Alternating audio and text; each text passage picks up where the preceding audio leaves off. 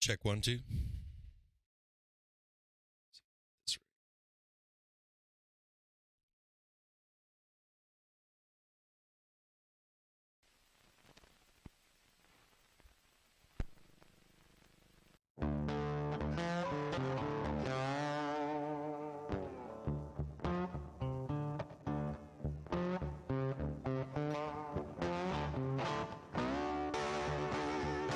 Check 1.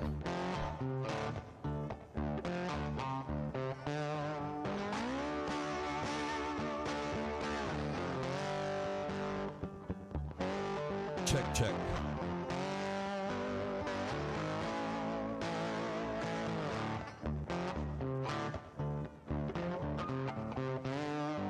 When you look at capital in the U.S. and I look at the globally significant banks here versus other places in the world, would you say that the U.S. banks, the U.S. G-SIBs are better capitalized than their global peers in Europe or in Asia? So we're certainly at or near the top of the league table. I think there are a couple other jurisdictions that also have broadly similar levels of capital strength. But yes, we're at the top of the league table. I looked at it this morning, and U.S. G-SIBs have 11.3% capital without any kind. Good morning out there. Give me just a second here. Their European got a couple things I got to do. 9.9%. So would you say that we're better capitalized than the European banks, the European G-SIBs? I hate to call out the other jurisdictions, but I would say our banks are very strongly capitalized and also competing quite successfully globally outside the United States. Yeah, I agree, and I think we've strengthened capital, we've strengthened our supervision, notwithstanding the problems that we saw this spring, which we've talked about ad nauseum here. But that capital standard does make American banks, I think, stand out.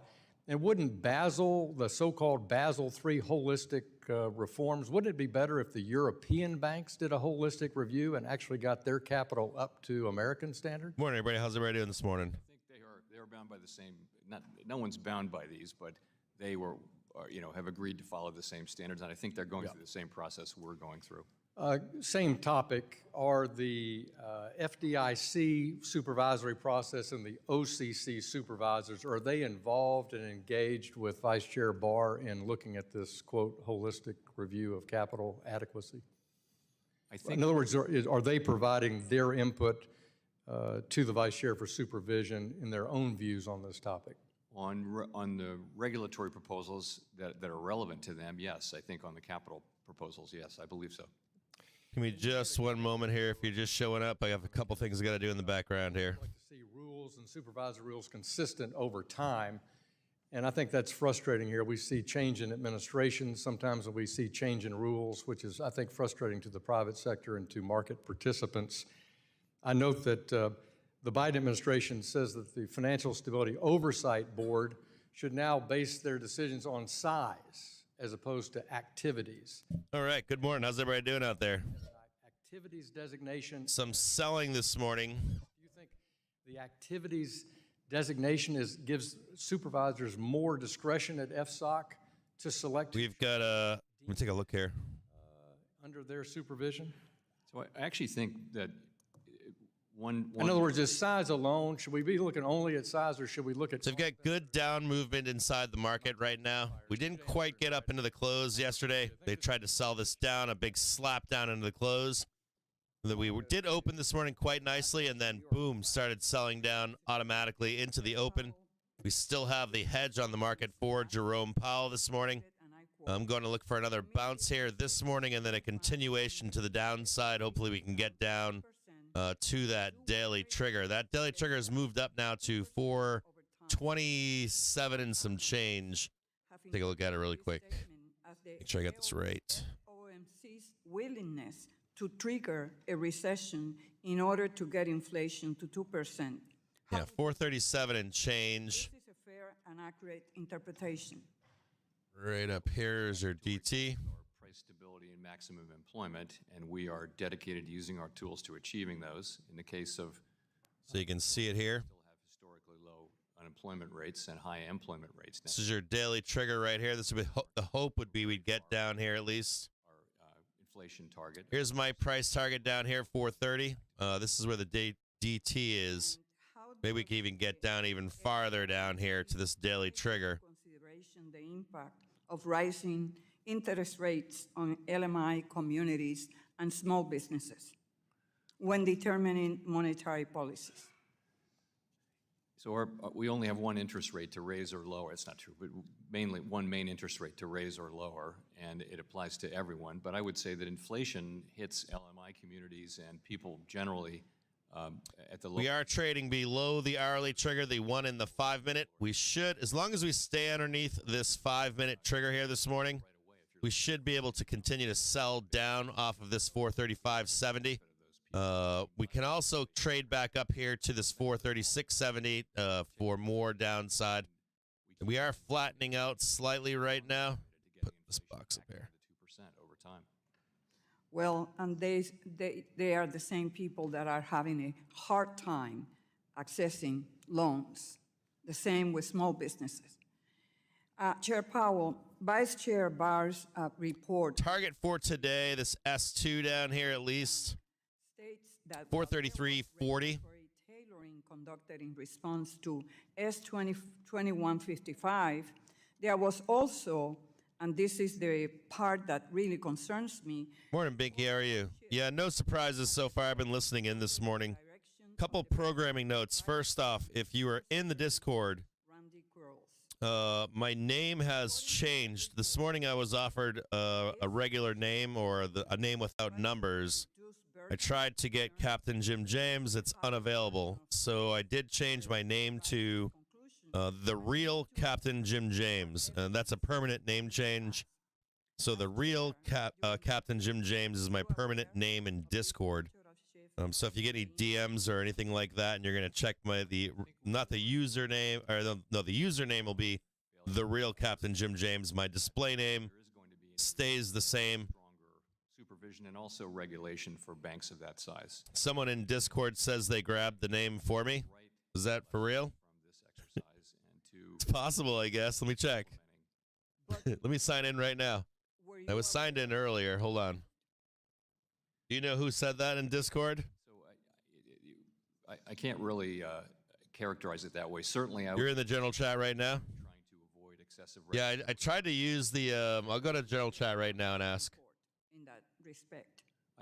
I'm sure that the people who wrote the report were accurately reporting what they heard from back in How, the day. Hey, here I am. Is this C Trading Shorts? Chair Quirrells.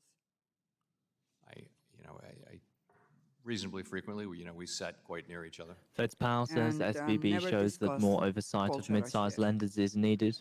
I didn't say that, but I don't. Did someone say that they got my, they gave me the name or someone snagged my name? Let me check. recall Vice Chair Quarles talking about things like focusing on the really important issues and not getting diverted into other. So the way it was described by Vice Chair Barr is not what you recall it. Well, So I what had no part steps- in. I said I had no part in preparing the report. I'm Fuck confident yes. that the staff who worked on the report. Oh, dude. Baller. I'm sure that that's right. So what steps Woohoo. did you take? Hold on one second here. to meet with regulatory and supervisory staff? Well, I think we're taking significant steps now. We're, as you know, under Vice Chair Barr's leadership, we're looking carefully at these events and asking ourselves, what do we need to do with supervision? And I think there's Stoked. to be made that there are situations in which we need. I can't believe that. Dude, that is so awesome, Sauce. I was panicking this morning. I was so panicking this morning. I'm so stoked right now. I was in full panic mode this morning about my name, that someone had taken it, and a member snagged it for me. I'm so stoked. I was in so much panic this morning. I was on phone calls. I was talking to Raveology this morning about it. That's so rad. Like, I'm super stoked. Silicon Valley Bank failure a result of the liquidity issue? I'm super, super stoked. Thank you for grabbing my name. Your bank failure the result of a liquidity issue? Yes. Hell yes. There's also a lot of very bad management decisions being made here. Hold on a second. I got something I got to do. First Republic, was that a failure result of a liquidity issue also? Among other things, yeah. I mean, I wouldn't say just liquidity. Well, all right. Were any of them a failure of having too low capital levels?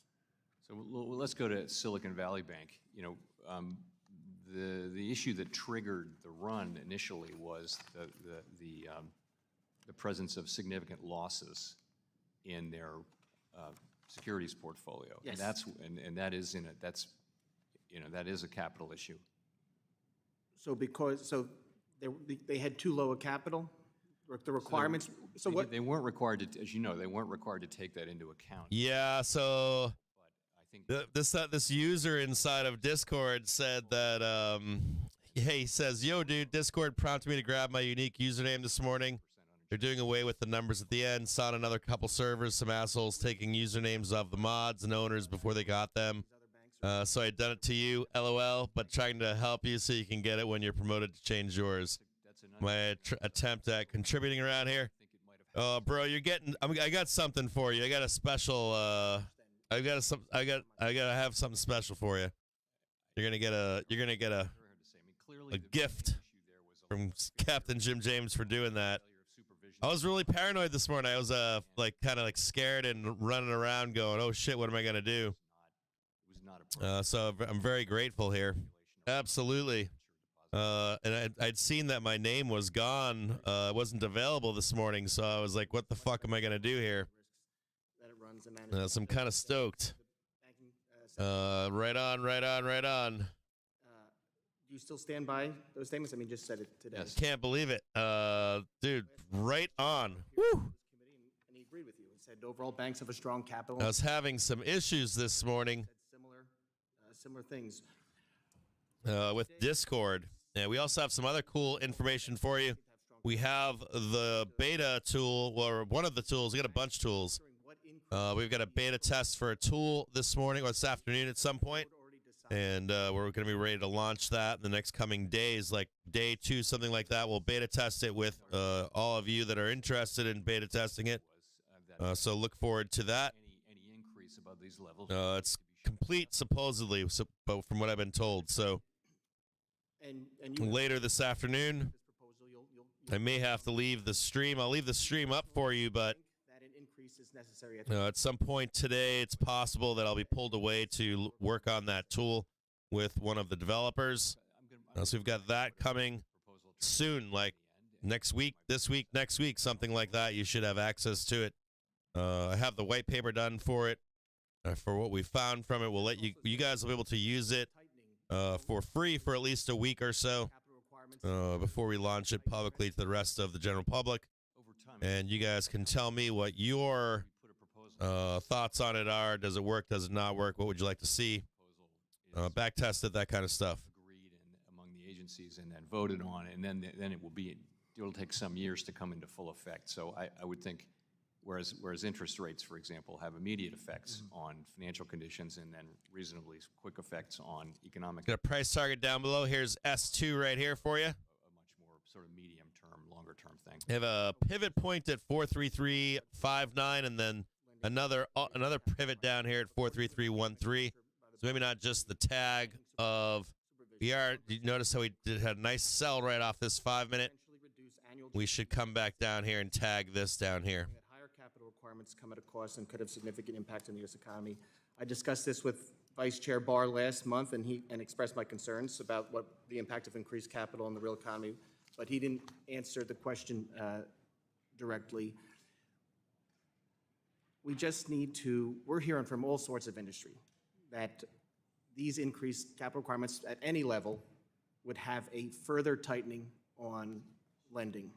And if that happens, and I'm hearing from everybody, if that happens, it's going to be a real disaster. So I think anything that the committee proposes, if you could come back and brief us on before it's finalized, we would appreciate that very much, sir. Canadian dollar Gentleman's time has strengthens to a expired. The 9-month gentleman high from at Missouri, Mr. Cleaver, is now recognized. 1.3176 per Mr. US Chairman. dollar.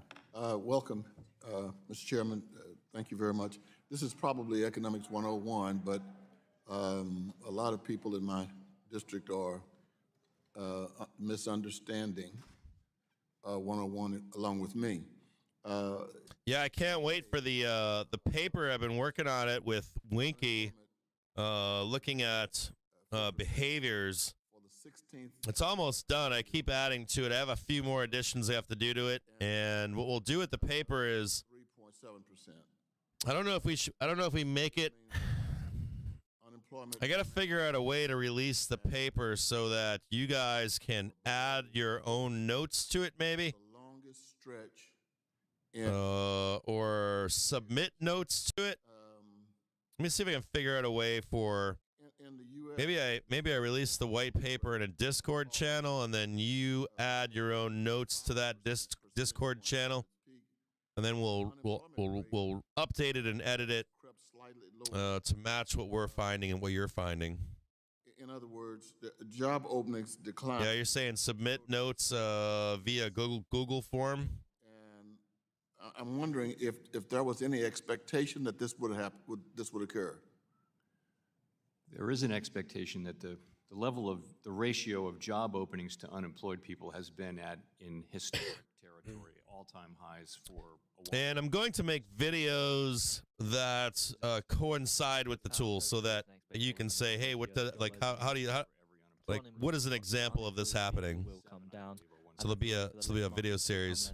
Without having unemployment rise. Yeah, the notes will be peer reviewed. You figure it would start like this, like there would be the white paper would be posted in Discord, and then you guys would make like, let's say you make a note and you're like, hey, I noticed this, or this doesn't work, or this does work. I'd go through your separate notes and then add them to the white paper. It wouldn't be like alterable or editable by anyone. People. I have a good friend who has a number of barbecue restaurants in Canada. Yeah, through SharePoint. And he I'm is stoked right now. I'm like, I can't, I'm super stoked that you guys are going to, the cool part about this is that you guys are going to be able to do this and on your own, and Significant labor shortages. quite excited. And then we've got some really cool stuff that are, we've got some predictive are there particular stuff for, like, you can look like in the future when this is going to happen and when that's going to happen and that kind of stuff. expect this sentiment to be particularly true. Now, would I mind outlining the basics of Bookmap Basics? I only use Bookmap as like an order book, order flow, DOM, any of that kind of stuff. So you've got, so that you understand how thick the book is for buy-sell orders. It's really the only reason that I use it here is that it's a quick visual representation of where buy and sell orders are. ES seems to be the most accurate we're not there yet. order book. If you look at like SPY or Cash Market, buy, sell, or standing orders, they tend to be on the zeros and fives. They show a lot of computer buy, sell orders. So you're like, okay, I already know that everything's at 0 and 5s on stock tickers. ES seems to give the clearest picture as to strength with supply and demand. So if you see thin, or if you see white or light blue, that's a thinner book. The thicker book is where you see yellows and reds. It also gives an idea of the option market too, where call and put walls are. Just continually going up. That's how thick the book is. Do we have expansion to the upside, expansion to the downside, and calls and puts? So the darker the book is, the more black it becomes. That's where the gaps are and that kind of stuff. It's very simple. I used to use a bunch of the tools Bookmap offered. I do think that, housing.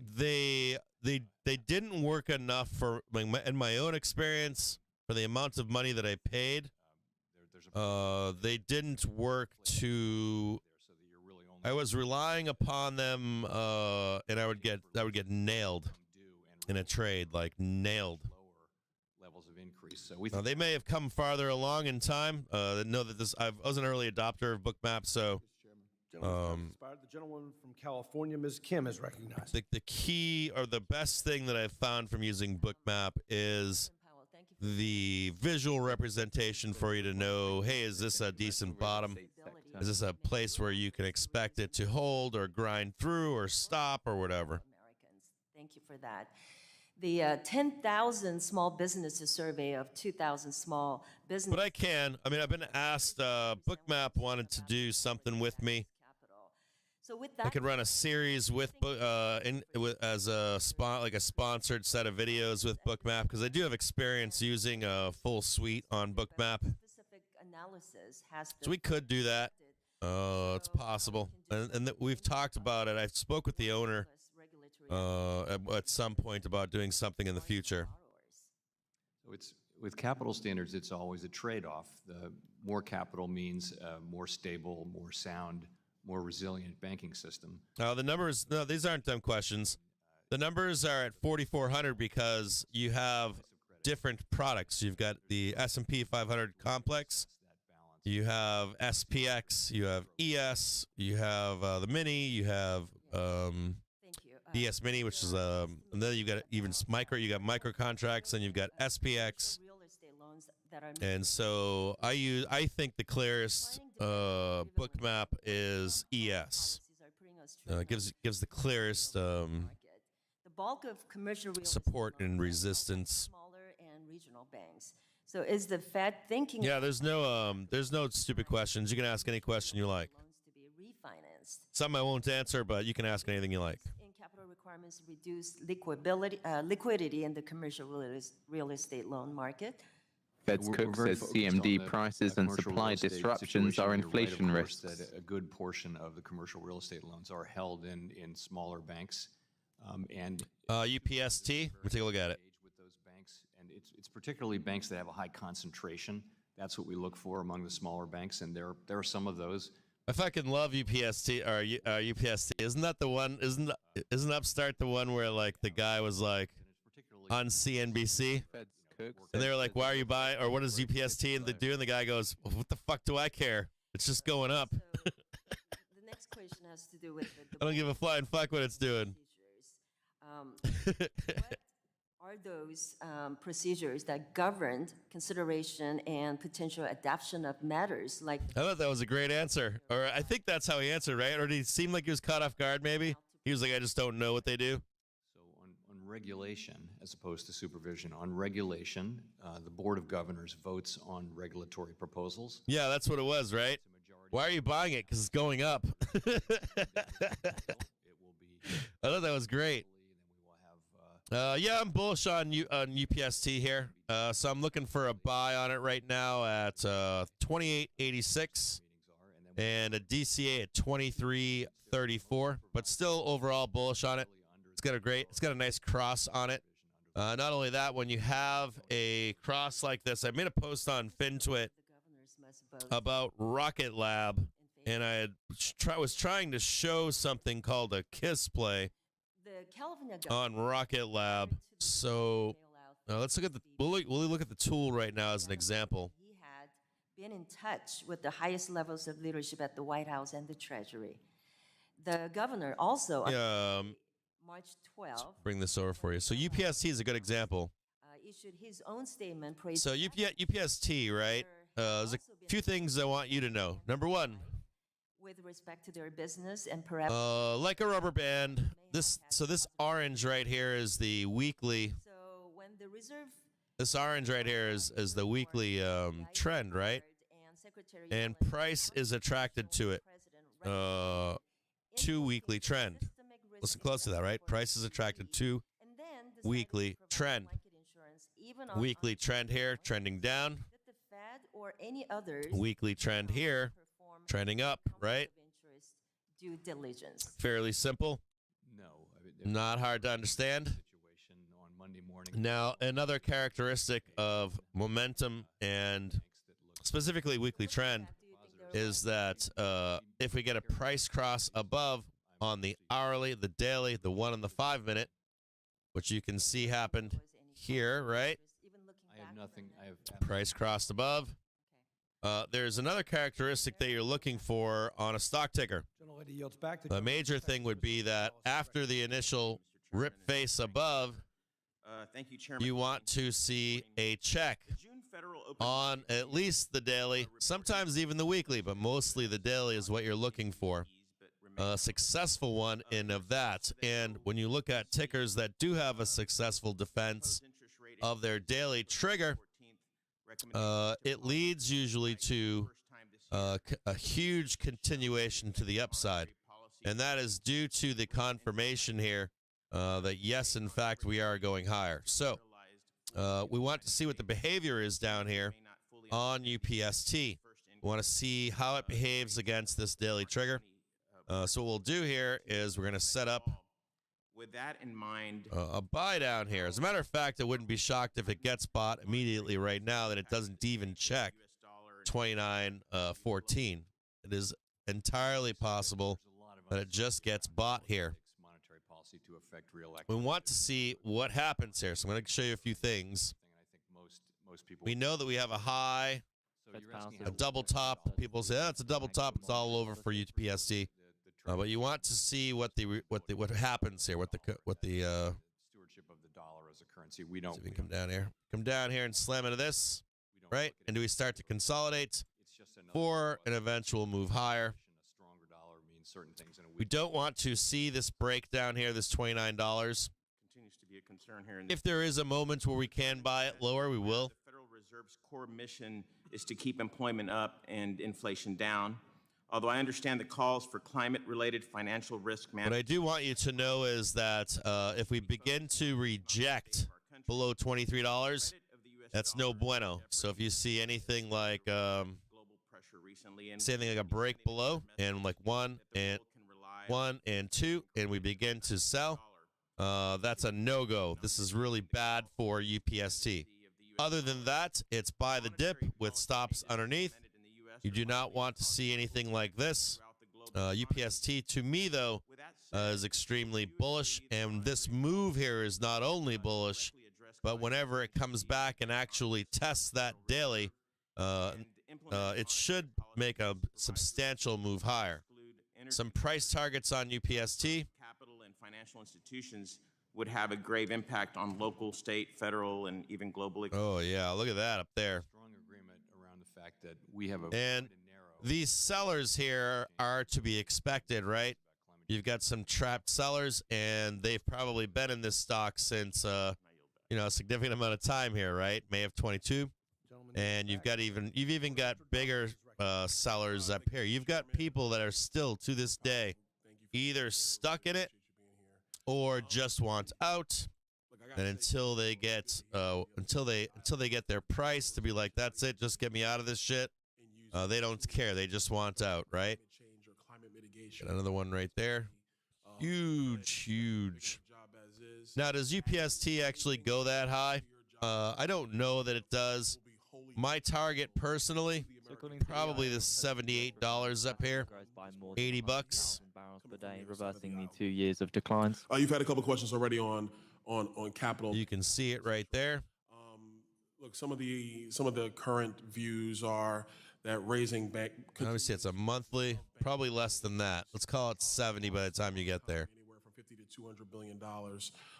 What's your view of the current desire or mode of Vice Chair Barr to fully implement the Basel III capital standards? Well, I think that's the next thing. Vice Chair Quarles was working on that. It didn't get completed for various reasons, but I think that's an international capital standard that we should go ahead and complete. As to the right level of capital, that's a discussion we're about to have. Are you guys at the Fed, are you guys kind of concerned about the fact that now it seems like the European regulators are starting to pull back from that? Like they're starting to think about capital standards being too much for European banks, and that they're starting to recede from what was, I assume, So yeah, about $70 on UPST would be what I'd be looking for. Says banking regulation should Right around there. complexity overall, of just bank. with respect to capital, I mean, let's take a step back. I also want you to see here.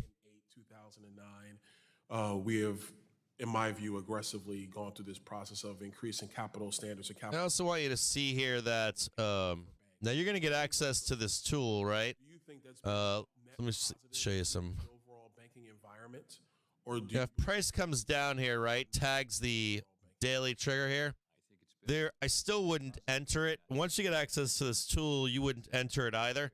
You'd be waiting for the daily or the hourly trigger to come down and for price to show you the way higher.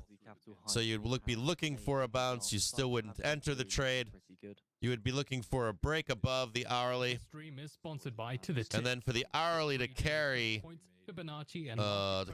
price back above on the ticker. So you'll have access to that in the next few days. So you're going to be able to take a look at this and watch for price to be above. And I want you to see it back here. So you'll see how price is below the hourly, and you'll see how the price is above the hourly. And you can actually see the hourly heading higher, right? You can actually see the green going up.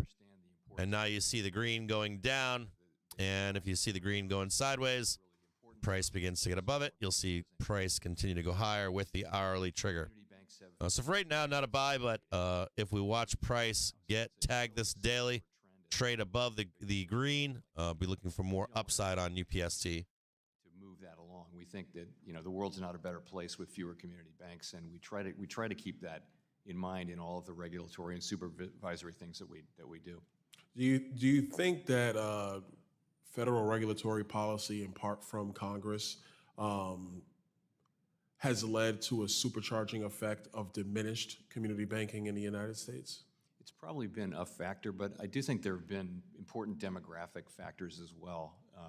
And also having interstate banking. Interstate banking only became, legal quite recently, and that also has led to consolidation. So I was asked a question this morning. I was asked, or I was told that people seem to think that Bitcoin will become kind of illegal, right? You won't be able to purchase it and transfer it. Does anybody else believe that out there or no? Still looking to target this down here, 433.59, 433.13. Concerned about the trajectory. I think just having larger financial institutions, larger banks overall with a diminishing smaller community bank infrastructure. Does anybody think that about Bitcoin? To small businesses, mom and pop businesses. It also could be parochial. I'm hearing all kinds of rumors out there and conjecture. Heartfelt situation. I'm like, man, for something like that to be true, why hasn't it gone to zero? Why isn't there any panic? Cash held in custody, upending custody bank balance sheets, and by extension, the bank custody model. Are you guys at the Fed concerned about this proposed rule from the SEC? Fed's power says the status of the dollar as the world reserve currency is very important. Fair enough. Thank you, Mr. Chairman. The gentleman from New York, Mr. Torres, is now recognized. Thank you, Mr. Chair, and thank you, Chairman Powell. As you know, the U.S. has foreign adversaries, particularly the CCP, that seem intent on de-dollarization. How seriously should the threat of de-dollarization be taken? Well, the status of the United States, of the dollar as the world's reserve currency, is a very important thing to us. I think the reason we have so we have put out the video to Feds Jefferson and Feds Cook on the feed for all those interested. The rule of law and the fact that we have, generally speaking, had strong levels of price stability, and I think that the dollar will remain the reserve currency as long as those things are in place. Well, I want to explore that answer because commentators often speak of the dollar as the world's reserve currency. Feds Jefferson says the way the trade-off of Brazilian banks and available credit. Do you think of it as the cause of America's economic dominance or as a consequence of it? To me, it's more of a consequence. And also, there tends to be an equilibrium where one currency becomes the accepted global standard, and that has been the dollar for some time, and I expect that it will be for some time, continue to be.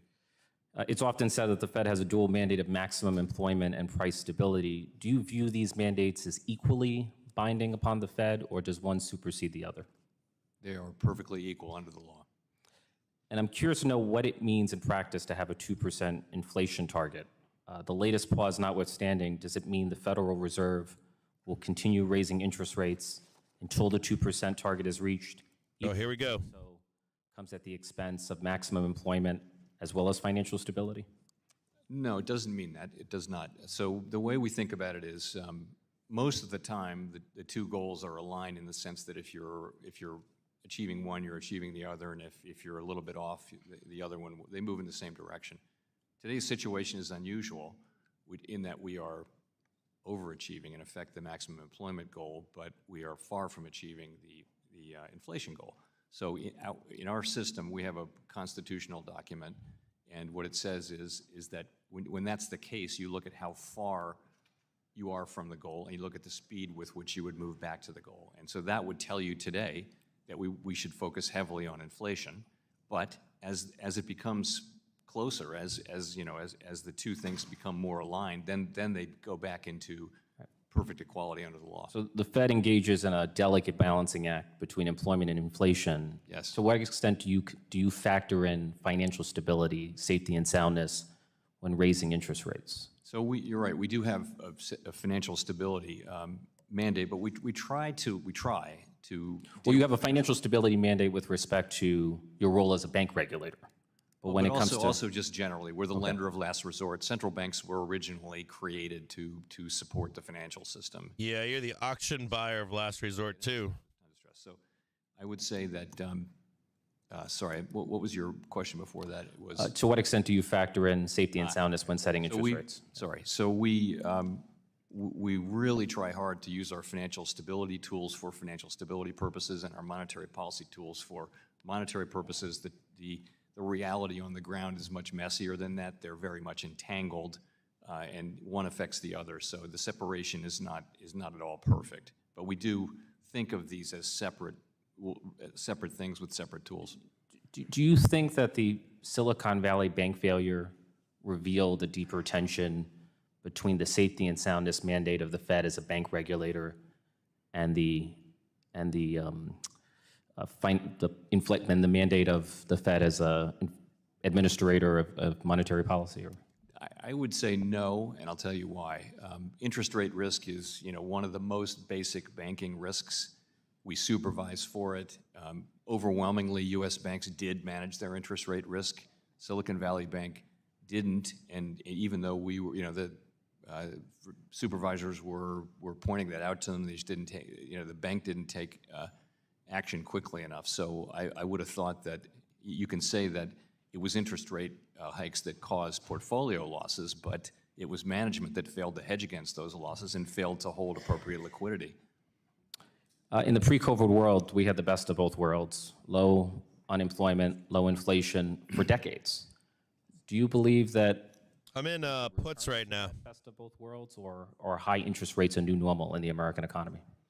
So we will return to 2% inflation and maximum employment. Do I see any trades here? So I was asked, Cap, do you see any trades here? Settlement puts cannot find a new trade. Yeah, I'm still sell side here. I don't think we're done going down. I'm looking for a target down below of 433.59 and 433.13 here. Maybe the truth is somewhere in the middle. Gentleman's time has expired. The gentleman from Nebraska, Mr. Flood, is recognized. Thank you, Mr. Chairman. Chairman Powell, I'd like to discuss the continued efforts to unwind years and years of quantitative easing and what it's done to our Federal Reserve balance sheet.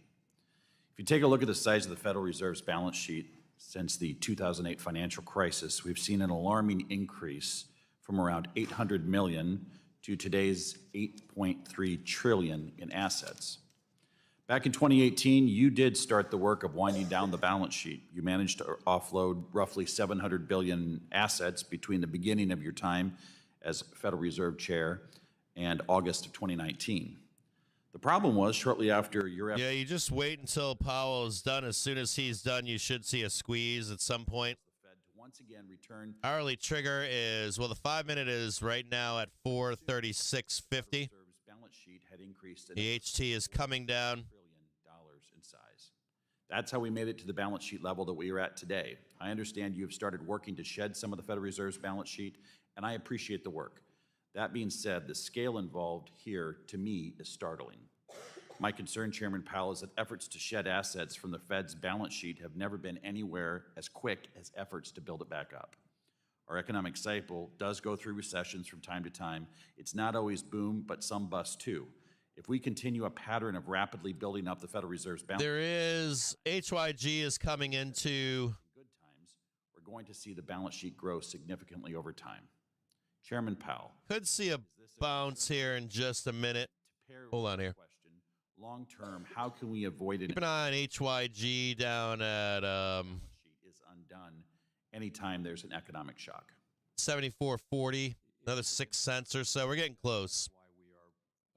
This time the balance sheet roll-off is much faster than it was back in the first episode. We also know more. We hadn't grown our balance sheet like that, and we hadn't shrunk it before. Now we have experience with that. So we are moving back down to a level that will be appropriate for our new framework. By the way, we won't go back to a framework where we were dealing with scarce reserves.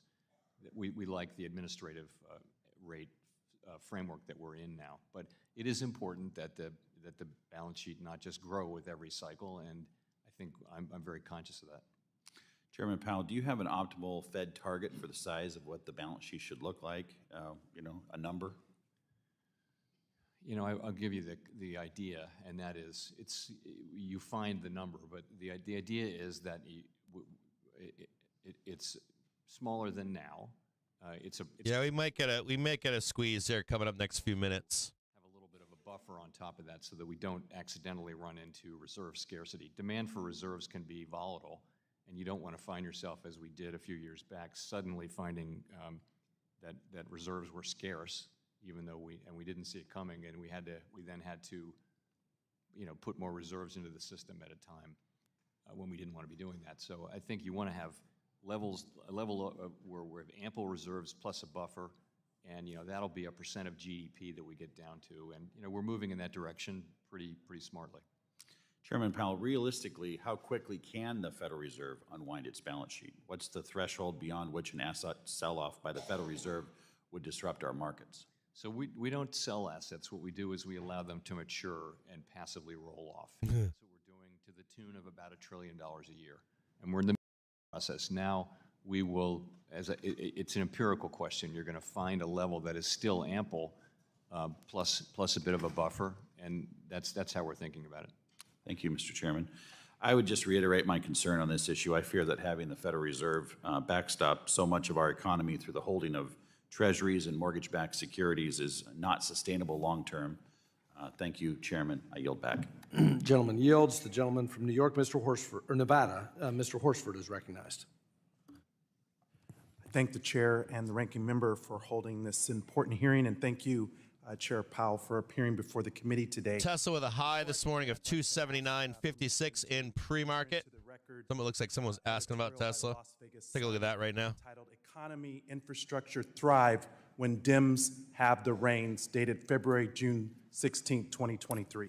Without objection. Tech still selling off. Tech looking for 14,784. We're getting close. So right now we're trading 14,831, 14,830-ish or so, but we're getting pretty close here. HYG coming into a place of support. Dixie's still trading higher, so we're going to look for a bottom here on Tesla coming up in just a moment. So we're getting close. We're almost there. I want to see if we can get this one last little tag down here, and then possibly a nice little squeeze to the upside. And the Fed have real consequences for everyday Americans. Everyday Americans who want to know that myself and my colleagues are dedicated to creating an economy that actually works for them, which is why I was pleased that last week the Federal Reserve decided to pause your interest rate hikes and take stock of the overall economic picture. Now, don't get me wrong, there's certainly more work ahead of us, but with 13 million jobs added since President Biden took office, we should be rooting for America to succeed and not to fail. The strength of the labor market continues despite the multiple concurrent shocks that continue to reverberate throughout the global economy. And I believe our economy remains resilient thanks to the historic investments that were included in the legislation passed last Congress and signed into law by President Biden. These beneficiaries of these investments were the people, the middle class, not special interest. The bipartisan infrastructure law is creating construction jobs and projects that will help ease supply chain challenges and ensure safer transportation for everyone. President Biden and congressional Democrats are investing in technology that will define the 21st century, components to generate solar and wind energy, semiconductors, and electric vehicles that will all be made here in America. Just last week, Treasury Secretary Yellen was before this committee and described how the transformational investments from the Inflation Reduction Act are ushering in a renaissance of domestic manufacturing. These are good-paying jobs, union jobs. We're getting pretty close here. I think we're at 85 minutes now in the broadcast. Our reliance on goods So you imported. figure they'll probably, I would think they would stop their testimony right around an hour and a half. Seems kind of long. I was getting kind of close to the end. Annual investments in manufacturing construction has more than doubled its pre-pandemic levels. Furthermore, when we narrow the focus, That's what I was thinking. They're going to get hungry. the U.S. Census Bureau estimates that They have to empty their colostomy bags, and they gotta construction increased. they gotta change their diapers, So if we want to and they probably have to go out and get drunk and eat lunch. do so from the middle out and by investing in modern infrastructure and modern manufacturing facilities. They're going to get hungry. That's what I think. I've heard time and again from my constituents about the cost of housing being one of their biggest pain points. The Monetary Policy Report points out that housing services prices have risen a shocking 8.5% over the 12-month period ending in April, and in my district, it's even worse. So, Chair, Kind of odd too. They're saying that things were great in 2019 pre-pandemic, and that is not the case. We were coming into a corrective move in 2019 already.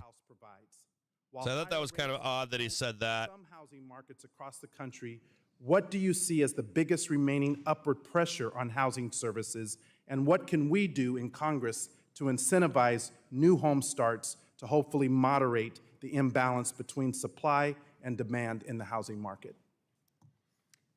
I think you're talking about largely longer run factors here. And Yeah, I agree with that too. there has been for some time a shortage of housing. It's harder to get lots, it's harder to get workers, and So we've had a housing shortage. So we had a housing shortage. Jerome Powell right now is saying this has been going on much longer than. I think during the pandemic, you had people wanting to live in houses rather than downtown in apartments because of COVID. You had low rates, and so you had 2 or 3 years of very, very high price increases for housing, and now that is flattened out a lot as we've raised rates. And Gentleman's time has expired. The gentleman from New York, Mr. Lawler. Thank you, Mr. Chairman. Chairman Powell, you, the Fed's Vice Chairman for Supervision, and many others have indicated that the banking system is well capitalized. Bank capitalization remained robust during the COVID. So I'm going to turn this down briefly here. So, the first thing to say here is that pre-COVID, we were close to a corrective move. We got it from COVID, so one way or another, we did get it. The housing crisis, we were in a housing crisis when we went into the 2008 great financial crisis. It actually amplified that housing crisis even more. I don't remember the exact numbers, but I think we were at like we had a deficiency, I believe, of 15 to 20%. And then once we created a new class of renters from the GFC, it went to like 25 or 30%. So that amplified it even more. There was even, you remember BlackRock getting into building custom homes for rent or rent to own in recent years, the past 2 or 3 years, hyper aware that we would likely create an even larger class of renters from the downturn expected in the market, which took place in December 2020, 21, then 2022. For the median household making around $71,000 a year. And it's fascinating because if you speak to people from Europe, that's the norm now, right? Especially in the most Western nations like England, places like that. Everyone rents, and we're creating that class right now in the United States, a class of renters. On the average American family, including in the Hudson Valley. Now, further decreasing the availability of... I don't know if you'll get one. The weirdest part about that, the whole housing crisis, too, someone just commented and they said, can we get a housing crisis? They tightened the rules so much that a lot of people cannot own homes today. they also can't afford them, right? And what's insane here is that I've talked about this in the program in the past, that and these numbers have since come out. Even after I've said this, people have said things like, "Can we get? Will we have another housing crisis?" And I'm like, boy, like my dad was a part of the generation that would mortgage and remortgage and mortgage and remortgage and try to make more money. And everything was built on a house of sticks. The last 10 years I've spent buying and renovating homes. It was fascinating to see how most people did it. Was completely different than previous generations.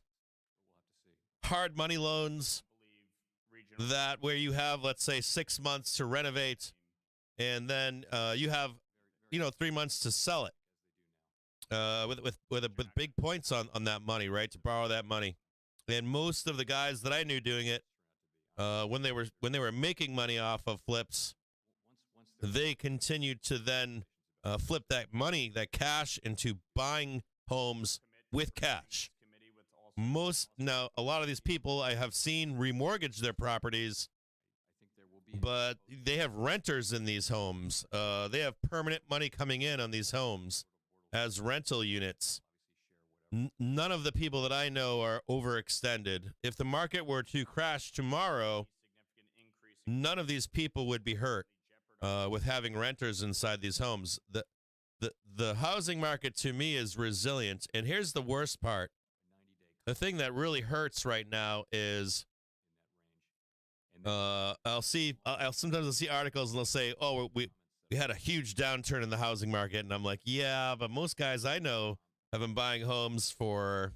I mean, it started 15 to 20 years ago, and then it ramped about 10 years. Might be longer now, but it was like about 10 years prior to COVID. So let's say let's call it 2010. It really started ramping. So when you're seeing, like, people will say, "Yeah, well, houses have gone up 100% where I'm at," I'm like, "Yeah, well, the guy down the street from me probably bought 10 or 20 years ago." Those guys are in for nothing in a lot of these houses. As a matter of fact, a guy I grew up with, he bought a house in the GFC in Las Vegas, and there's no way today that house is ever coming back down to where he loses on that home that he bought in the GFC. So it's even I guess the point I'm making is, even if you had a crisis or a downturn in the economy, will these people be in pain? How do you put them in pain? Maybe taxation would be the only thing I could think of, but that gets passed along to a renter. The articles and paste them on a sheet. But when I was here in '95, the Grateful Dead were playing. It was one of Jerry Garcia's last concerts. And I was just so disappointed that I missed that concert. But was excited to see that from public reporting that you were at the most recent Dead and Company show. I've been to this version with John Mayer and enjoyed it, but we weren't here. How was the show? Did you like it? Oh, it was terrific. What can I say? Jerome Powell was at a Grateful Dead show? For 50 years, so. Well, I've found one universal truth, that I like people who like the Grateful Dead. So just keep your eye here on the SPY. If Bears cannot, it's now 11:30. We are on the 11:30 of hour. We want to see if Bears can hold this or not. If they can't hold this, we're going to take a trade to the upside right here between 435.36 and 436.43. Back to that show. A lot of people there in Virginia, and like my constituents, they're very concerned about this economy. They're worried about, the cost of groceries, rising inflation, interest rates going up. And when we do these hearings, it's always big news. The things you say, move markets and are very important. But Fed speak is just so hard for my constituents and the American people to understand. Getting a bounce on NASDAQ, getting a bounce on HYG, bounce on Tesla, bounce on IWM. So I guess I would say this economy is very. On 436Cs. What's driving it now is just a very strong labor market. There's still significant demand for workers. There are more job openings than there are unemployed people. Wages are moving up, and that's really what's driving the economy forward. People's disposable incomes are coming up. Inflation is moving down gradually. The thing that troubles people, and I think the thing that accounts for the surveys you see where despite a historically strong labor market, people are still concerned about the economy, it's really inflation. So this is our job, is to bring inflation down. The way we do it is by raising interest rates, and while that can be painful, what it does is it gradually slows down demand so that supply and demand can get back into alignment, and so that we can have inflation running at 2%, and people can get on with their lives and basically not have to think about inflation. That's what the definition of price stability from one standpoint is, just that people can live their daily lives without thinking about inflation all the time. We want to get back to that place, and we're on a journey to get there. We have quite a ways to go, but we're making progress. And I've always wondered this, and I think there's a pretty simple answer, but if Congress was in charge of setting interest rates and it became a political thing, do you think that's something that we could handle as a legislative body? I wouldn't want to comment on that. That's a safe answer. All right. And I do want to just join on the chorus with a lot of my colleagues on both sides of the aisle here about capital requirements for banks. I brought this issue up with Vice Chair Barr, with Mickey Bowman, and in your written questions for the last time you were here, I didn't get a chance to ask questions because my seniority here on the committee, but you said, you answered in writing, and you said, we've got to be mindful of the trade-offs associated with adjusting capital levels, as it could, quote unquote, cause banks to reduce the availability of credit or to pass higher costs of credit on to consumers, end quote.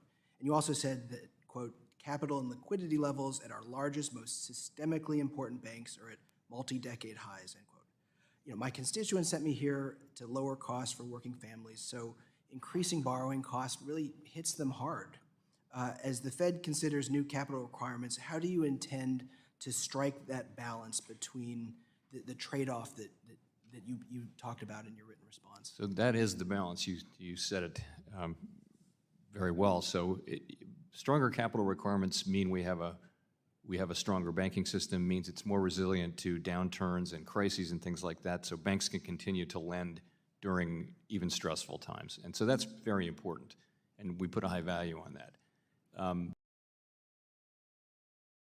Yeah, you're saying, let's see, Trio 1000 is saying, not going to lie, I've lost some respect for older generations that brag about supporting family and making it work when looking at how affordable things were back then. Yeah, I tend to agree with, it's a mixed bag. There's, I understand the sentiment. It's a good comment. Who wrote, I don't know who wrote that. So you're, hey, Brittany's here. Yeah, yeah. So Brittany's making a good point too. So that's what I was gonna say. I was gonna say what Brittany is basically saying. There's a thing here that's important, an important lesson here. It's not the pull up your socks or whatever is it called, pull up your bootstraps kind of a thing. Can be a very dismissive comment to young people. I was reading a comment the other day, or I was reading a comment stream the other day where I'm not really a fan, believe it or not, of Oliver Stone's work.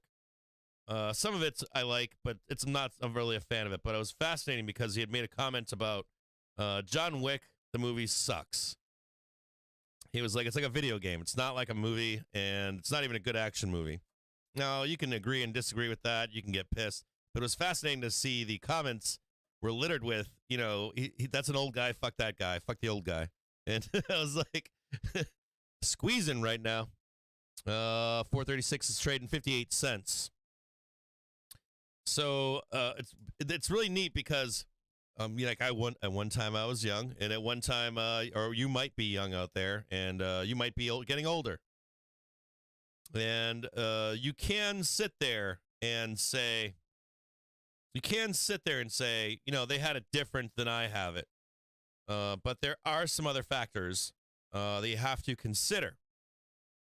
And you should consider, there's 2 or 3 big things that you should consider. Number one, a lot of these communities hold on. Number one, and I agree with these facts, right? The cost of living was less. Money went farther. You didn't pay as much for housing or for schooling and all this kind of stuff. I think you are kind of fucked. If you're young, you're fucked. But oftentimes, there's a trap for you being young. And with that, so as a young person, like this person just said, not going to lie, I agree with what you're saying. But even though I agree with what you're saying, there's a trap in there for you where you'll get angry about it or not do anything about it, or you may not vote. You may just turn to the internet to bitch about it. Not you personally, saying people in general. I oftentimes see this on Reddit. People will whine, bitch, moan, right? And this is not the avocado toast eating stuff. It's more that as you get older, you'll see, I have friends that they bitched and whined their whole life, and they're left with nothing that they've built or grown as they've gotten older. It's a trap for people to not continue with the things that they actually wanted to achieve in life. And I say this as, oh yeah, baby. Trading 68 cents right now, 67, 65, 64. I might take that. Hold on. All right, I'm out at 60. So I'm flat right now. But we can continue higher here. The target above is 436.42. So stay with me here before you get mad at me out there. And let me explain why. And even you, like whatever their struggles were when, like an old person now, right? They had what they considered their own struggles. You have your own set of struggles. And my own father's, going back to my dad again, from my experience with my father, my father moved to Boston, I'm not going to tell you exactly where, but he moved to Boston. At the time when my father moved there, it was a shithole. My father came from poverty. And my dad came from nothing. My dad grew up as an immigrant son. He had 13 siblings. My grandfather worked 2 jobs. My dad didn't know him. My grandfather was a mean old man. And kind of, not rightfully so, but he worked till the day he died. He worked 2 jobs to just feed 13 children. Now, should they've had 13 kids? Fuck no. They're Irish Catholics. And, you know, that's what they did, right? But my dad had nothing. 0, right? My dad went to war in Vietnam. My dad came home, got a 2-year degree. And he moved to a part of a city that nobody wanted to live in. At that time, Boston was a shithole. And he built himself a business there and a community. He was involved in the schools, and he, bought a shithole house. He renovated it himself, and he provided a life for my mom, and they raised 3 children. That part of Boston now, it's desirable. All the infrastructure's been built up. All the schools are outstanding. There's a great community there. And as a young person, you probably would like to live in that specific part of Boston. There are other places like that. Santa Monica, California was at one time a fucking shithole. Some people say it's a shithole still, but it was at one time a sleepy community. New York City at one time, the Battery. You've got New York Penn Station, right? People shooting up drugs inside of Penn Station, right, with a needle hanging out of their arm back in the day. So the idea, sometimes you might drive out into some suburban bedroom community and be like, oh, this is a really nice place. Why can't I afford a house here? What they built in that community costs a lot of money, time, and community effort to build. So where you are in your age right now, yes, you are fucked. But there are options for you. There are places for you to do that as well. So I have friends that I have young friends that are like, why can't I afford Park City anymore? Why can't I afford Vail? I remember when Park City was a small shithole town, ski town. Nobody was there. There were like minor families still there, and there were some dirty hippies still there. That town is not the same anymore. So if you want to go to some place that is considered a shithole and cheap, there are options for you. As a matter of fact, I left a nice community. I'm from very wealthy communities, and I said, you know what? I don't want this rat race anymore. For me personally, I didn't like making a ton of money and being a slave to all these bills and debt that I had. Now, I was told that Detroit was a shithole. All the pictures on the internet, all the stories, and then I get here, and it wasn't the case. It was fucking lies. It what one time was a shithole. It did get burned to the ground, basically. And the only people that were left were the vastly impoverished and people that had real bad things happen to them. But Detroit rose like a phoenix from that. You cannot recognize Detroit today as portrayed in social media on the news. Now, Detroit has a long way to go, too. But some of the fascinating parts about Detroit, and there are other communities like this around the U.S., you can buy an affordable home here. People don't know this, but there are massive tech jobs here. Massive. There are engineers out the ass here. Surrounding communities in the city. There are programs here to attract people to get a degree welding or get a degree in construction stuff. So even if you don't go to college, like, well, I'm not a doctor and I'm not an engineer. They have things here for you, for like free for you to move here and learn a trade. And there are homes to be had, affordable. And there are other communities like this. I believe Minneapolis has places like this. I think most places do. I bet I could list off a bunch off the top of my head if I wanted to. Utah has a place, I forget what it's called, West something, which is part of Salt Lake City. I know that Dayton is like that. That's 4 right there.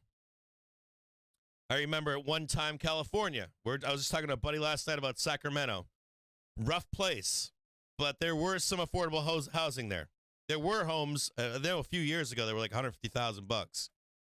Bad part of town, but guess what? Sometimes, if that's what you can afford, that's what you buy, and you become a part of that community. You volunteer at this school, right? You create let's pick up the trash organization. You look for work there, and you spend 20, 30 years there. And you make something of it. So when you're old, some young person's going to look back and be like, that fucking town's awesome. I want to live there. Why can't I afford it? Well, you weren't there when it was a shithole, were you? So but those communities still exist. So the one thing I want to say on this topic, the key point about this topic is I agree with you if you're young and what you're going through. But at the same time, don't get trapped in I'm just going to bitch and complain, right? You have to be like, you know what? Maybe I have to be more flexible. And maybe Detroit isn't for you, but there are other places out there that might be. And it might not be what you want right now. But if you make something of it, maybe one day you sell whatever you built that you actually were able to gain access to. Then you take that money and move somewhere that you can afford to put a down payment down. I don't know, Trio, I'm not on you at all, man. I understand. I agree with your complaint, 100%. So I don't want you to think that I'm coming after you or anything like that at all.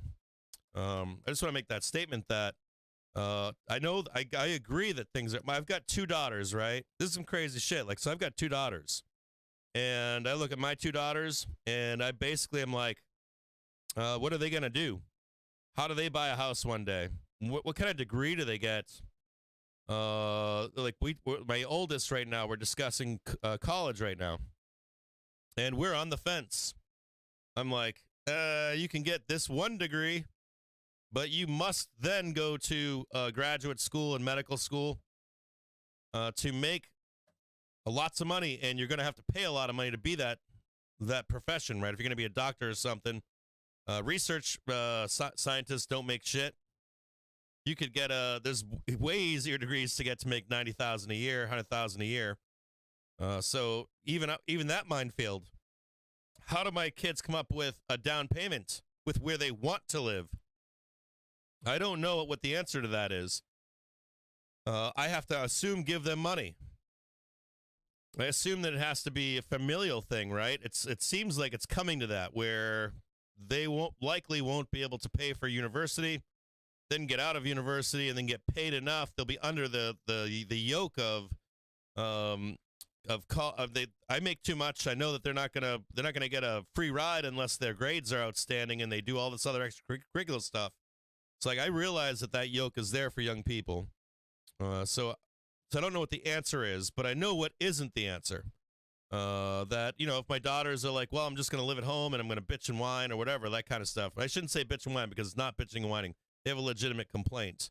But exposing yourself to where it does work for you might be the key answer to that question, right? Like, so if my daughters, I'm like, yeah, you could probably get a medical degree that'll pay you outstanding, and then you can consider going to become a doctor later on. Or if that fails for you, or if that doesn't work for you, or for you to always take care of yourself, I don't want them to have to rely upon a man to take care of themselves. I want my daughters to be able to be self-sufficient, right? They can make their own decisions in life and not have to rely upon anyone else to take care of them. So it's not an easy thing. It's very challenging. Yeah, location is tough, man. It really sucks because I get it. It's like, well, where do you want to live? When you ask that question, where do you want to live? Right? How much does it cost where you want to live?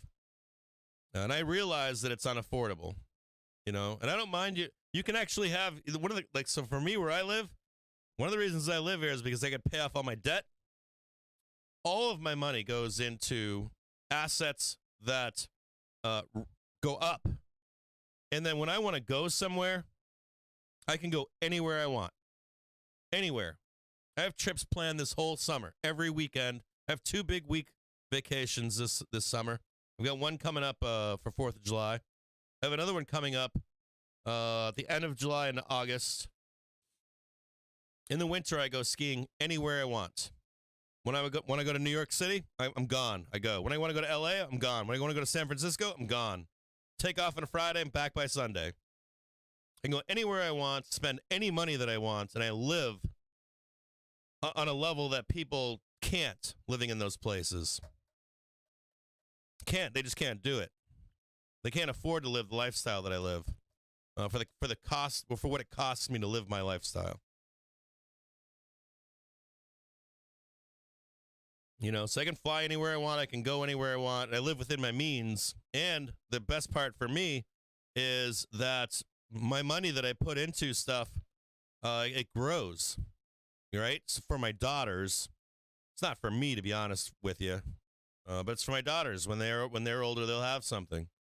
Not some parents don't do that for their kids. I know I get the whole social aspect of this too. In the United States, families aren't like they are in Europe, at least, right? Or even in parts of Asia. You don't have multi-generational people staying with each other anymore, right? Kids and parents in the U.S., it's like oil and water to some extent in general. Not everybody, but in general, that's going on. So you're not getting some of that familiar support from parents. I realize that's a very common thing right now. Hopefully you took the money off that trade, off that squeeze there. Yeah, what did Winky say? I missed what Winky had said. What did he say? Don't work your life away the way I did too. I don't know what he said, but I missed what Winky had said.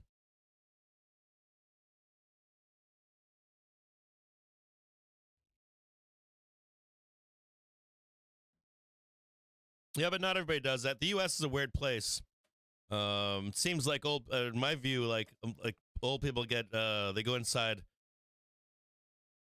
the room, right? They go inside Facebook, and that's it. It's all over. All of a sudden, your parents are all parroting the same stuff with to each other. I go to like family get-togethers, and I'm like, what the fuck are these people saying? I'm like, where the fuck are they getting their information? It's all Facebook, isn't it?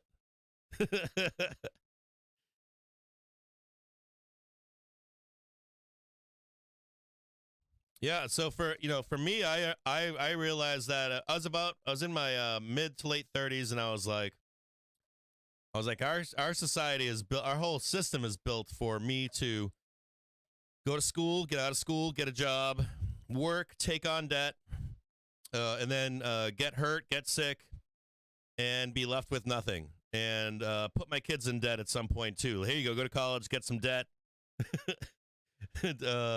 I don't know, get married and have some kids so you can beat the tax code, I guess. And then you do the same thing.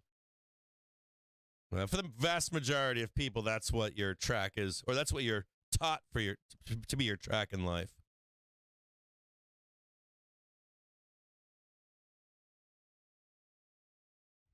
We'll see here. So right now, what you're going to see here is you saw the nice squeeze up here, break above, pull back, and we're going to check this and look to see if we can get one more tag to the upside here.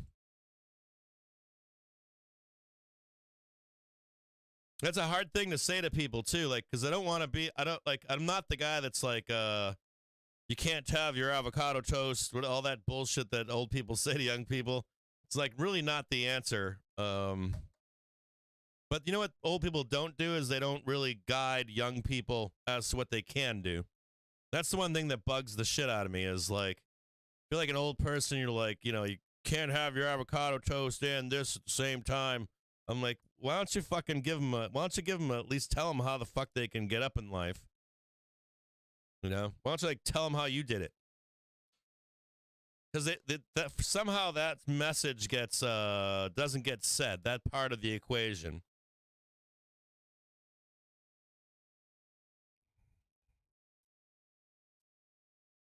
It's the same. It's just what I just said. That's the part of the story that the old people don't tell you, is that it sucked for them in a lot of ways.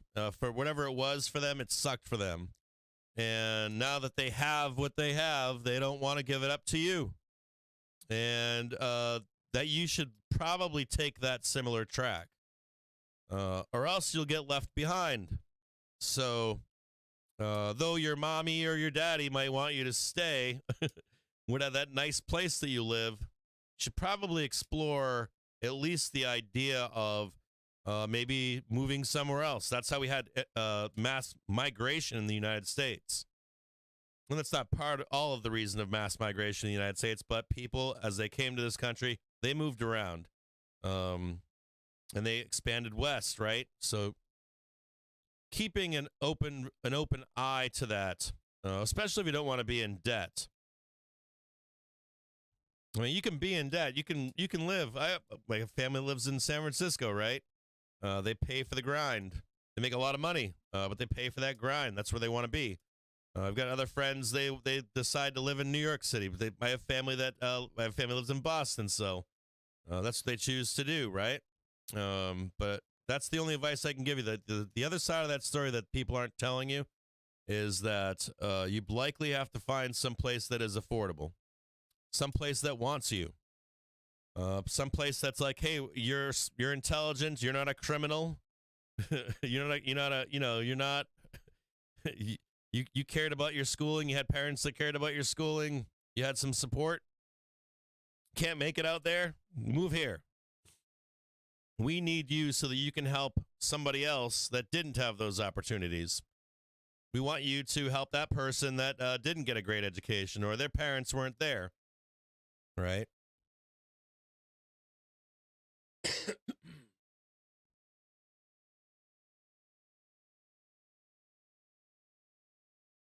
Well, this is one of the arguments, though, that, but see, like, so Lost Fund Zone is saying, in the past, generations didn't get things on credit. They saved up for things they wanted and waited, then paid in cash for things. Their expectations were lower in many ways, and they have patience. Yeah, but there's another side of that story, too. Taxation was built differently back then, too. Taxes were taken away from very wealthy people and poured into you, the person that's the pleb. That our whole tax structure has changed, so they are getting fucked. Like we can't compare the two. We have to make sure that we separate the two. What they have and what these people have, they're not the same. Young people are getting fucked. It's better for an older person to admit young people are getting fucked, but also how do they get out of it? And the real problem here, the real issue here is not only are they getting fucked, but are they voting? Like, are you voting? Are you just bitching on the internet? Like, you can bitch on the internet, but you need to fucking vote. And you need to fucking do something about it. You need to move somewhere where they care where they care about your tax dollars. You know, if you have mass migration of young people to a place that doesn't have residents, you're going to piss off those old people because you didn't contribute to their houses going higher. I assure you of that.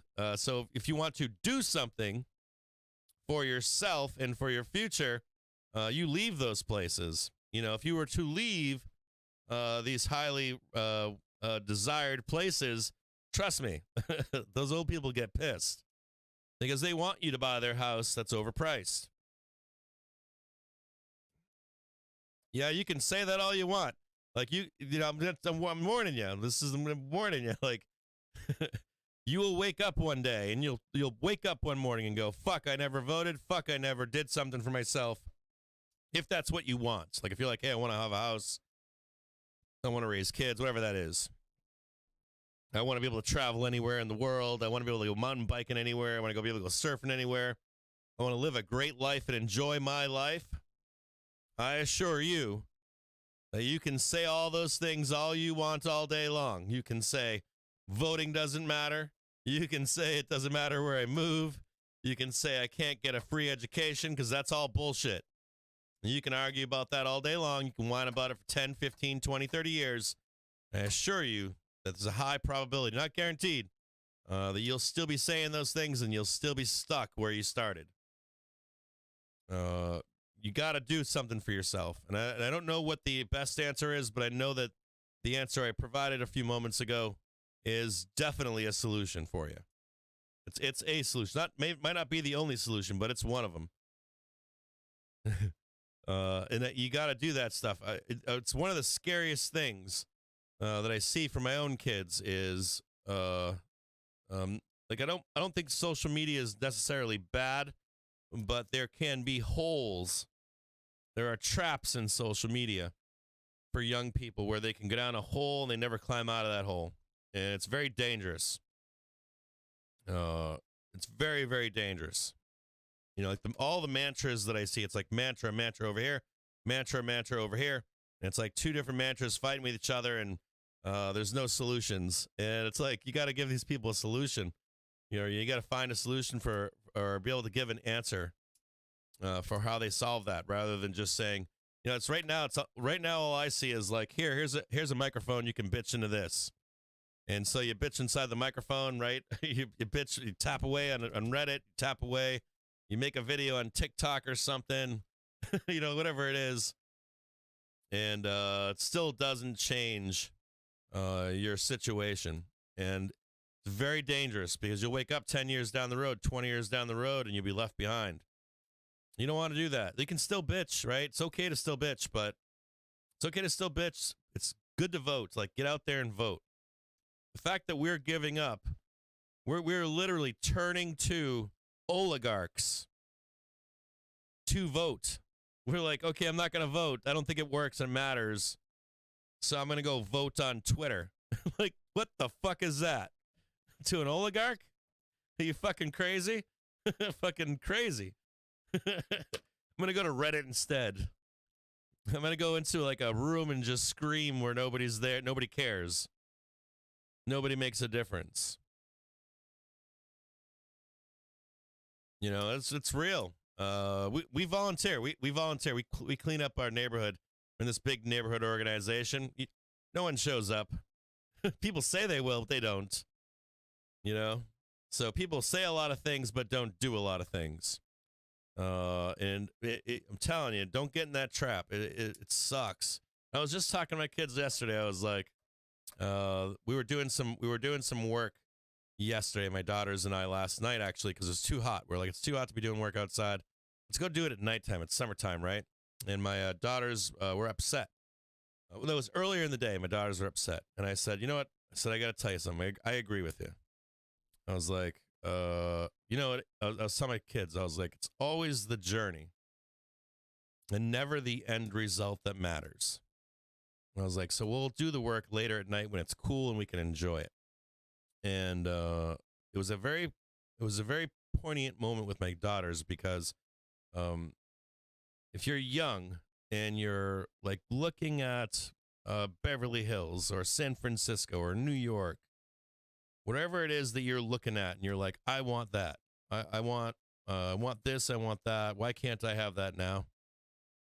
If you can't get it now, right, or even if you could get it now, it doesn't really matter. What really matters is the journey to get to that, and that is enjoyable for you. So try to look at life like that. It's a very important thing, right? Like, let's just enjoy ourselves as we get to that point. Oftentimes when you get to that point without the journey, it doesn't mean anything. And there is some enjoyment to be had.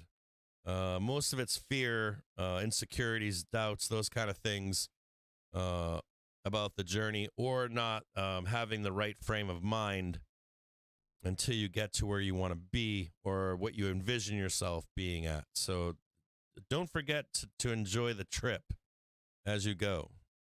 Don't enjoy what you're doing is my point.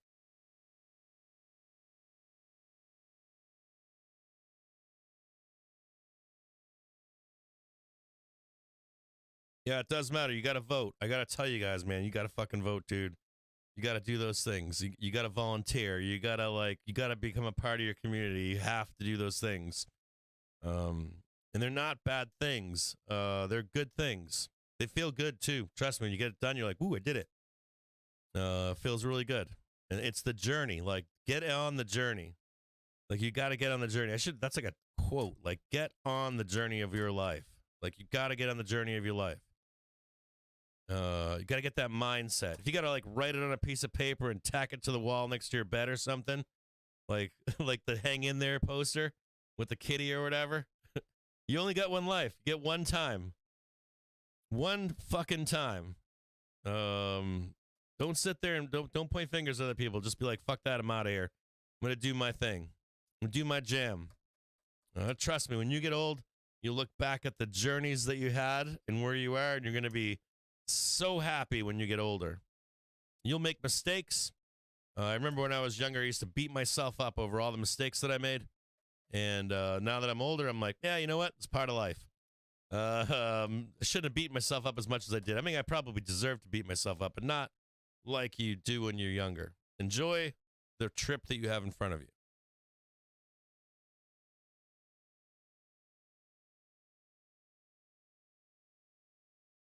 Yeah, you got to vote. Like, I'm telling you, you got to fucking vote. You have to fucking vote. Don't give that up. You guys are being taught, like, young people are being taught not to fucking vote. Neither side wants you voting. Nobody wants you to vote. The less people that vote, the better. Better it is for powerful people, I assure you.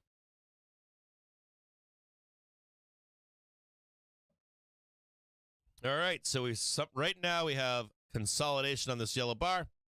It looks like the bulls are winning right now, so I'm going to look for another trade here.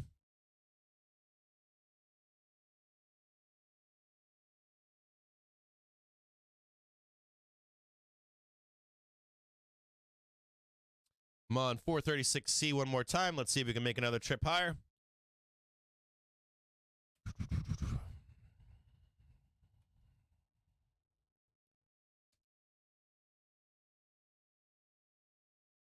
Yeah, I got to tell you guys, man, even if you don't like people, you don't have to like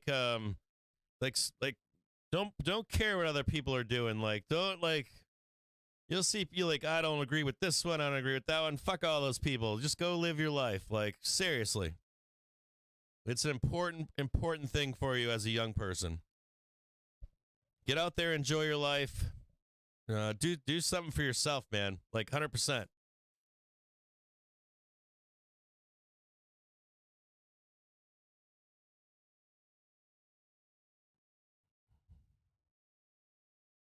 Trading 435.71 right now.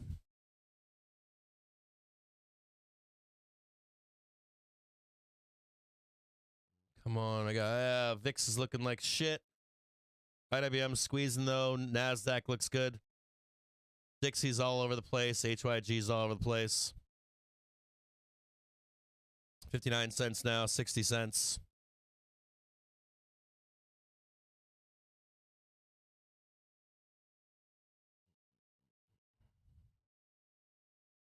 Come on, baby. Come on, get on up there. These fucking sellers, man, they want this one last move down.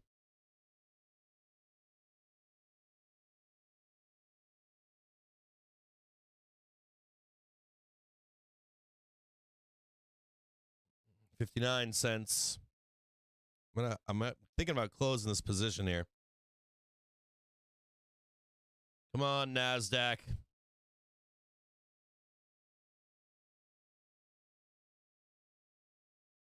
These sellers want this last move down. They want to get one more roll in here at some point. They want that one little bloodbath down there. So they're trying to jump on it right now. They're like not even waiting. They're like, fuck you, we're not going up there. NASDAQ's got some more push left in it, though, so we will likely at least get up here.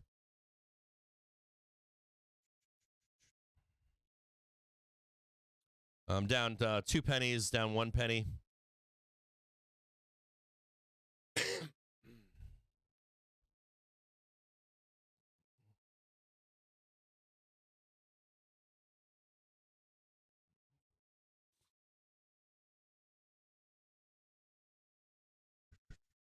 I have like a mixed feelings on this because I'm like, I want it to go down, but I'm intraday trading the squeeze right now.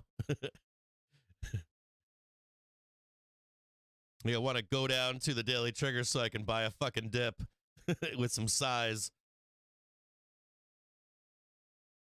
IWM squeezing right now. NASDAQ still squeezing. Getting really funky reads all over the internet, or the stock market right now.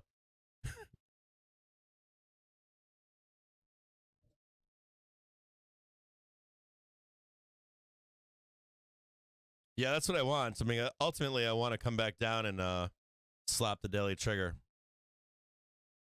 If we're in a bull market, we need to go back down, slap the daily like once a month, and then maybe two times this year have a good correction. If I can get 2 good corrections this year and then tag that daily trigger for the rest of the year, I'd be happy. 56 cents, 57 cents. Come on, baby.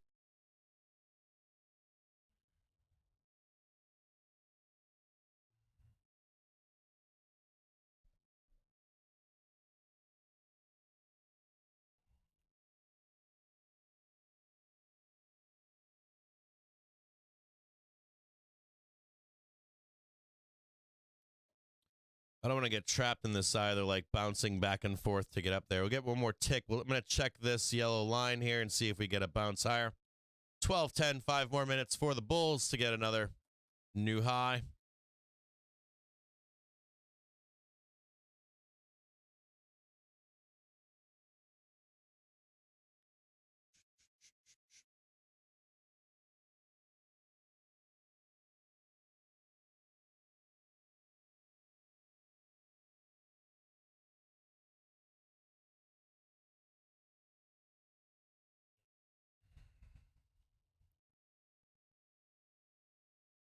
Vargas is now recognized for 5 minutes. Well, thank you very much, Madam Chair. I appreciate the opportunity. I want to thank the ranking member, too. Thank you. Mr. Chairman, I've always had great confidence in you. I told you that personally. Now that you're a deadhead, though, I'm not quite sure.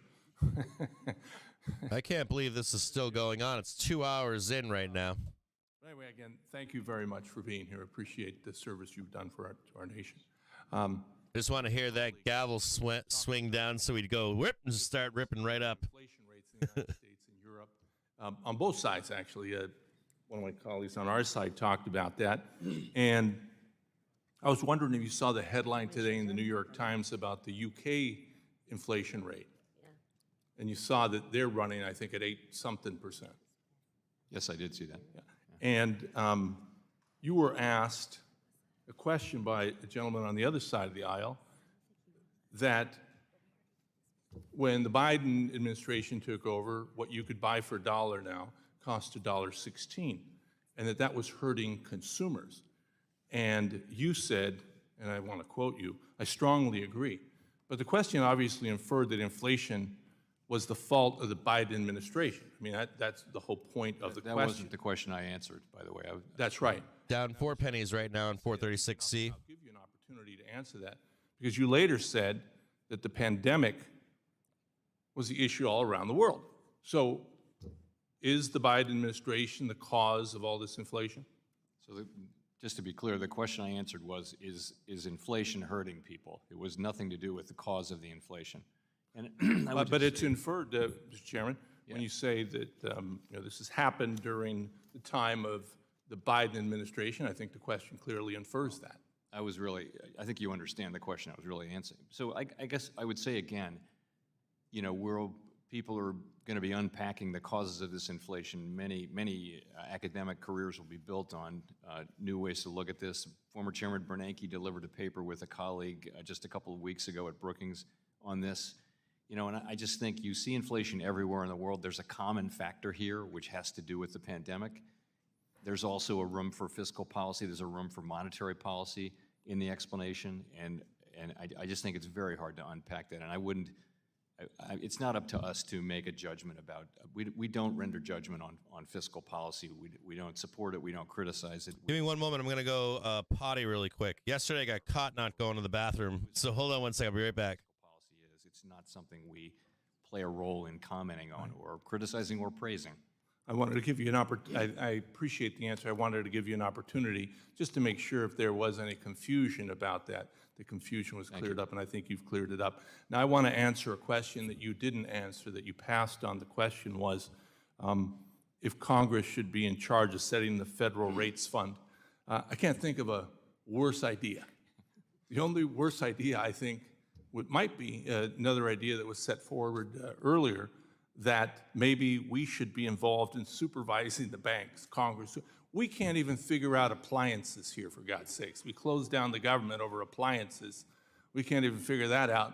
I don't know how in the world we'd be setting rates and how in the world we'd be supervising banks. Again, I think you guys can do a tighter job of supervising banks. I mean, I do think that and you guys have admitted to that with the Silicon Valley Bank, and I hope you do, and I know you're looking at these regulations. It was brought up that since 2008, 2009, their capital requirements have gone up, and the banks generally have done well in the stress test. What was the law that caused the capital requirements to go up?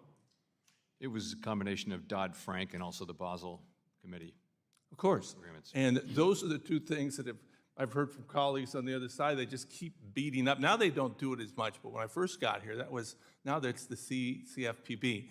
But that was the choir again, once again, just saying it's the terrible banking. But the reality is it probably saved banking in the United States, and I appreciate it. Lastly, I would just comment this, and you don't have to comment. I'm just going to make this comment. Obviously, your focus is narrow and should be, but the notion of climate change is important. I do think that it's affecting the economy. I do think that it's affecting our world, and I do think that we've had our head in the sand for way too long on this issue, and we have to do something about it. Obviously, that's not your mandate, but obviously it's important. I hope we do something about it. We don't have the courage to do that in Congress. That's why I think others are doing it for us, but we have to do something. We see the bigger hurricanes. We see these things happening, and it's because of our participation in making it happen. Thank you very much. The chair now recognizes the gentleman from Oklahoma, Mr. Lucas. Can't believe I forgot to go to the bathroom yesterday. I was like swimming. Chairman, it's good to see you as always. You as well. Many of my colleagues today, of course, have expressed their concerns about the upcoming Basel III revisions, and Looks like half the audience has cleared out. The joint rule is proposed and open for public comment. I'd like to follow up with a topic we discussed back in March. I'm sure you're keenly aware of how important When I go to the bathroom, it's very bullish. I just took a leak. Yesterday, I was swimming. I was like pounding a bunch of water, and I didn't go to the bathroom. And by the end of the day, I was like, fuck. is an important risk management tool for U.S. banks and companies. I think you see the reality of it here when Went tinkles, baby. banks are encouraged by their supervisors and their own internal personnel. Maybe Joe can comment on what I had said earlier. Did I not put it well maybe earlier? Maybe Joe can. So I think Joe Donut agrees with me on a lot of those comments. Maybe he doesn't. It's a fundamental risk of banking. One of the most basic. Oh, trading 65 cents right now. Are y'all in 436s or what? Basel III revisions 67 cents right now. in users, whether hedging price risk, I'm optimistic that these concerns will be addressed. Trading 68 cents right now on 436. Do not exist in a vacuum. Get on up there, doggy. Last week, 69 cents right now. SEC economic analysis is necessary. Yeah, there we go. 70 cents. Come on, get up there. 72. 76. And increased All right, 75. I'm out. Okay, I'm out. Secretary responded that the Fed is in. I'm flat. Good job. Are you aware of this coordination? Yay!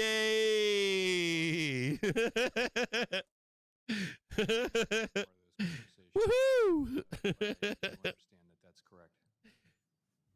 Nice little squeeze trade right there. Beautiful little trade. That's one.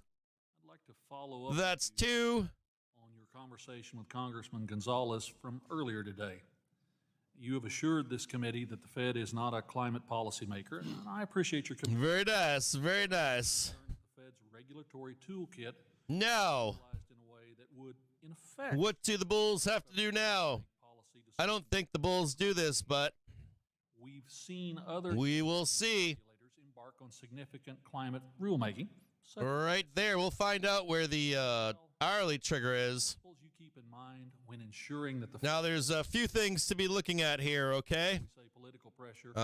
Pay attention. If you're out there, pay attention to this. For starter, one would be that we don't see it as at all appropriate for us to tell There's some kind of a squeeze trade up in here. businesses they can lend to.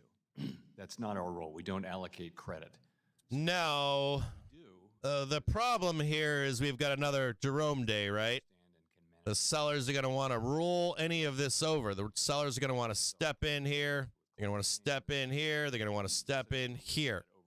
Bulls know that if they get above the hourly trigger, we're going to get a 3-trigger bull cluster to the upside. These things can be extremely powerful. You can see sellers do not want us above the hourly trigger, right? They want us below the hourly trigger. They know that if we get above the hourly trigger, what happens, right? You get above the hourly trigger, and with the 1, then the 5, we get giant squeeze going on. Giant. I mean, monster. We'll go right back and retest highs. On another That kind of a squeeze. So this is still sitting here watching us. $8.5 trillion. Can price get up there and do that? Sure, it can. We know we have more vol tomorrow with Jerome. Height of the pandemic. We got this move here, that move there, boom, and moon time, like straight moon. Straight moon. It's just sitting here, like just waiting for the squeeze. So it's always present. It's always sitting here and waiting for the squeeze. We will squeeze. There's nothing that Jerome's gonna say. I'm sorry. You're not getting your market meltdowns. Not happening for you. I apologize. You're not getting it. Even the corrective move. It's funny too because I was talking to somebody yesterday, and I was like, okay, so what's gonna happen? He's like, we're gonna crash. I'm like, okay, what price? You know, and it's like, we're going to 400, and I was like, wait. We were just talking about fucking 2,800 and 3,200 and 3,600 and 3,800. Now we're talking about 4,000 being a crash. I'm like, what the fuck is going on here? Moving the goalposts, right? Always moving the goalposts. Personally, I'd like to see 412. I doubt we get that 412. And we're getting the creep right now. Thank We're you. getting the daily trigger is creeping up on the JPM caller here. Get through. So even the weekly trigger is creeping up from down below. So every week that passes, you're not getting that number you're looking for. It's just coming up and coming up like a shark from underneath. So still no meaningful downside move for the Bears. Bears are going to want to keep the pressure on right here at 436.31. They're also going to attempt to short this hourly trigger up here at 437.66. You'll likely see the same violent moves that we saw in the close yesterday from these sellers. They are pissed off, one pissed off group, 100%. We also know that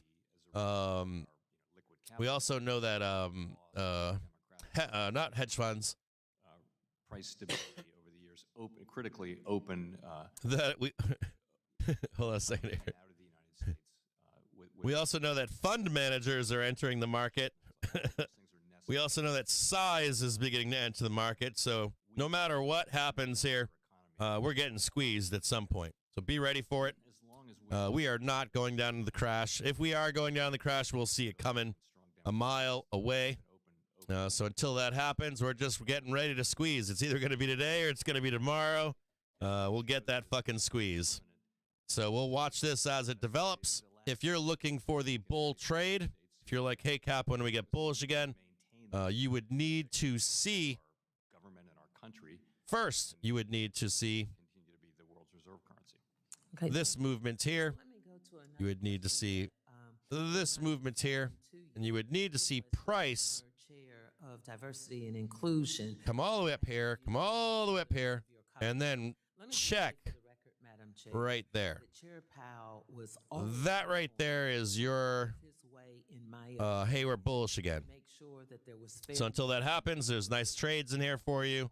I think they're going to likely roll this over into tomorrow. You also have a little bit of vol on the rest of the week. My fascination here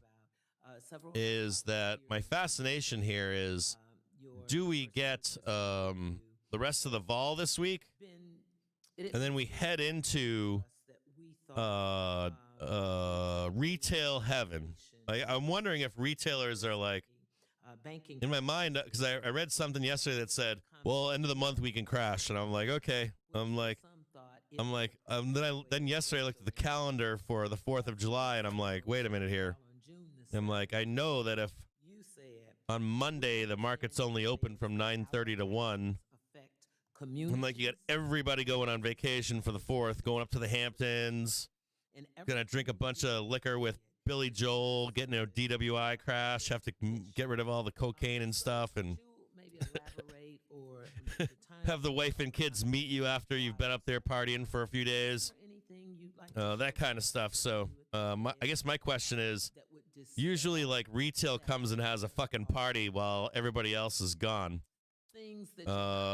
People aren't fucking around in the market, right? You get like big money is like, yeah, just park everything, and racial inequity. I guess there'll be some bear out there that'll be like, oh, my buddy works at JPM. He said, have your laptop open the entire weekend.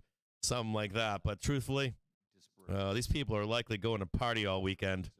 And when they do that, typically retailers are bulls mostly.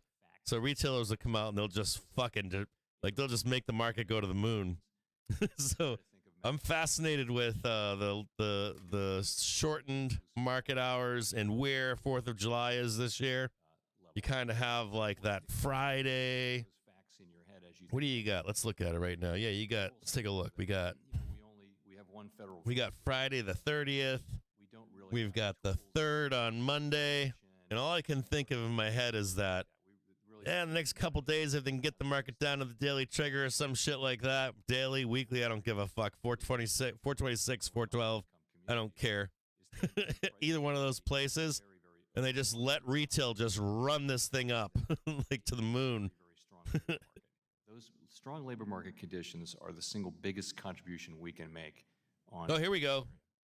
So Winky's saying right now, he said, appreciate your comments. Winky said 88% of the time, if you buy the market a couple days before the 4th holiday, it is up after the holiday. Thanks for that, Winky. Winky says Larry Williams talks about that trade every year. So yeah, that's what I'm thinking, man. I'm thinking like like the retailers just come to town and they just you know have a fucking party in the market.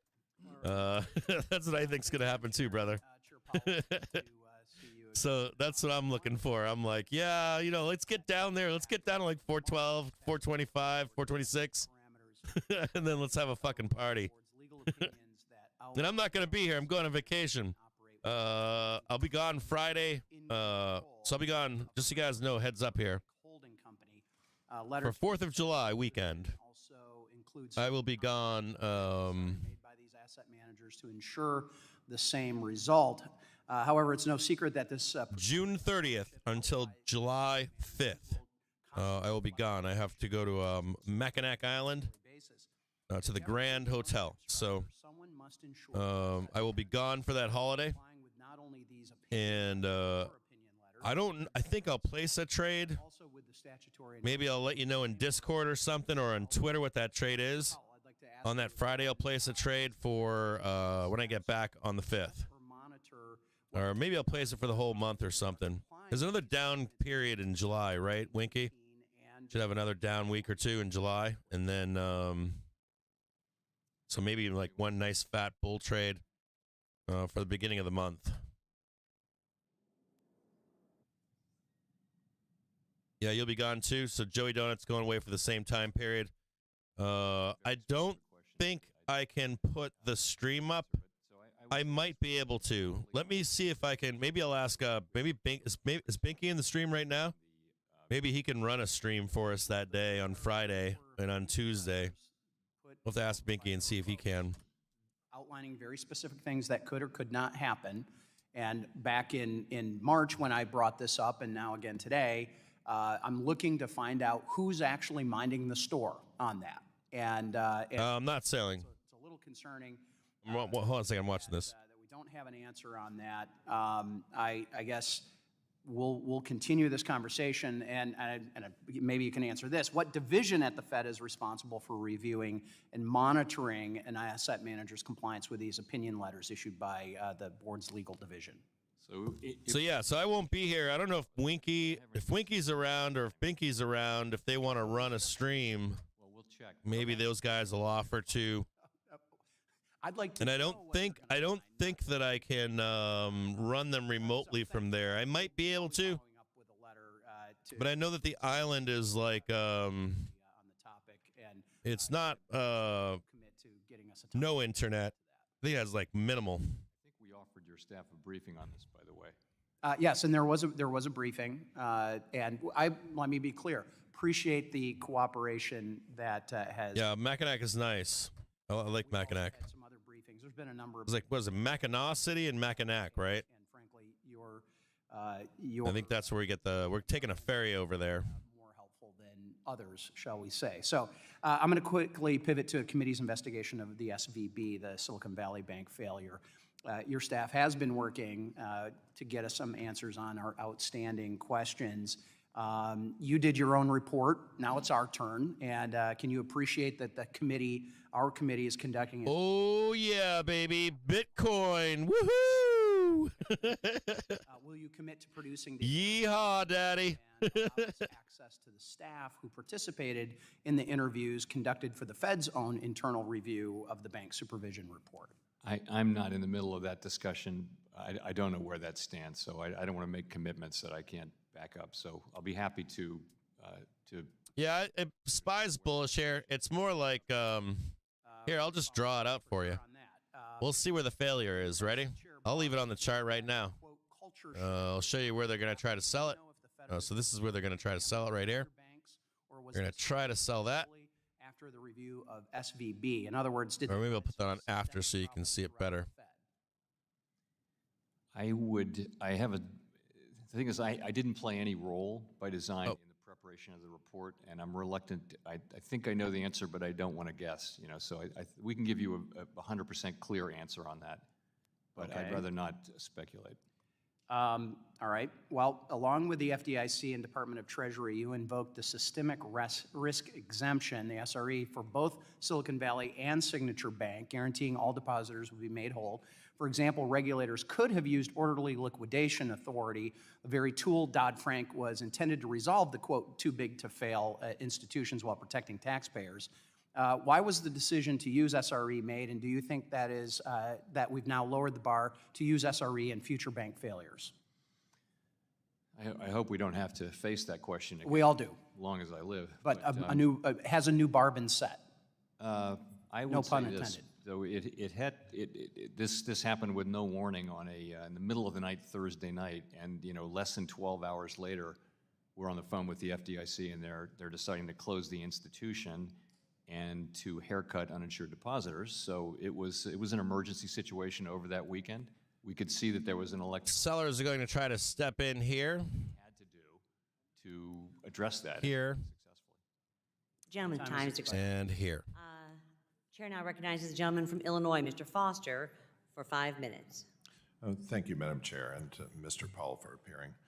Now, wars have historically been associated with elevated levels of inflation worldwide, although the relationship is complicated and wars can have impacts on both supply and demand. Higher inflation may just... Yeah, I think, so I can't run the stream on the 30th. I don't think that I can. I think it'll be in transit. Like, I can't turn it off. That's my major issue is I'll be in transit. Both Europe and... So I won't be able to turn it off on the 30th. That's my first problem. And then on the 3rd, I don't think that I'll be available. A realistic and appropriate goal. To turn it on and off, that kind of stuff. It's not that I can't do it. It's like, I don't think I'll be available to do it. Goal for normal times, with policies being put in place that will return to 2% when the war is over, or at least when we've decoupled adequately from the Russian economy. So we'll see that. We'll leave this up right now so you can see it. 2% is our goal, and it will remain our goal. It's a medium-term goal, so we're using our tools to get the inflation level back. Maybe I could do it this way so you can see it better.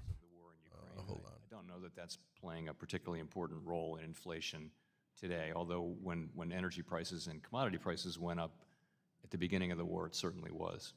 Yeah, well, and certainly it's an important factor for Europe still.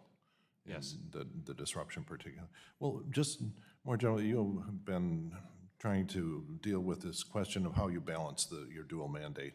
And so whenever you're trying to optimize simultaneously two different things, the first step is to put them into common units.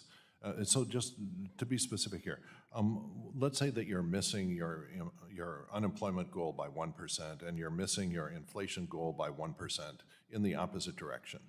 At some point, do those two cancel? Is 1% in one goal equivalent to 1% in the other? Or See, 129 on a 5-minute 129 EMA on a 5-minute chart.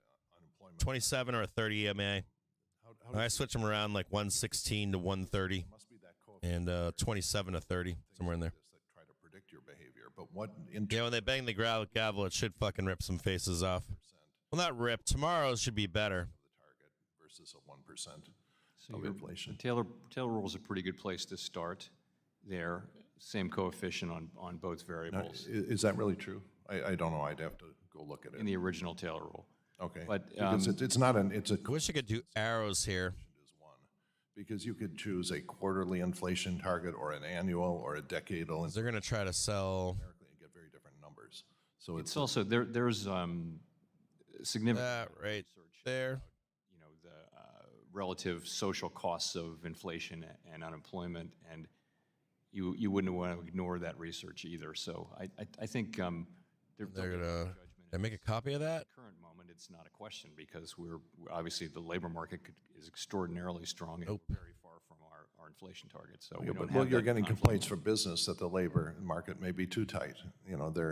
At least it's viewed from the Taylor rule point of view that there is a penalty that you pay when the unemployment gets too small. There is a target you're trying to hit. But both sides are calling for tight policy, though.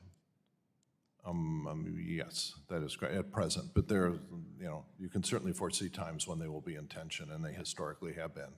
And so you're saying that pretty much it's a 1% on both. That you I think that's a starting place. I think it doesn't lend itself to to that level of precision. Yeah, well, it's either that or you have to face questions like you've been facing for the last decade. and just how do you balance this? Let's see, in terms of the internet or electronic runs on banks, it seems like that's a new thing that's going to have to inform bank capital and liquidity provider. The first question is, if you get a significant electronic run on a significant size bank, is there anyone but the Federal Reserve that can provide that emergency assistance? Or do you pretty much have to be the only line of defense against big internet runs? Well, I think regulation and supervision can play a role in. Just want to give a warning to you that there is a major bear flag forming on NASDAQ right now. I'm going to show it to you. That there is someone or some entity. So just be very careful here. If you're a bull, heed my warning, Only the central bank can. or at least take it into consideration. I would say changes to regulation to assure that that you don't have this mismatch between runnable liabilities and available cash to fund their running. That's something we can address and will address through regulation and supervision. Thank you. Yield back. So this here looks fairly good, right? Get a nice squeeze trade out of this. Bam, right? Squeezing it up. But then on a 15-minute chart, on a higher time frame, I want you to see this one right here. About the FOMC, There is a trap up here. latest forecast, it predicted that core inflation will fall below 3%. At 14,960. Forecast has been the exact same for each Fed meeting over the past 2 years. Just be aware of it. It's right here, just so you can see it. 14,950. So you just want to be aware of it as we go up Forecaster on NASDAQ. Are they reviewing to make this forecast? The 5-minute chart with it. It's right there. So does it mean that we can't trade above it? No, it just means to be aware of it. It's hiding right in here. Like you think we're going right here, and instead they just roll your ass right there to the downside. So just keep an eye on that 14,950, 14,960, somewhere in there for a trap. Supply chain problems would be resolved quickly and workers would come back to work quickly and things like that. SPY. Let's see if it's presenting itself here. Us and essentially all other forecasters. I don't see it in here. More persistent than expected. And I think we've come to expect that and expect it to be more persistent. It just seems that we've moved way past the whole transitory thing, and for the 2 full years, I do see it here in the hourly. it's going to be under 3% and clearly. So right here is where it is. A little concerning to me if there was something that we're missing. Let me move on. In your press conference last week, sir, you stated that, and I quote, "The conditions we need to see in place to get inflation down are coming into place." What conditions are you seeing that show This is an hourly chart on the SPY. These sellers are trying to trap a bull here. of this inflation that continues to persist? So there's underlying conditions that I'll mention. Just be aware of it. Them in place, and then the process of inflation moving down will take There it is. amount of time. And we've been consistent in saying that. And the You squeeze up, bam, and it sells you right down here. lower than to be modest. If at any point you're able to break above the hourly trigger here, that is where you want the squeeze, and then we move higher, come back up and tag the previous high over here. Just be aware of it that it's there on the SPY. It's in the background. You can barely see it, but there is a trap there for you. It's right where this red line is right here on SPY. And we've The trap laid for you as a bull.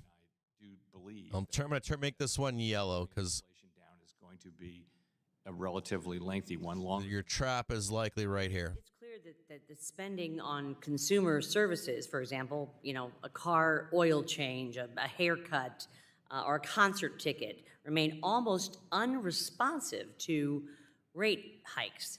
Do you have a projection for when we might see this spending go down? So non-housing services, the broad service sector is famously. I read on your youngest child was temporary transferred to Detroit for a month. He's anywhere between Fostoria. I don't know where Fostoria and Bettsville are. And that's about half of that's I don't know. I'm not familiar with Detroit, like I should be, like I am, but I'm not. I don't know where either of those places are. Softening in labor market conditions, because in that service sector, The conscience of this one right here. by far the largest I'll write it in for you. companies is labor. So what you want to see is rebalancing Possible bull trap. supply. A lot of that can happen through fewer job openings and things like that, and we do see it happen. Right there. Consumer Price Index, or CPI, which measures the price of everything from groceries to cars to rent, has in fact declined from its peak. But this Both Astoria is south of Toledo. the PCE index I'm heading to Ohio this weekend. I'm going to historically high. Columbus. How else can you account for this difference when it comes to You even look at Tesla? I mean, I said I would look at Tesla earlier, and I didn't. Let's take a look at Tesla. We never used the word pause, and I wouldn't use it here today. What we did was we agreed to maintain the rate at that meeting. Listen closely.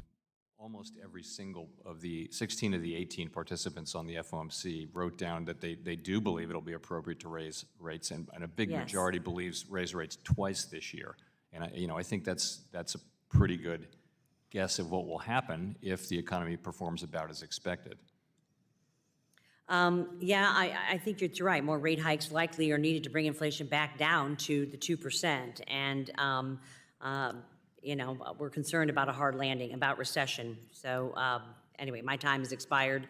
And I now recognize a gentleman from Illinois, Mr. Caston, for 5 minutes. Thank you, Madam Chair. Thank you, Chair Powell, for being here. So in June of 2021... Sorry, I just wanted to hear that really quick. There's a little bit of a... Jerome Powell was saying that this is not a pause, and to expect 2 more rate hikes if the economy continues on its current track, i.e., what he's telling you is that the economy is strong. You know, you don't want to hear that, but the economy is strong. We're in a bit of a Goldilocks moment in the economy right now. We have unemployment rising,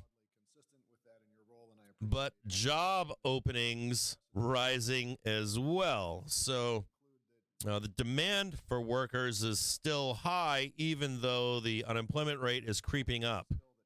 So the unemployment rate is not high right now, but we have not had job destruction either, have we? So he was just making a statement there a few moments ago that due to that, they will likely have to continue to raise rates 2 more times this year. Just to be aware of that. That was just a statement from Jerome a few moments ago. Climate change does not pose a serious risk to the safety and soundness of large banks or the financial stability of the United States, and went on to say that the risks posed by climate change are not sufficiently unique or material to merit special treatment relative to others. Should we understand as we sit here that Mr. Waller was speaking in his personal capacity and not as a designee of the Fed, if indeed Fed policy hasn't changed since December of 22? So I don't comment on the things that my colleagues say. So I understand, but you understand the concern that if markets and regulators are to understand that the Fed has a consistent policy, and one of the members of the Fed is saying something that appears to be directly opposed to Fed policy from 6 months earlier, that's a concern. Again, it's governors have always had the ability, and Reserve Bank presidents as well, the ability to have their own views on things, and that's going to happen, and that's probably a good thing that we have a diversity of perspectives. I think there may be less in that difference than you suggest. I mean, what I'm saying is that banks, to the extent we have a role, it is to assure that banks understand and can manage the risks that they do face from climate change. Okay. Well, I don't want to create internal tension, but I think we're all aware that you, above anyone, is aware that your words are closely scrutinized, and we were concerned with the words of your colleagues there. You're not creating any internal. He's not creating. What's this Caston guy saying? He's fucking crazy. Report that just came out, but it says, among other things, Jerome's like, they can have their own opinions. I like that. Caston's like, I don't want to create any diversion. both food prices. He's like, you're not. What the fuck you saying? But I wonder, without opining on their math, if in fact we are looking at a world where climate. Oh, quick little roll here in the spoos on that statement from Jerome just then. A little bit of a roll, a little bit of drama from the Bears. Regulators say we have tools to address this, or are we going to say, well, that's Bears will use anything right now. They're just, I love it. They're like, Bears will use anything. They'll be like, oh, look at that. is running the risk of inflation, but I don't even know what tool you would use to address that. As far as the Bears is concerned, that was a rate hike we just got. It doesn't enter my thinking in any way that we would, in the near term, change our inflation goal because of climate change or the need to deal with it. There's a lot of thinking and research that over a long period of time, really the we need some kind of vol. Any kind of vol will do. Just say more rate hikes, please. could drive inflation up, but that's not something we're thinking about. During our FOMC meetings, we are not thinking about climate change as something that's relevant to the current inflation. Yeah, dude, it's almost 3 hours, right? Monetary policy, and that is very much our focus today, is inflation today. Yeah, and I guess what I'm struggling with is that if we agree that this is a systemic risk, if we agree. Dude, who is this Caston guy? He's like, Jerome's like, get fucked, buddy. I give 2 fucks about climate change. I care about inflation. Aren't I here for inflation? He's like, what am I talking about here? One of the lessons that was noted in the Fed review said that this is an opportunity for regulators and bank managers to be more willing to adopt a precautionary perspective, and that the Fed must strengthen its supervision based on what we've learned. I'm trying to figure out with climate change, if we agree that this is a forward risk, how do we get the Fed the tools to apply a precautionary perspective? The gentleman's time has expired. The chairman can submit an answer in writing to the record. And I now recognize myself for 5 minutes. Chairman Powell, in March, you confirmed to me that the Federal Reserve is a consensus organization built on garnering broad support before agreeing to any proposal. And given the breadth and scope of the potential changes to the capital framework that is under review right now, that consensus-driven approach seems to be all the more important. I am concerned that... Oh, I see. He's that's why he's asking about climate change. He's asking because, what is this? He's involved in Carbon Nation, a movie? To act unilaterally, and especially in light of Section... I see. So he's motivated by climate change. Now I know why he's asking these questions. Which... I was kind of scratching my head on this, like, why is this guy asking this stuff? But I'm assuming that he's appealing to his base. That's what he's doing. Regulation. Can you speak to the process that's underway? Is the vice chairman acting? Yeah, you're trying to be a goblin on TV. So if it's just a recommendation, can you walk through the steps that the board will take? He's probably appealing to his base. He's got it looks like that's his political base. So I get it. That's what you're doing. I know they're gonna grandstand for their voters. I get it. I don't care who their voters are. Every one of them are gonna be like, yeah, you can quote me on what I said to Jerome. He's, as I mentioned before in another context, he's not the comptroller of the currency. He brings proposals to the board, and the board votes by majority vote to support them or not. And that's how that works. In terms of supervision, is he including other members of the board currently as he's? So I think all of us have been getting briefings on what's developed, but ultimately the job is to present something to the board for consideration by the board. And how long? Sellers trying to roll the spoos down right now. Will there be debate, deliberation? See where we're getting supply down there. There will be a meeting. It could be a virtual meeting this summer to vote on these things. In the meantime, there's a lot of It's at 4,400 now, and we're sort of in that process now. But things are still moving around. Our concern, Mr. Chairman, is that it seems right now the vice chairman is writing personalized assessments of bank failures and results of new Fed climate scenario experiments without a whole lot of collaboration with other governors. And so, dude, good thing we got out of those calls, huh? 1, 2. Could raise capital requirements by as much as 20% in an already well-capitalized banking system, and that the cost of such changes could be $100 billion or more. Yeah, they're trying to roll NDX right now on that fucking bull flag, on that bear flag up there, that bear plane. They're trying, dude. They are fucking trying. Be a more transparent public board meeting and a deliberative process. I want to buy this for like 5 minutes. I want to like buy this here, and then I want to buy some puts for like this right here. Would it be virtual? Well, given it's a pretty big decision, and that the law requires the full board to make this decision and not one board member to act unilaterally, we would hope that the Fed would hold public meetings on the new proposal. Will you and the Federal Reserve Board commit also when the can we establish the requirements for bear music today? include your analysis that would justify whatever Establish the music for bear music today. Sure, yeah. quantitative form? Requirements for bear music. Good question. I like that question. It's a good one. So we tagged all this stuff up here, right? So we're gonna get rid of this. Get rid of that. We'll get rid of that. If you break, if you make a new low today, good question on bear music today. If you get a new low today, if you can tag this down here for me. Remember we drew this yesterday? Remember in stream we drew this big blue line right here, this big green line? Market participants So how about this? to understand on a quantitative basis. I'll play the bear music. Is for additional If there's a rejection, what the proposal is, given the anywhere from here to here at a bloodbath right down there and capture that new low. Let me bounce back up for the next leg lower tomorrow. If we do that, because I don't think this isn't enough for me. We're not getting enough juice. They have to. What's happening right now is they have to do it in futures because the dealers are selling futures. It's the only way we're going down, really. So, like low or even just low liquidity environments. So I'd like to still see this in cash. We're not getting like the depth of selling that we want to see for the big move down. So how about this? I'll play bear music if you get me S2 today. Get me S2. Down. I've said the same thing that my predecessors have said, which is that the United States federal budget is on an unsustainable. How about I'll do that? I'll play bear music right now. Dude, these are all fucking like cash market's not giving it up. They're just not doing it.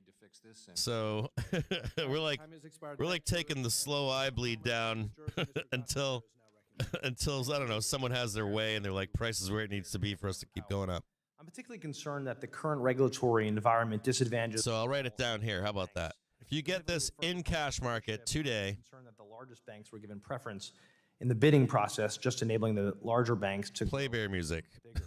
My understanding is that certain regional banks were. You don't get no stinking bear music in pre-market, after hours, fucking overnight, fucking some rando selling fucking 10 contracts.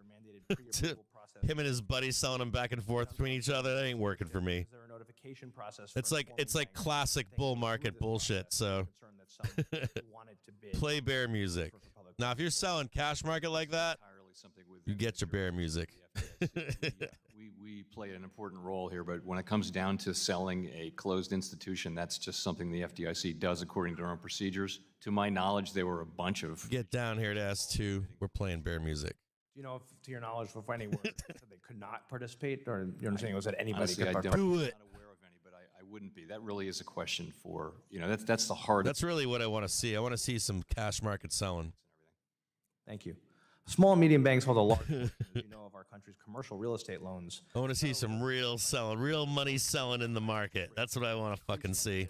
The commercial I borrowers. want to see none of this scam shit, fucking like 10 contracts.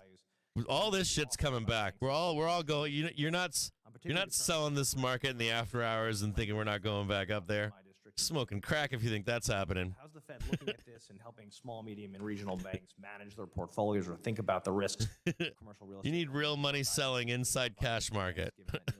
1.4 trillion in commercial mortgages are set to mature in the next 2 years. Yeah, I should get a squeeze in there. I'm hoping that we squeeze on the end of this and then we just roll it right down here. Smaller banks, but it's the banks that have get that nice last leg for the Bears. There will be losses particularly in the office and some of the mall sectors.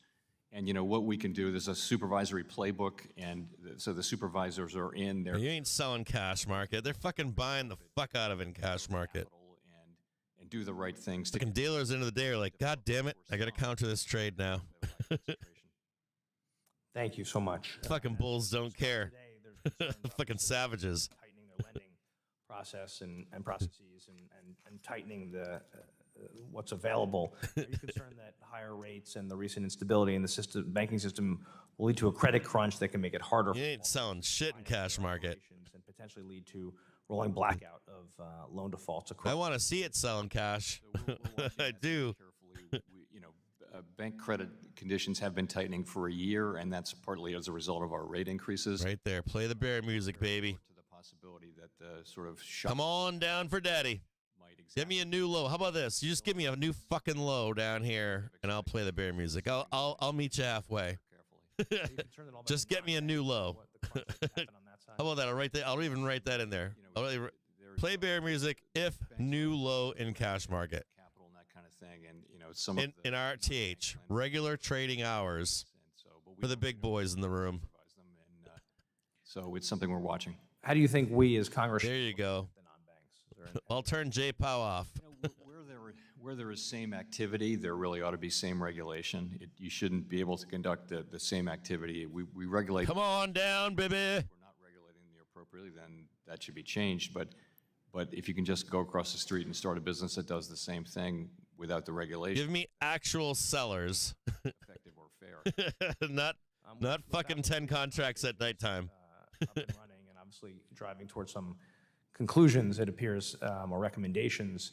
So you haven't heard, some of you haven't heard the bear music yet? So you have, it's a favorite around these parts.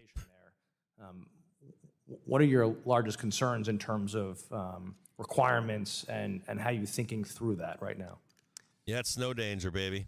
These are going to be very important. A number of very important proposals are coming, and I would just put out a couple principles, and that is, our banks are strong. That's the key here too. The fact that you can't get new lows inside a cash market just screams that we're gonna fucking have a monster squeeze. Our capital is justified. There'll need to be a case. It means they ain't fucking selling. Important as that, or maybe more important, is that we need to respect the diversity of institutions that we have in this country. And I think it's No Danger. I think that's the artist. Let me look. Sizes, and we don't. Let me look right now, brother. Push regulation or capital for that matter. No. Well, wait a minute. So there's two things here. It's Dan Hennig. We're a long way from DANHENIG. Dan Hennig, Danger Snow. And then the other one that we play a lot is. But unfortunately, you're hard to stop at one. Can we go over just by Berlin at Night by Dan Hennig. No good deed goes unpunished. So we'll go to Mr. Davidson from Ohio.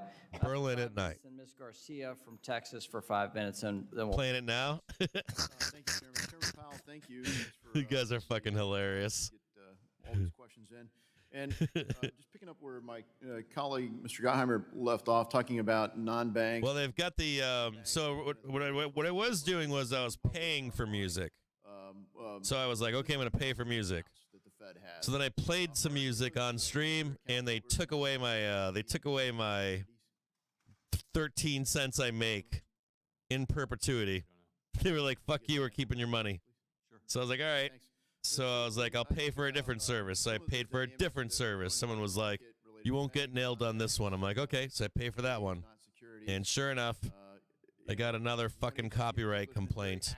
So I'm like, what? I mean, what's the point of this? So the only fail-safe way right now that I see to play any kind of music is if it's self-produced, someone gives you the rights to their music, or you use the YouTube in perpetuity free music. And that's a weird thing too, because YouTube changed their policy recently where you have to read the fine print, because they'll be like, YouTube's scummy. They're like, YouTube's like, you can use this one, it's free. And then in the fine print, they're like, oh, by the way, if we ever lose that license, we're going to come back and take all that money from you. And I'm like, what? Are you fucking kidding me? So that's a very limited selection of what I can play without getting demonetized across channels. Sometimes I do play music one of the core functions that is taken that I do get not copyright striked, but I get pinged for the money. So it's hovered over, and that's fine. Over $2 trillion for the first half of this year. I'm aware of it. And it follows kind of exponential growth that we've seen over the past. No, it just tagged it. So what's your assessment on the So HYG just tagged my target. reverse repo market? Where's my target on HYG? Not much. It's just a place where holds money on the Fed's balance sheet. It's like a mutual fund. I mean, in fact, it's So right there, it just tagged, right? issuing bills to refill the treasury. Was my target 74.40 was my target. It slapped 74.40, broke through, and immediately was bought. Isn't there some sort of conflict with higher reserve? What I'm looking for is a. Actually, my target should have been higher. So it's just a place. My target should have been 74.41. Putting their money in as Now you're looking for on that HYG. You want to see us get under. we're likely to see the reverse. Trade under that 74.41 and start to reject underneath it. So we have an initial buy there at 74.39, but immediately it was bought. We want to see if we can get underneath that 74.41 for more downside. You know, the fact that the Fed needed to use an emergency facility. Good eyes out there watching HYG. Would normally indicate some. And let's look at Tesla. I keep saying we'll look at Tesla, and I still haven't looked at Tesla. There's no more cause. Everything's been settled. Well, that was about suddenly finding ourselves in reserve scarcity. We got some time here. We'll look at Tesla now. The level of reserves really carefully and thinking that we knew where scarcity would start to appear. And the problem is demand can be very volatile. So demand spiked and there weren't enough reserves. So you had a situation where we had to supply. Okay, let's look at Tesla here. That's not what's going on with the reverse. Tesla's starting to cool off a little bit. It loves to trade its daily velocity. It's shrinking now. We don't know how much it will shrink. Well, I think the and this is the first real peak of daily velocity for it. It's cranking right now.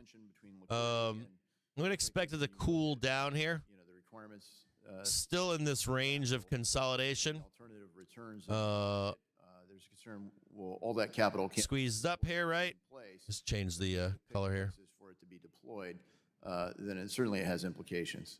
So move higher. This is great, right? Consolidation. Trade above the hourly.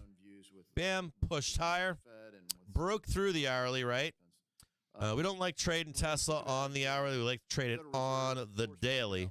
And that's down here, right? This is where my box is to buy Tesla. So if you had missed the Tesla run, we talked about this box being your buy-in down here. So still on track. Tesla, still, believe it or not, on trend right now. You may not believe that Tesla's on trend, but it is. If you stay focused on this yellow line right here, say yellow line. We just delete everything so you can see. I'll make it more clear for you. So as chairman of Housing and Insurance, I am continue to be. So just this yellow line right here, right? This is the one that you're paying attention to. Tesla's famous for running on this yellow line. We called it right down here as we got the cross. And bam, we started moving higher, ripping faces off. Target is still that 296 above. I'll put that box back up there for you. It's like 296 or so. Somewhere in there. We got pretty fucking close to it though too, right? So that would be a question for you right now. Would be, we have another target above that's like 350-ish. Somewhere up in here. I'll have to go back and check. I'll get an exact for you. I deleted it. But it's somewhere up in here. So the question becomes here, twofold, right? Now, let me show you another example of this. So you can see in previously, do you remember when we came up here? That was the initial one right here. So you remember when we took this trade from $100? I think I jumped on it at 120 or 135 or something. I was like, yeah, I'm not chasing that. And then I did. I wanted to get $96. I didn't get this. It's like the morning of this buy down below. I was like, yeah, fuck that. I ain't buying that 100. I know they're going to dump at $4. They didn't. They just fucking ran. Gone. But you remember when we came above here? And we had a price target, I think, of 220. And we just missed it by a few dollars, $4 or so or something like that. So we had that initial trade here. We talked about the consolidation that would take place. And then we talked about when the move is ready that we'll take that trade. Remember when I contacted a bunch of you via text and I said the trade is now on? And we went all the way up, right? So we're kind of in that same spot, right? We know we're supposed to tag 296. And you can automatically see that the sellers were like, fuck you, we're not going there. Surprise, motherfucker, like a kitty cat or something. Like cat jumps out and just like, surprise. Now, you know people are going to take profit up here. We already talked about that too, right? Take the money and run. So the question becomes twofold. Question becomes, are we going to hit the 300? Are we still on track for 350? Right now, the daily's a little overbought, right? Needs to cool off just a bit. You also, when you come off this daily trigger here, you always like to see the check. You always like to see the check on the daily trigger. I already showed you guys what a bull market looks like. We'll go look at that right now. But that first check down there is the big one. If that check is successful, it usually leads to some major fucking moves to the upside. Talked about Rocket Lab on Twitter. So personally, what I would like to see, I know that you're not going to want to see this or hear this, but personally, I'd like to see in the next few days like this come up. So here I'm going to draw it up for you, and then I'm going to show you an example of this so you can see what I'm saying. And I think we had some success. Right there. Spent a whole year of that, doing that a year or so ago. Something like that, right? Bam. Something like that, right there. It's not a coincidence. Okay. Not a coincidence. So we're gonna make that yellow. That's an ugly look. It's an ugly ass looking arrow. I apologize. But just take a look at this here. So you get something like that, right? And then you get price. Another area of concern for me. Hopefully it gets cooled down a little bit. I know that is a Bounces down in here. in Houston and also And then we begin to make our trip higher. Okay? the homeless Something like that. Does that make sense to you? America. Now I'm gonna show you an example of this. The ranking So you can understand what I'm trying to say to you. this morning. I'm going to show you the SPY, or SPX. We'll just do SPX. You can do SPX, SPY, doesn't really matter. We'll do SPY. You guys like SPY? So, right now, you've got people out there saying, you know, more doom and gloom for the SPOOs. Doom and gloom, doom and gloom, doom and gloom. I will draw your attention to something that really truly started to show itself back here in March. I would point to things like workforce participation. So Mute this for a minute because I want to be very clear in this conversation that we're having here right now. I want to get this point across to you. Whenever we go back and when we're in a bull market, a bull run, doesn't matter, right? We always want to see like regular touches, like bam, bam, bam, rip face, bam, come back down and keep going. Does that make sense? So you're just looking for that. Can I get in? Can I get in? Can I get in? And you're looking for that next one, right? That next one. Bam, bam, bam. Come on down here. Bam, and keep going higher. You got bears out there that are like, oh, no, we're not doing that. We're going to, I don't know. I don't know what the fuck they're saying. Like, that's like 415 right there, 420. That's a correction, believe it or not. 420 right now is a correction. I said 400. It's like 420. Like, you need to fucking crash tomorrow, dude. Like, tomorrow to get your, like, rain blood down here. To even attempt that 412.50. You get it? So those fucking goalposts are going to just keep fucking coming. That's what they're going to fucking do. They're just fucking goalposts. They're going to move those fucking goalposts. They're going to move those fucking goalposts. So, can we start crashing? Sure. Like, if you see something like, I don't fucking know, like, I mean, I do know, but see something like this happen with the orange, and the orange starts to roll over. You see the yellow over here start to roll over. Oh, God, I can't believe I'm even entertaining this for people. But they want to see it, right? They see the yellow roll over. You see the fucking just price just destroyed. I don't know why this would happen, but I guess you're looking for that there. Some kind of like, breathe higher, then something like that. Breathe higher, and then you start seeing something like that, right? Some kind of nonsense like that. You ain't getting that. It's not how it happens. So, the point is this. Here's the point. Here's the real point that matters. So, back in March, we started to have this range here, right? Price, yellow, orange, blue. Price, yellow, orange, blue. Price, yellow, orange, blue. Whenever you see that price, yellow, orange, blue, I don't like ever seeing too much of a rubber band here. I don't ever like seeing it get too rubber bandy, like too much stretch. But when it comes back down, it tends to continue higher. Okay, for a period of time. 6 months, 9 months, mostly year, 2, 3 years, not just 6 months. Like that's the fringe, right? Like the average is 1, 2, 3 years. So right now you got March, we're in July. We're in like month 3 or 4. The probability of us crashing here is fucking slim. Can it happen? Fuck yeah. If it happens, we'll look at it. But for right now, that's not what's showing itself. And even historically, the point that I'm going to make to you here, though, about Tesla and where the spoos is that when we are in a bull market, you are going to expect, this is one right here. Where are we? Blue, orange, yellow, price.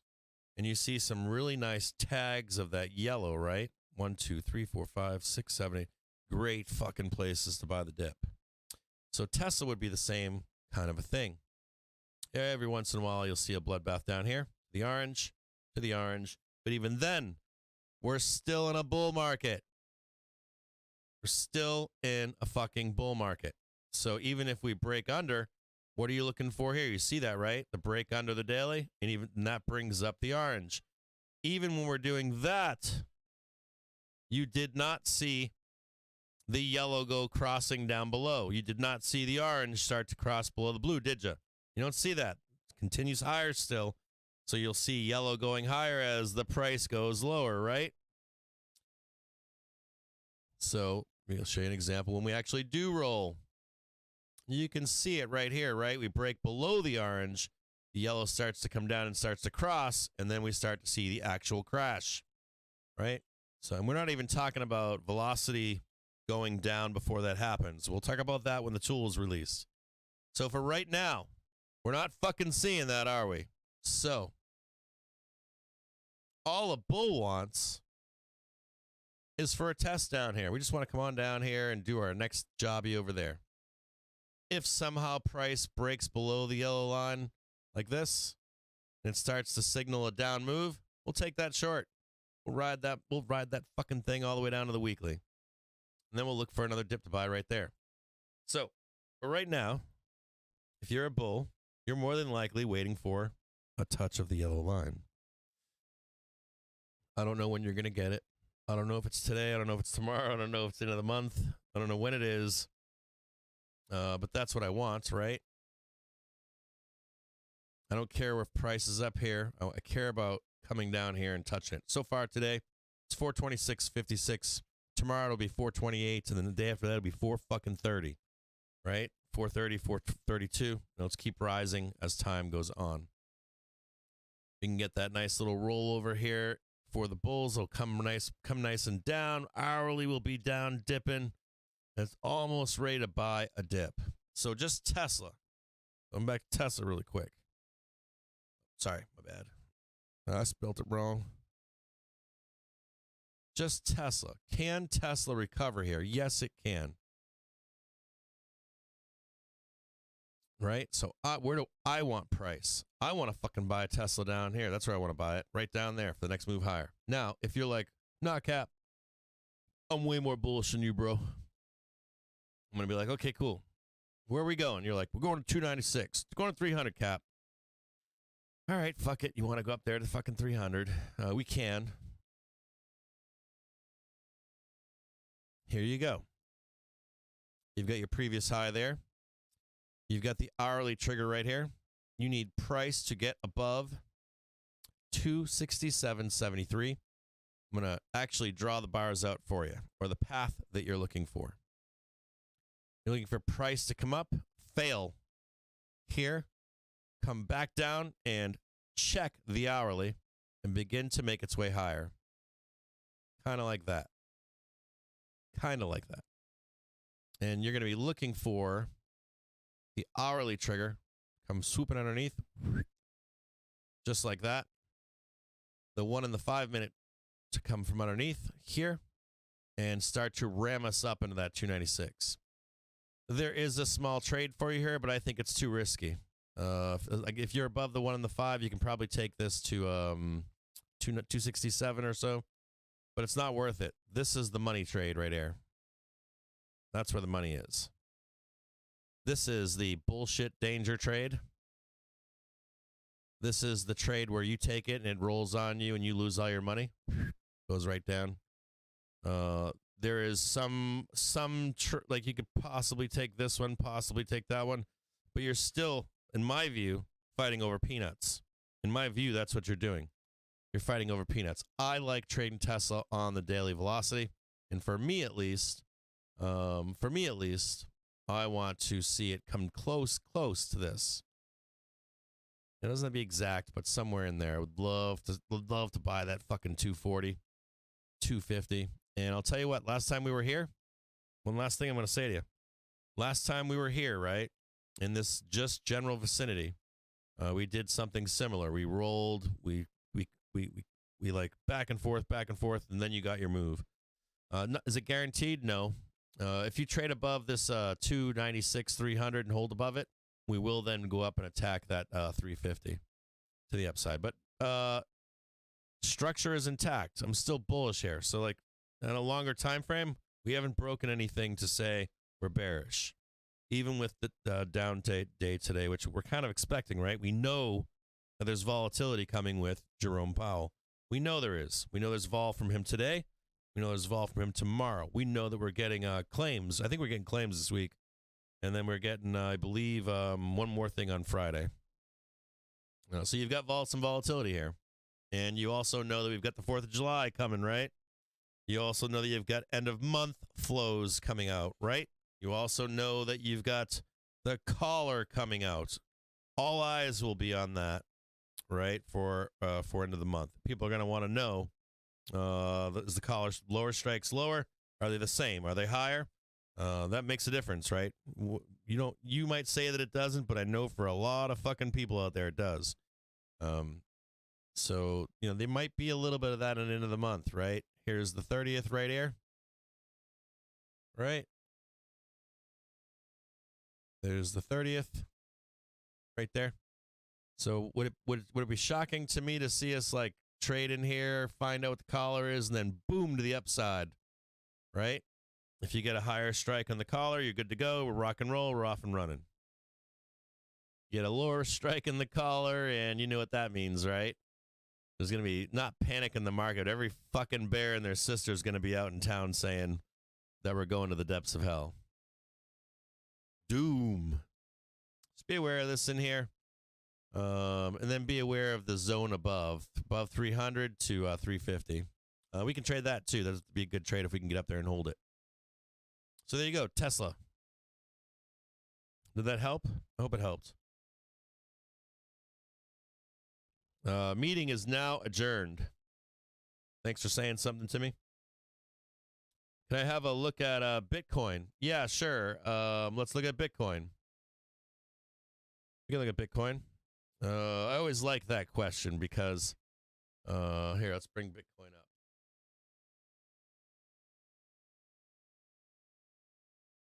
BTC. What are we looking at here?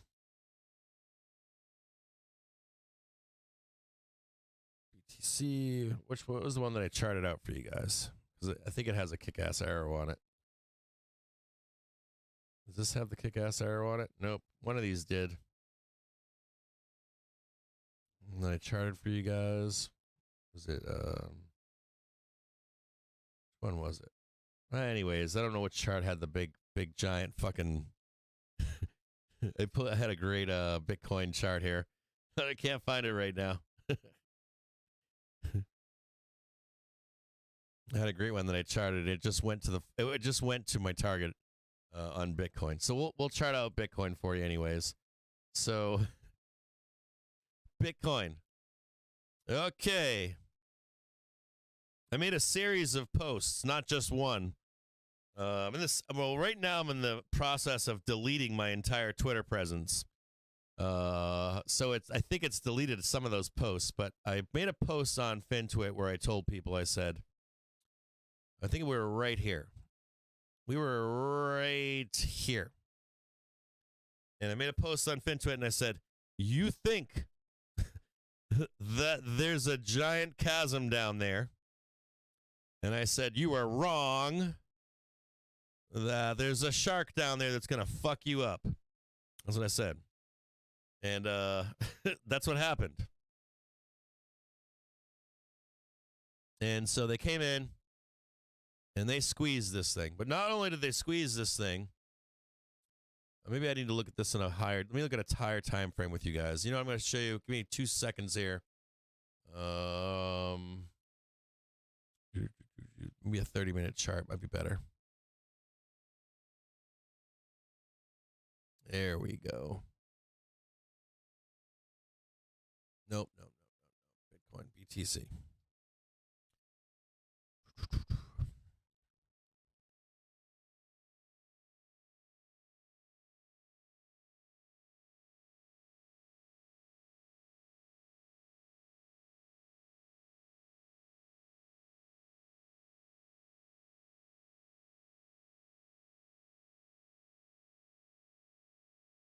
So here's a 0 line on quarterly. Weekly's getting a little long in the tooth here. Almost there, but not quite. Weekly velo's at 32, can still go up. Quarterly velo, though, is way under, like max bearishness. Weekly can continue to go up. Daily is just becoming bullish right now. That's at 26. We're a little long in the tooth here, so I'm going to expect a pullback. I'm going to expect a pullback right now on Bitcoin. So currently expect a pullback to it's daily down here, 26,942 on Bitcoin. So I got a price target of that, but on a greater scale here on Bitcoin. So I'm going to draw this in for you. Hold on here. Maybe I can switch back to a 30-minute chart on Bitcoin.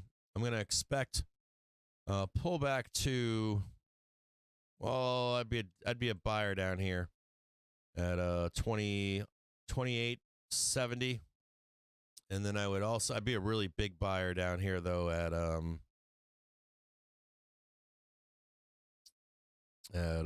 27,786.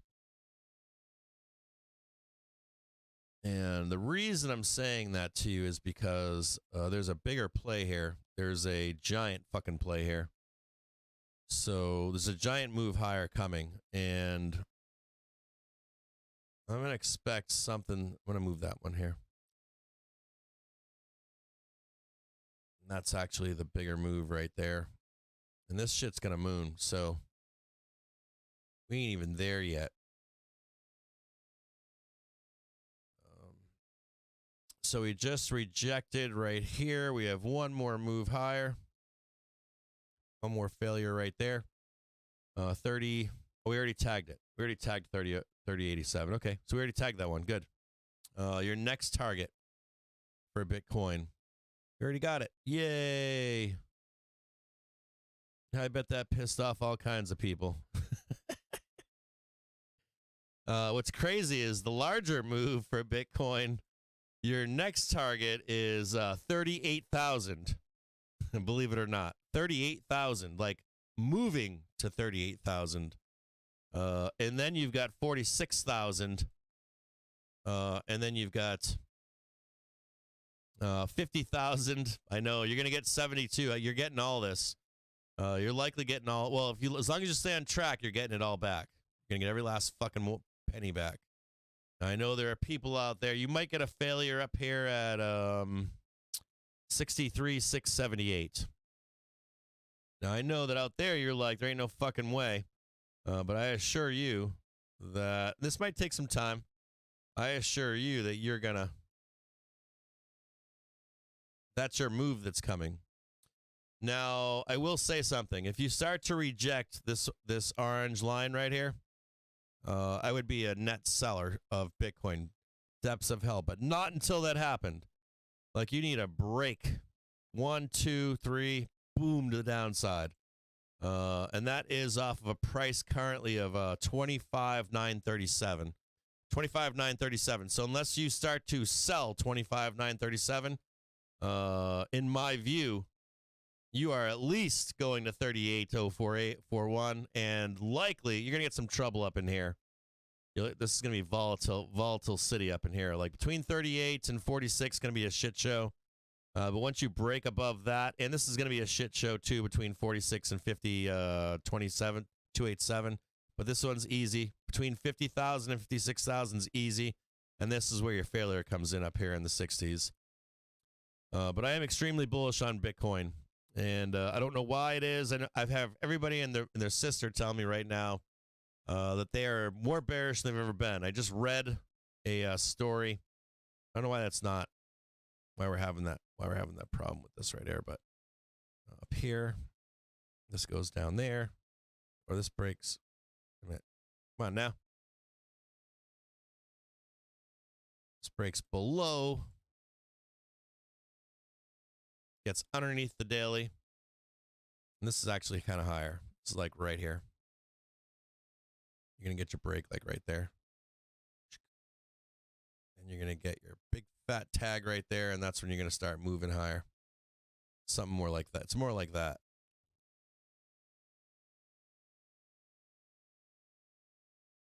And I assure you, unless we start breaking this structure in here,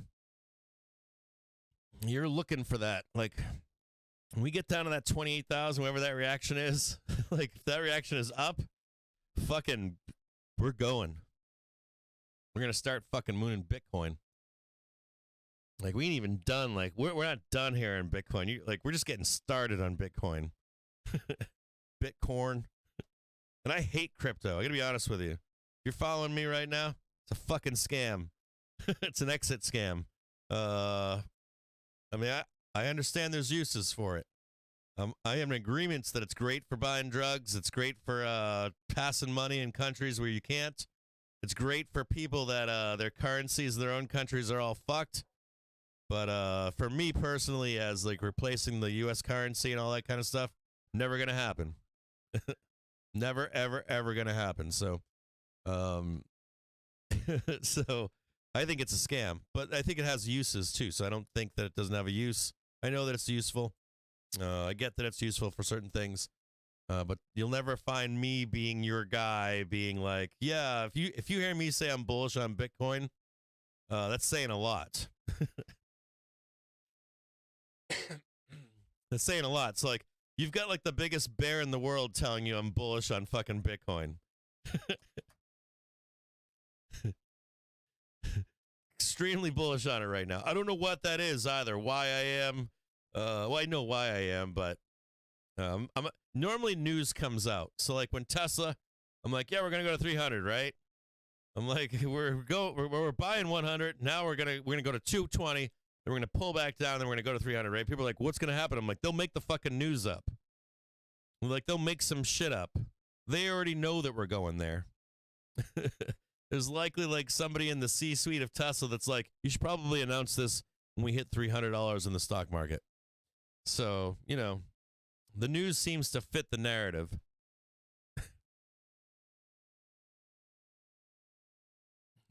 It's popular with rich kids who are new.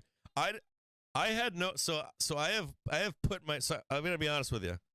Crypto, right?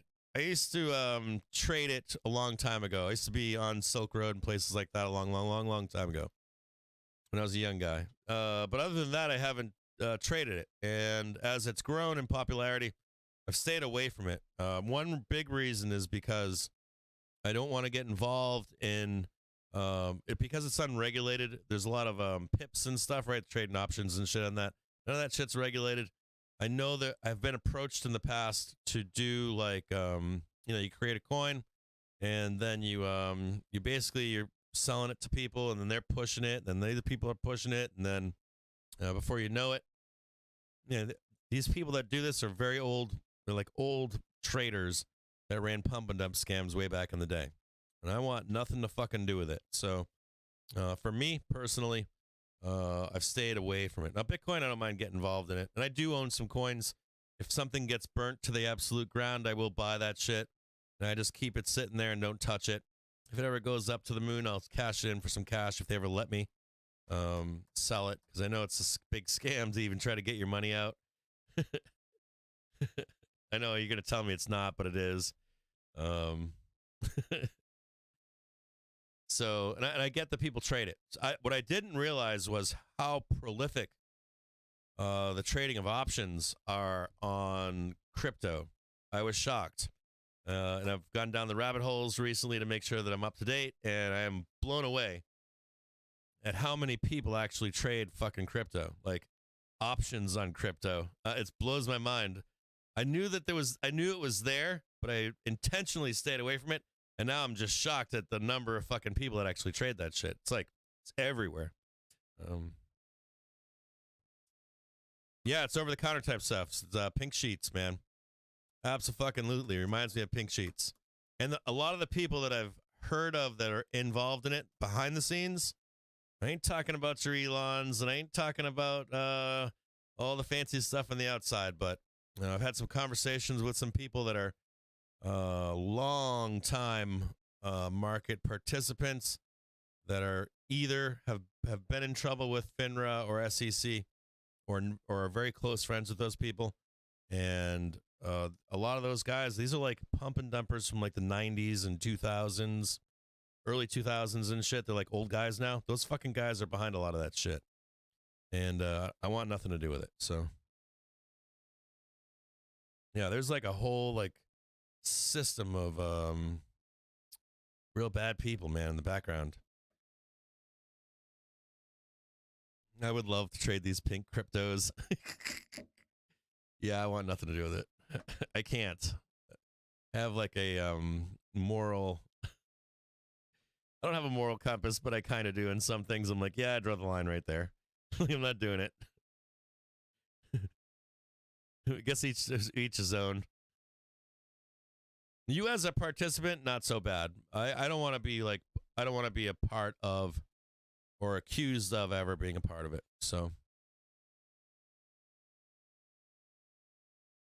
I mean, that's why I trade the SPY with you guys too, right? You know that, right?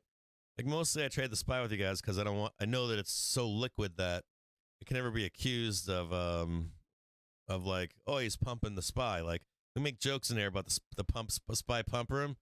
Like I know for a fucking fact that is the most traded fucking thing in the world. So I'm a nobody. Stop playing with your compass. Yeah, there's reasons why we trade the SPY too. There's reasons why we focus on the SPY and not, some fucking low float stock.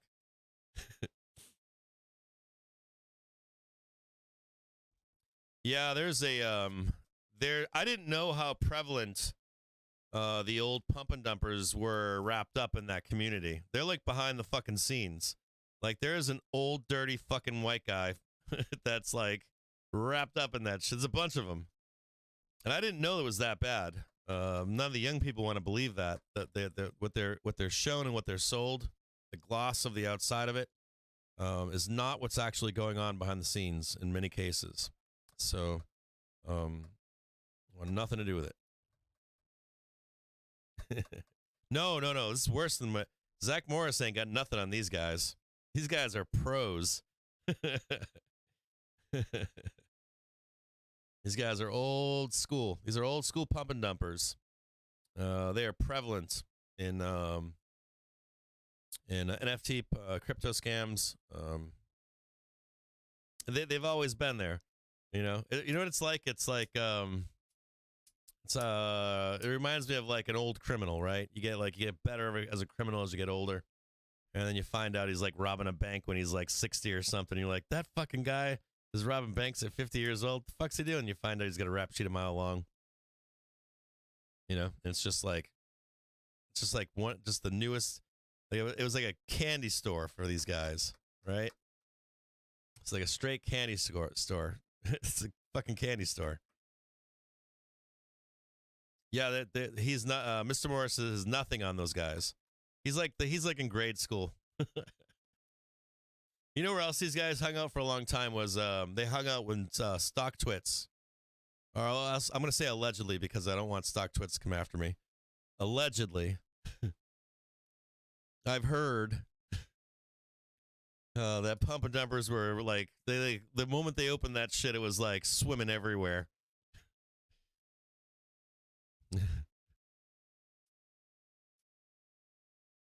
Yeah, and I'll give you that too. I agree with you on that as well, Beartown Sheriff. The banks do it legally, right? The banks do the same shit, basically. It's their market, right? They own it.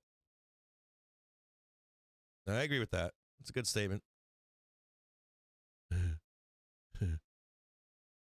I'll let that one sit or pass or whatever. You get a pass for that statement.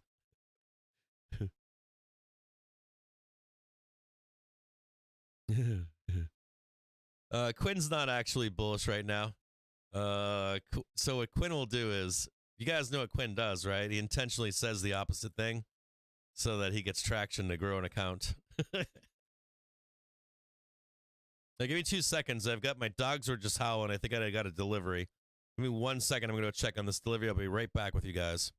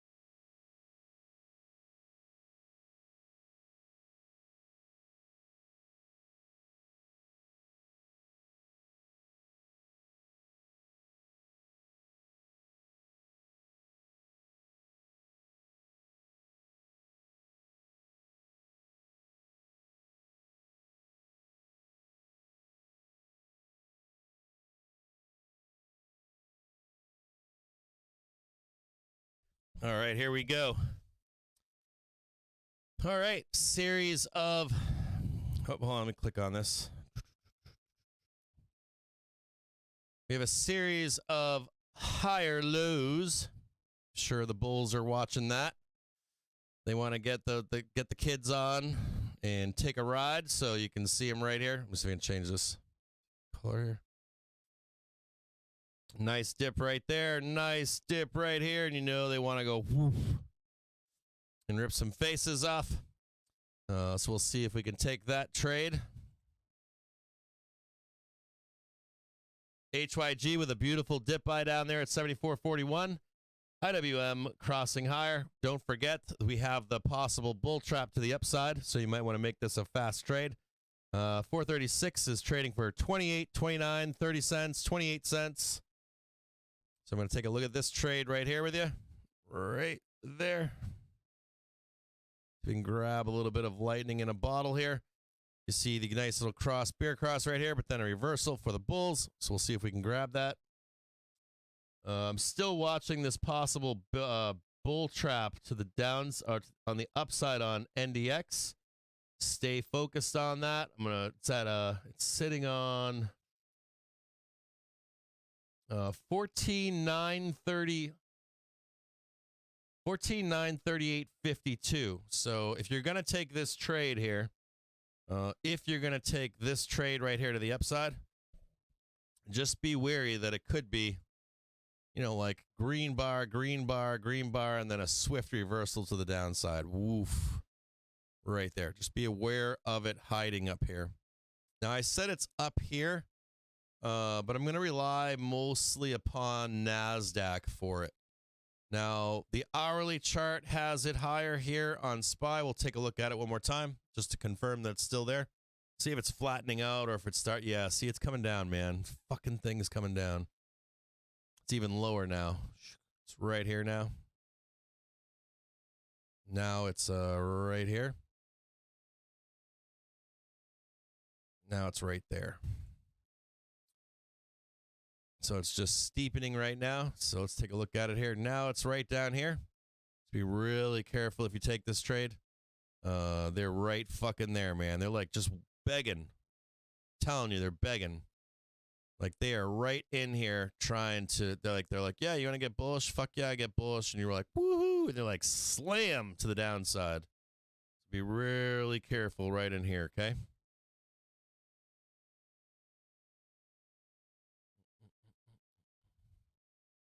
Really careful.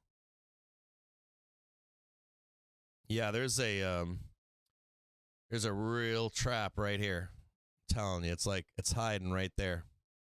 There's a big bear plane on the 15-minute chart on NASDAQ. And I haven't looked at the hourly yet. Let me look at the hourly. Yeah, there's a reversal candle above at 14,990.67 on the hourly on the hourly. The 15-minute is what I'm mostly concerned with. It's like the 14. Hold on a second here. An NDX, you can go to 14,990, but the 15-minute, I'm like, yeah, I want to watch that one. So 14,990 on NASDAQ and 14,940. 14,940 and 14,990, somewhere in there.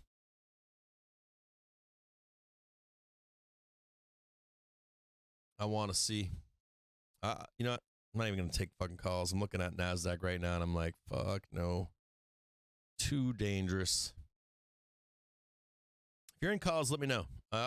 There is. I'm looking at the 15-minute right now, and it's like 40 fucking points away. It's so close.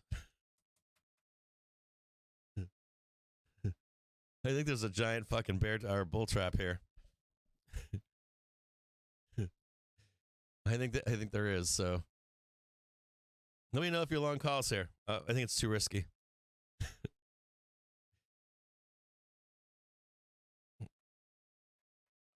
I think there's a squeeze here. I just don't think that. I think it's dangerous. Like I could totally see it like reversal, straight down, like fucking ting. It's there. I know it's there. I don't know if it's gonna hold or not. I'm not getting bullish unless you get above this shit. Like if you can get above all this shit, I'm getting bullish again. But other than that, there's a big fucking trap hiding in here. They're waiting. I know they're waiting for you. Does anybody know if tomorrow's Jerome Powell meeting, his Senate hearing, is a real Senate hearing, or is it like, is he actually there for that Senate hearing tomorrow? I haven't checked. Sometimes they'll like schedule this shit and then he's actually not there. Like you ever notice like they'll be like, yeah, we got 2 days of hearings with J. Powell. and you find out that he's not there for the second day, and you're like, what the fuck?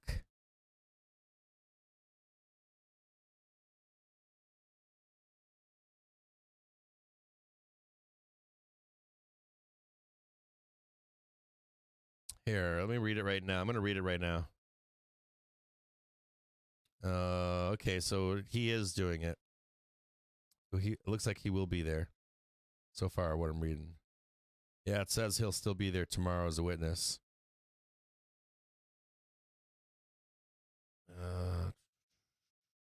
So it looks like he will still be there tomorrow. So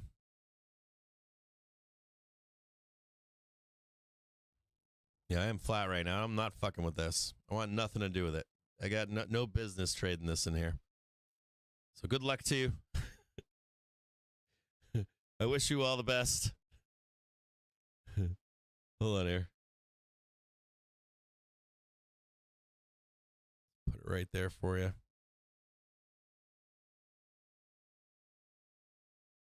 Try to keep that zone of supply right there for you. I'm fascinated to see if it happens too. I'll be honest with you. I'm fucking fascinated. Like, is it there? Is it not there?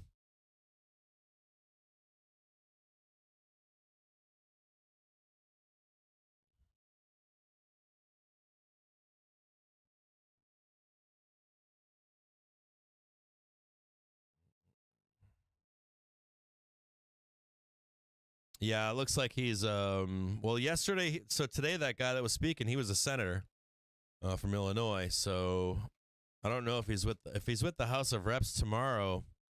Saying here, the Committee on Banking, Housing, and Urban Affairs will meet in open session, hybrid format to conduct a hearing on the semi-annual monetary policy report to the Congress. The witness will be Jay Powell. I think this is the Senate. Yeah, it says Dirksen Senate Office Building, 10 a.m. on the 22nd. So we still definitely have some volatility for tomorrow.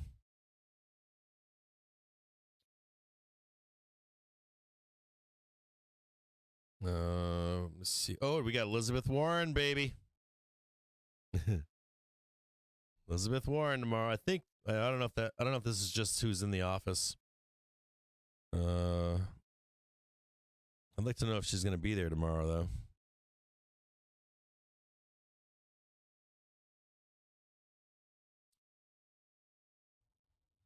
Yeah, I think that there's a trap here.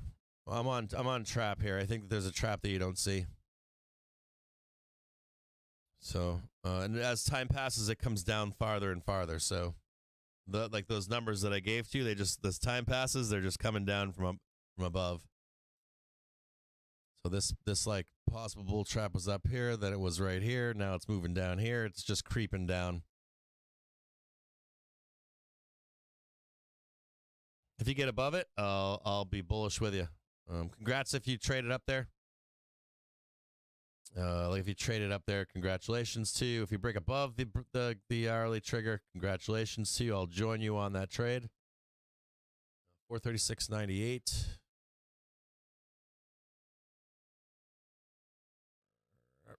Right there. Hourly triggers come down as well.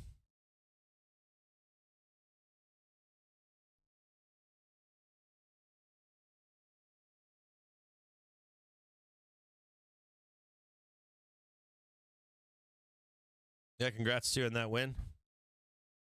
I think there's a move there. I just think that they're there to. I think they're going to sell your ass. Getting a little bit of a liquidity loss of liquidity in the market for a moment there. I don't know what that's about. See that? A little bit of liquidity leaving the marketplace. I don't know if there's any news. Check here in the background.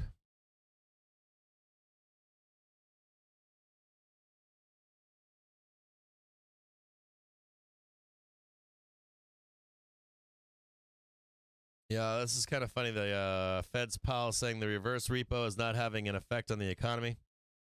I've seen volumes decline since Treasury began issuance ramp up. Remember that story that we were going to crash over that? I remember. Berries. I remember that story was sold. Wonder how many subscriptions were sold for that story. Bet they were just fucking selling subscriptions all day long. They're just like Fucking yeah. Let's get some subscriptions. How do we get subscriptions? We'll tell them that the Fed reverse repo is going to crash the stock market. It's going to go down to fucking 2,800.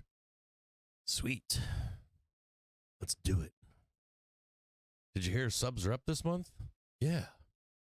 You did a great job. What were you selling? I was selling market crash on reverse repo.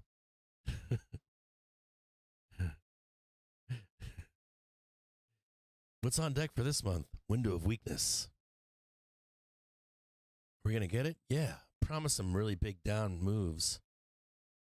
And if we only have a small down move, we'll still say yes. Look, we still went down. Just wasn't as much as we wanted. These pesky bulls.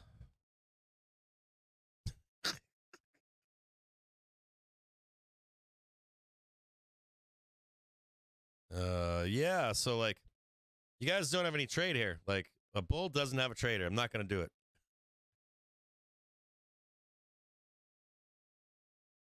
Let me look at Schwab in the background, and I'll tell you if I'm going to do it for you right now or not.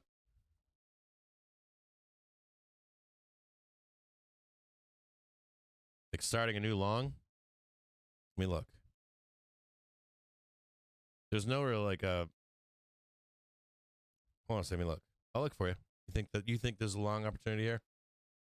There is a long opportunity here for Schwab. Yeah, you're right. There is.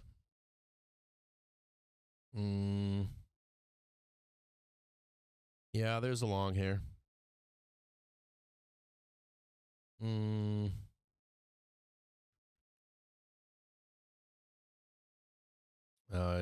can long it right here, but have a hard stop below 53.61.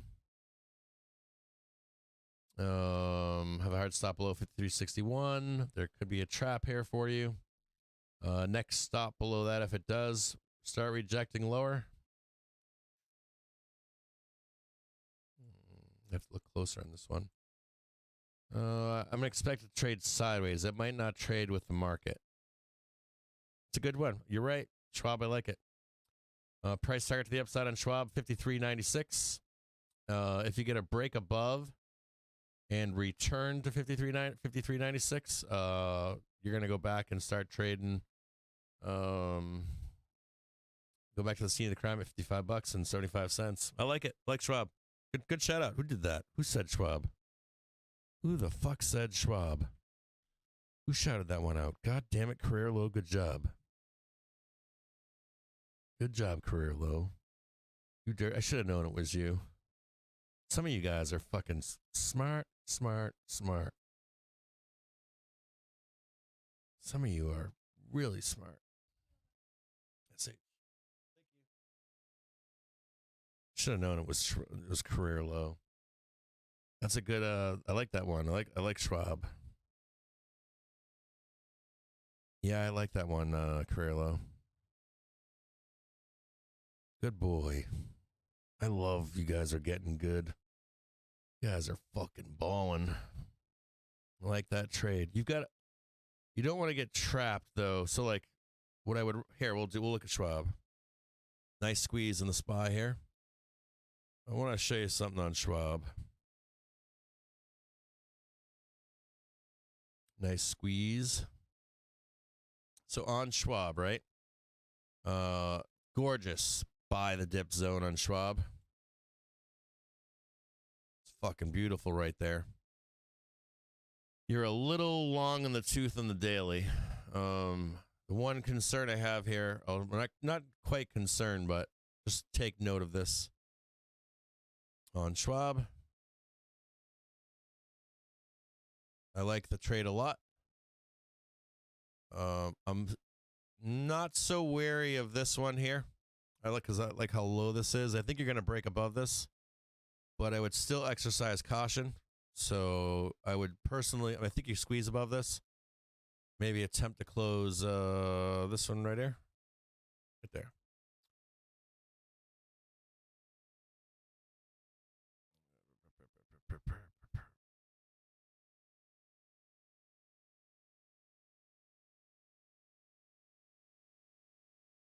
Some kind of double top, and then you get your move higher. I like the squeeze above here.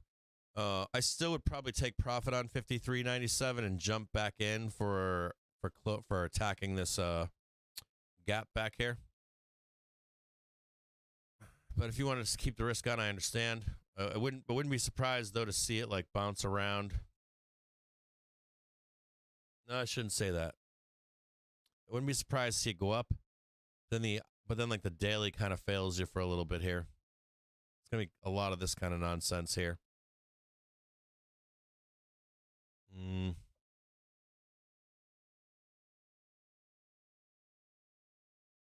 Something like that. It just kind of fucks around until the daily can catch up to you. But I like it. I'm bullish. The one thing I would say to you on being bullish here is make sure you're not like you don't want to see the rejection down below. If at any point the market turns on you, it starts rejecting, pull the plug. But I like it. Good ticker. Like it a lot. Yep.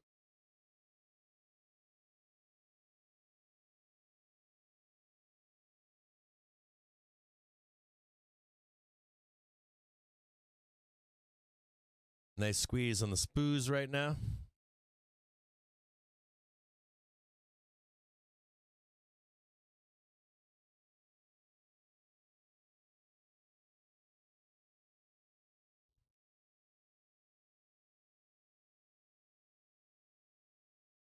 Yeah, dude. SPY looks like it wants to squeeze big time, doesn't it? SPY, same thing, man. Its hourly velocity is at the bottom end of the channel. SPY's looking extremely bullish here. Normally I would take this trade, but I'm afraid of a bull trap in here, so I'm not taking it. But I understand why you are. I see it. I mean, I fucking see it. If you're trading it, congratulations to you.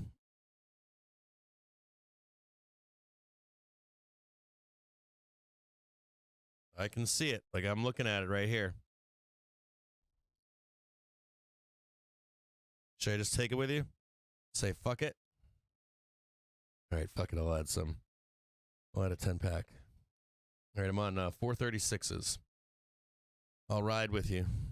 Not many 10, that's it. Yeah, fuck you, I'm in the water. I'm in the water. I'm in the water with you. Not just the toe. Just the toe, that's it. No, I haven't changed my mind. I think there's a fucking trap up here. Right there. I wrote it right fucking there. I wrote it for you. I would have deleted it. It's a trap up there.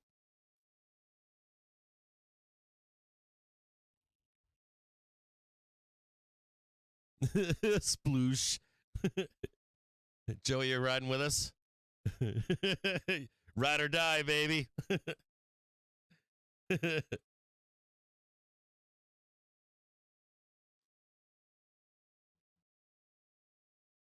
Yeah, if we roll this here, it says possible bull trap. If we roll that, I'm watching it right now on NASDAQ. If they roll us here and we get a rejection, if we go up here and they start to reject us to the downside for this move, I will go on puts there. Yeah, fuck yeah, I will.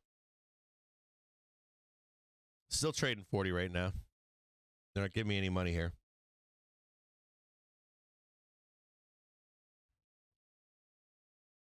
I'll switch that shit to sell. 41 cents right now. I'm watching for the reaction on the 15-minute NDX chart. HYG bounced right off that 74.41. It's now bouncing off 74.56. We're watching the reaction on HYG. The momentum for the economy, and broad credit tightening doesn't mean financial instability. Fed's Bostic says, I want to. We want to see if we can break above 74.56 on HYG. Long enough for its effect to be felt, so prudent to wait. Some further slowing of the labor market may be necessary for inflation to. You see the flickering around right now on HYG. Resolute in keeping policy tight. Risks of waiting is that 74.56 is the I want to see a break above that 74.56 here. Maintaining a current a little bit of volatility in the market here. Falls will be a passive tightening of real rates that will aid in fighting inflation, Fed's Bostic says that supports the pause to give policy time to work and the bar to justify more rate hikes higher thanks for a few months ago.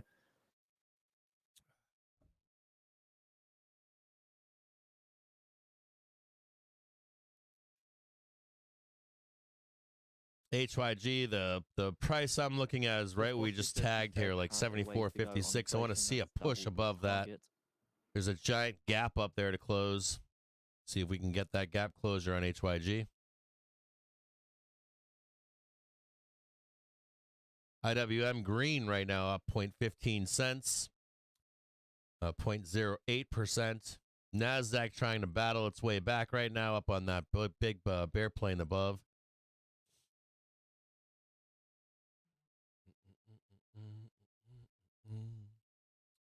See what the reaction is up here, if we can break through or not, or if they're going to roll us.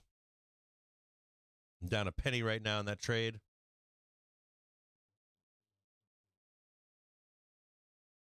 Come on, HYG. Put some risk on, baby.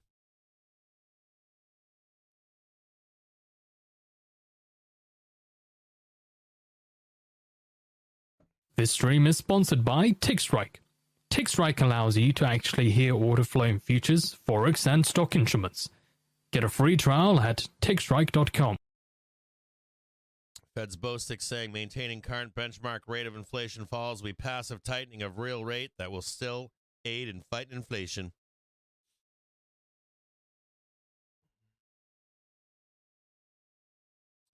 Bostic also saying risk of waiting is that inflation rebounds, but that is not my baseline. Some further slowing of the labor market may be necessary for inflation to return at 2%. Fed needs to be resolute in keeping policy tight. I agree with that. Like, I don't think we need to do it all right now, but we need to get the rate of inflation below our interest rates. We need interest rates higher than the rate of inflation is the best way to say it.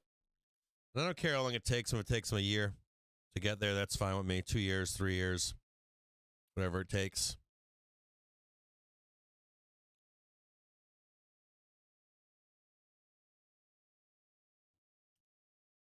You guys want me to go through the tickers with you? Yeah, we're going to find out here. We're going to fuck around up here and find out. I can guarantee it. We're definitely going to fuck around and find out up here.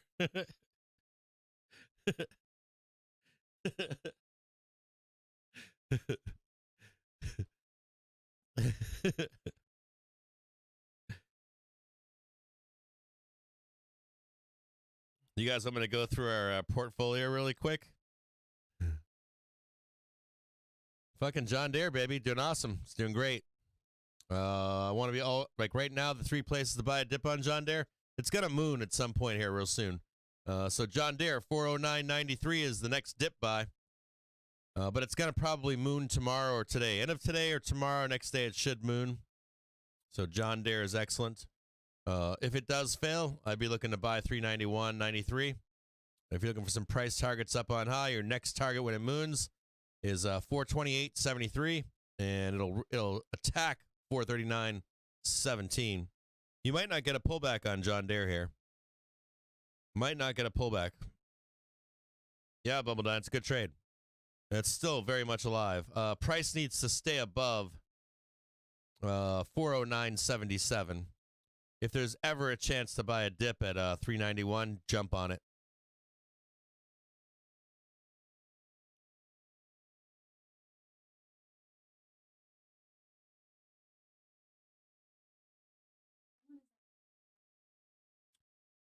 Duolingo's almost at a buy too. It's very close. Like Duolingo's getting there. I'd like to buy Duolingo at like 130. I think we said that the other day, like 130 bucks. So hopefully that's close to another buy. DoorDash. Smashing the ceiling up there, huh? 74 that's our price target of $74 to $77. It's just hammering on that door. Still extremely bullish. Toast recovering. It's recovering on its daily right now on 2137. Keep an eye on Toast. If Toast gets above 2159, it's back on the buy list.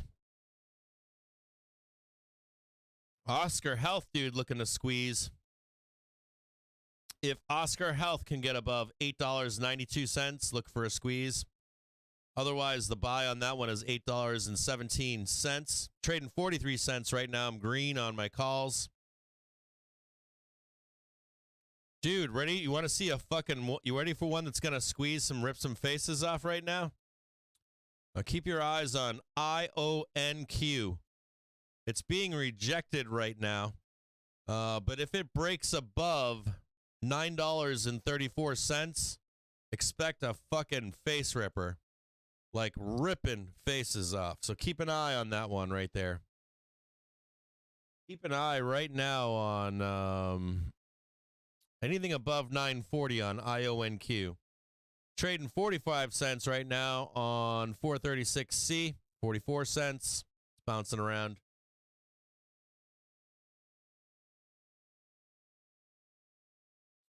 Dude, ready? FIP. FIP is ready to have an explosive move to the upside. FIP.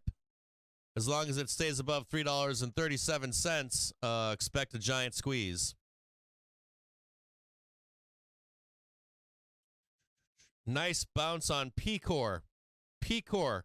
If you buy here and if you buy PCOR at 62.76, your target above is 65. But that is a great place to buy PCOR. So keep your eyes on PCOR here for the continuation to the upside. Trading 44 cents right now, my calls. HCP. It's still doing its ping pong thing, man. Could be HashiCorp could be turning bearish here. Be careful of it. You want to be buying hash. I don't know if I said buy the dip down here at 24.71, but we have to. If any of you are going to trade HCP, let me know in the chat because we have to watch that one closely, very closely, so it doesn't continue to have a downside move. Now I'm down to 41 cents on 436. HashiCorp is one that has to be. I can't wait to get you guys this fucking trade. Dude, look at this one. Shoals about to explode to the upside. Shoals, man. Right now, as long as price is above 24.82, that shit looks like it wants to moon. Confluent coming down into a buy zone right now. If Confluent can get above 33.79, very bullish on it. Smart Rent right now about to rip faces off. SMRT right now where it is, like as long as it stays above $3.38, it's going to 3.75.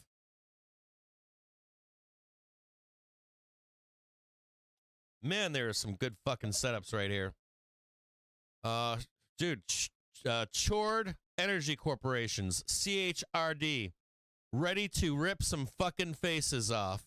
It's currently trading 151.85 as long as it stays above 150.62. Price target, man, 155.74 at least, and maybe even higher. Another price target for it, easily 161, 164. That's CHRD. That one wants to go to the fucking moon too. Sorry, but it does. CHRD. Another one that's coming into a new buy zone is GitLab, GTLB. Today, tomorrow, 44 bucks. Look for a dip and rip on this one. You can pick it up right now above $49, but if it comes down today, tomorrow to 43, 44, look for a move on that one to the upside. GitLab. Next one, NXT. NXT, Next Tracker, Inc. They are ready to fucking explode right now. Right now. They bought, remember that green and yellow box? They bought that green box. They're coming into their hourly trigger right now. If they can get above $40.51, it's getting a giant move to the upside. Braze, they bought that dip that first green box again. Second time they bought that green box. We went over it on Sunday, I believe. So they are holding right now that $39.19. The more time they spend there, the more time they're going to give the daily trigger to come up on it and rip some faces off. Braze, baby. Long right now. They do have some hourly coming down on it at $40.96, but that daily trigger's coming up there. The moment that shit gets up there, it's going to explode to the upside too. Unity. Just consolidating. The green box, dude, like Unity is ready to go almost again. Right now, I like Unity above $39.63. I would love to buy it tomorrow for like $36. I don't think it matters where you buy it right now. It's going to the fucking moon too. We got another one. IoT, ready for another dip buy. Either above $28, $28.10. I'm very bullish on that one. Or if we can really get down to 25 flat like today or tomorrow and rip some faces off. Damn, dude. Like these things are ready to go. FLNC, Fluence Energy, ready to go. Like it's ready. It's right fucking there. Like $25 to the moon. It's trading 26.17. Needs to get above 26.45. But in reality, if I can just get like one more fucking moment of down tomorrow, we can probably get this to go to the moon. Now trading 43 cents on my 436 calls right now. So FLNC. Next one. LMND. Lemonade. Lemonade. We showed Lemonade on Sunday, and I had some concerns for you on it. I'm going to show you Lemonade real quick. Let's take a look at Lemonade because we charted this one on Sunday, I believe. I've got some stuff here for you for Lemonade.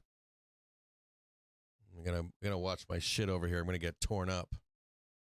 So Lemonade actually did come down, right? Bam, down to its weekly. This is kind of the last stop, okay, for Lemonade.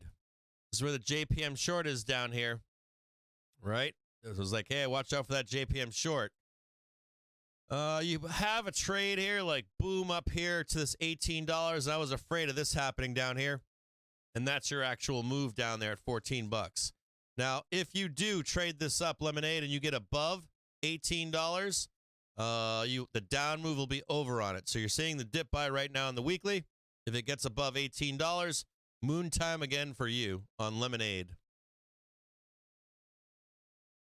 Woohoo! They're not giving me any money, but I still have calls. You're fucking paying me 45 cents right now. That's utter bullshit, by the way. 5 cents? You gave me 5 fucking cents in this trade? Fuck you, dealers. Straight up. Go fuck yourselves. Give me 5 pennies. 5 pennies.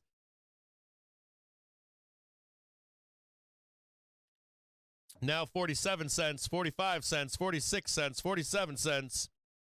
Come on, get up there and give me 50. Give me 50.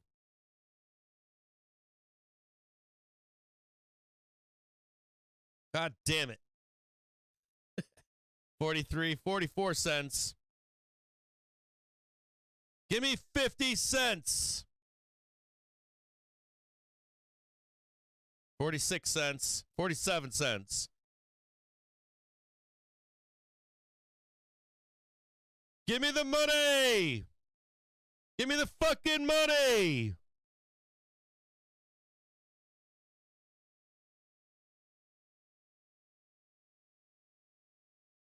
Give me the fucking money right now! Give it to me! 51 cents! Alright, I'm gonna put a sell order in.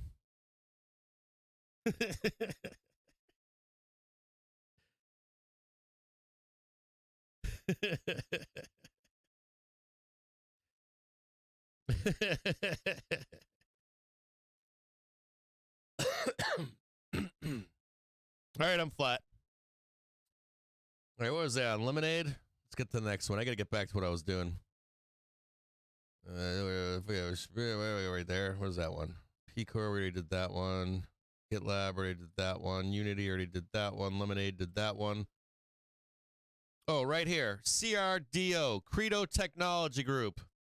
Being rejected on its hourly right now. Its hourly is $18.16. If it gets above its $18.16, long that shit. Long it. Long it to like $19, 19 and a half. Minimum. Rum trying to recover. Not looking so hot right now on rum, right? They broke below their weekly. They've had a dog shit couple days. They broke below 980, 940, 920 right now. Rum not looking too good. I am interested still in rum, so if rum can regain $9.30, I'd be re-interested in that one right there. TGT. TGT. Still bullish on it. At this very moment, it is breaking above its hourly trigger. Price target to the upside on TGT right now, right where we are. $133.42. Price target, $138.52. And the moment it breaks above, you take the money before you get there. The moment it breaks above, that shit is on. It'll be on fire. TGT is going to rip some fucking faces off. Next up, REGN. It's just going crazy right now. As long as it stays above 781.19, it'll continue higher. If it rolls below that 781.19, look for a dip buy down on 765-ish. Let's call it 770. 770 if it rolls here, but right now it's bullish as fuck. Last one, ALGM. It's trading above its hourly, right? It's like right now, ALGM, Allegro Microsystems, is going to moon right now. It is. It's going to moon. And it needs to stay above $41.26. Extremely bullish. ALGM.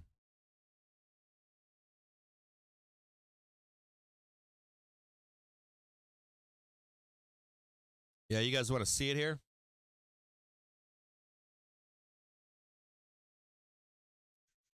So this yellow is right here. It moves as time goes on. Right?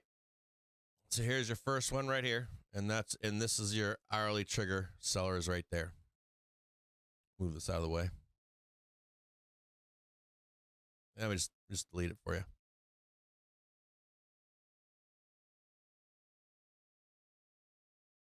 Oop. Trying to do that on this one.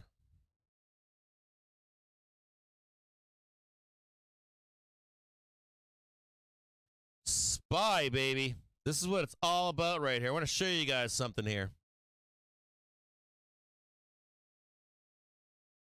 So as we come up into here, I'm going to show you guys something here.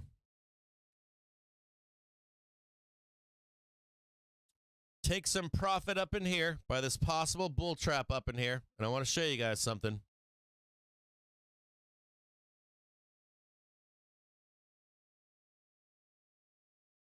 When this is monster bullish here, I think we squeeze right above it. I think we're going to get the squeeze today. We might get it.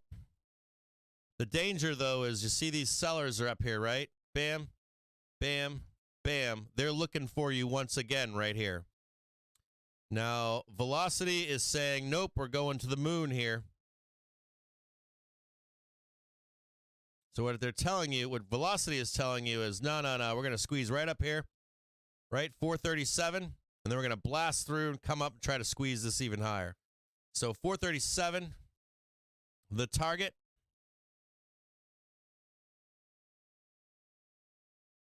Right here. So 437 right here is the target.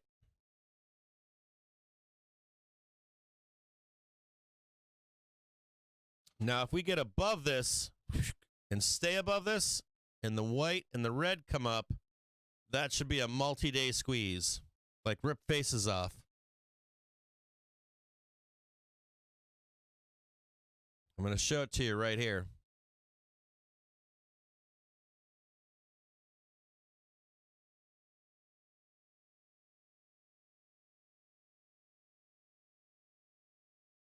But you first need price to get above.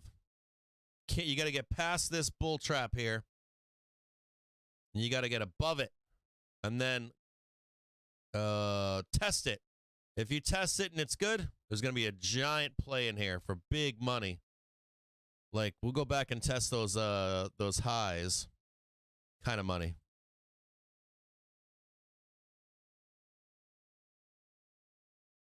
So all eyes on this right here. All eyes on this.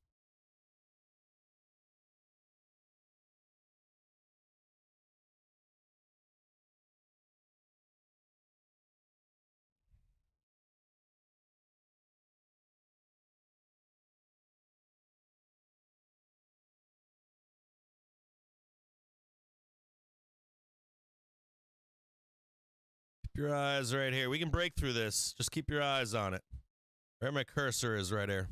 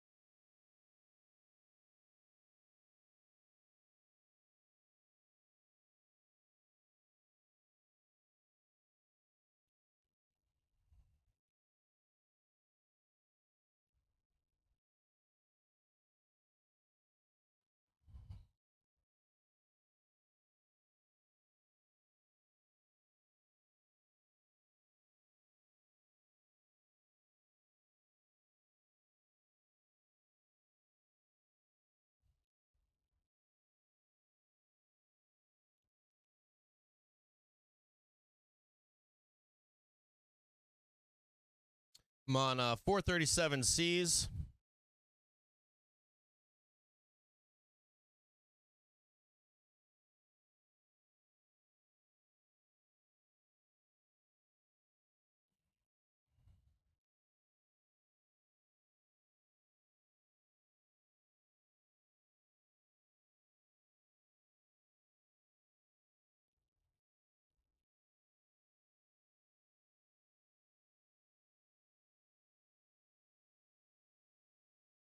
Now trading 28 cents or 23.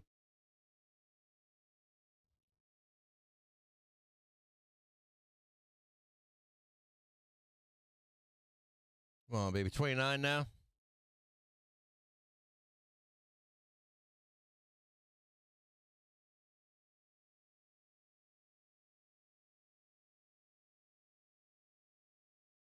Squeeze right through there.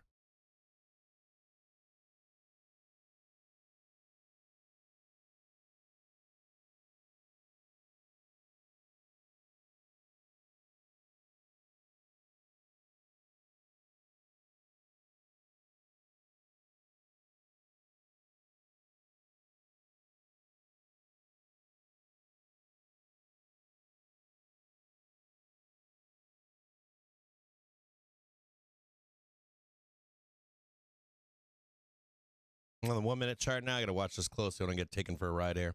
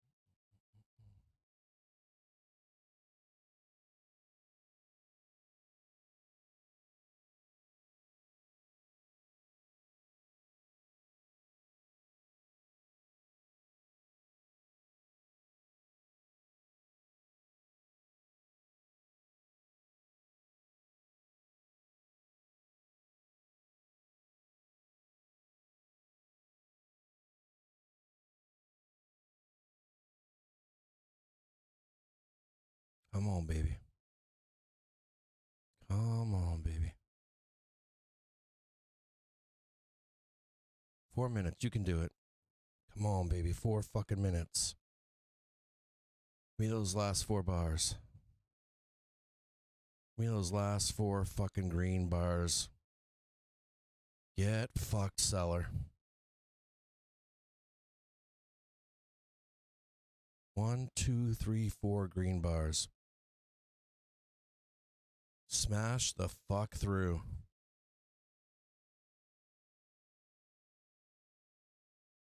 Just one giant green fucking bar, like one fat fuck bar.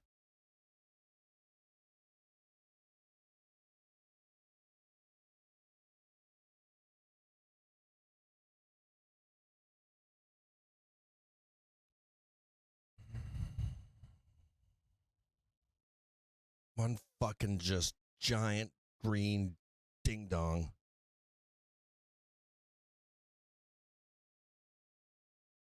Come on. Come on, baby.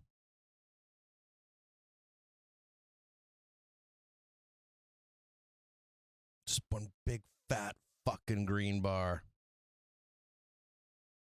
Come on. Come on, do it for daddy. Come on.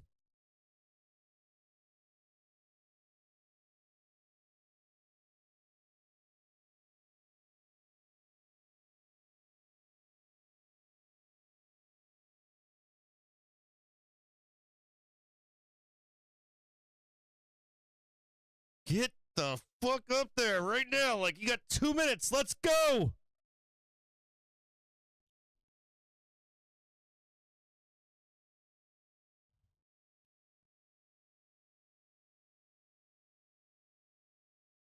Ooh. Ooh. Ooh. Oh.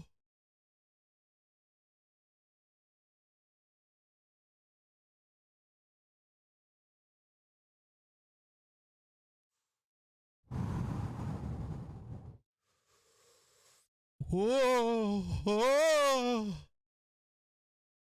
Oh. Oh. Oh. Give it to me. Give me that one green bar. Give me that new high on 438.70. Selling 28 cents on 437. Bulls. Got 1 more minute for a big green dong. Give me it. Give me that last giant green bar. Smash through. Just smash it.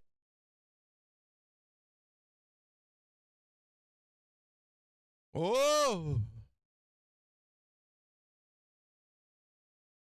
Whoa.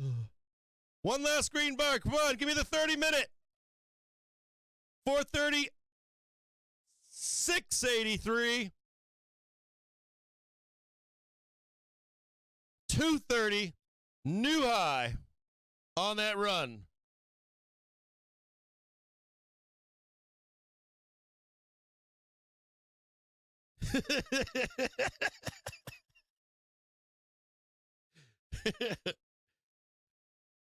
Woo! Sellers, run over. Last stand for the sellers right here. This is the seller last stand right on that tick right there. Dewey smash above the hourly trigger. Look at it right down there in the orange bar. 9 cents. NYMEX diesel July futures settle at $2.56. Possible bull trap. Don't know if it's there or not. Settle at $2. Do the bulls come back and retake the hourly? If they do, you know what that means, right? You know what that means. If they get above the pivot. NYMEX WTI crude oil. Bears in disarray. 53 cents a barrel, up $1.34 or 1.88%. I'm not giving it to you yet, bulls. You got to get above the hourly trigger. 437.04. Let's make it smaller.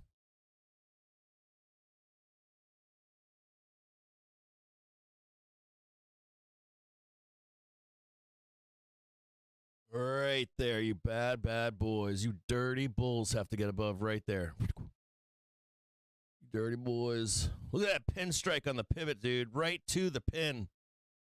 You got to get above that right there, bulls. The Bears are saying, double dog dare you.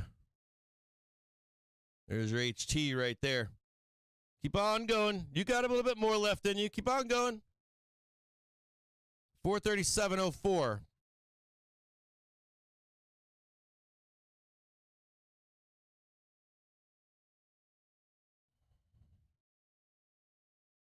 Whoa. 436.95. 436.96.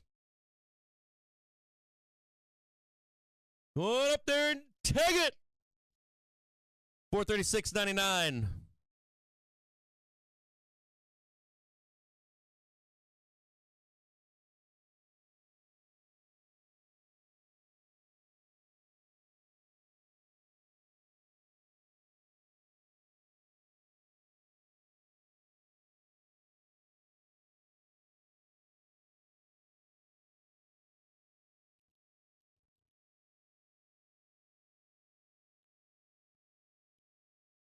Please let me delete this one. Please break above. X that right out.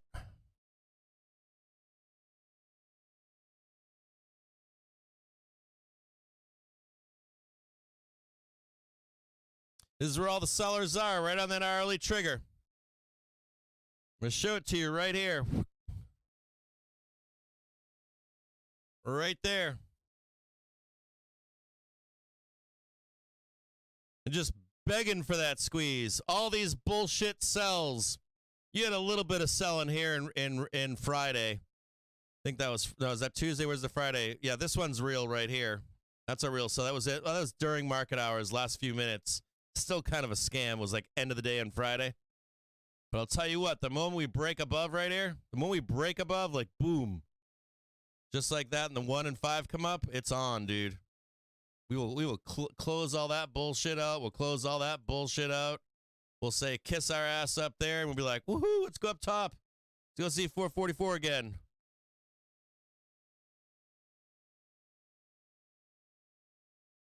Right here. Sellers will get overrun. Slamming on the door right here.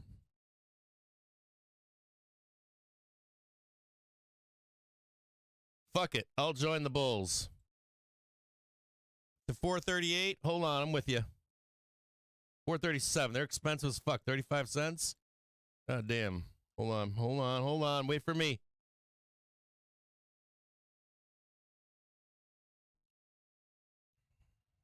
Hold on here. I'm still with you, bulls. These fucking sellers, man. These fucking bears know that we're coming for them. Hold on here. 29 cents. I haven't bought any yet, but I'm looking at them. I want them cheap. See that 436.43? So hold on here, bulls. Hold on, brothers. 27 cents. Come on down to the used car lot. Come on down to Captain Jim's used car lot. 26 cents right now. 27 cents. All right. Come on.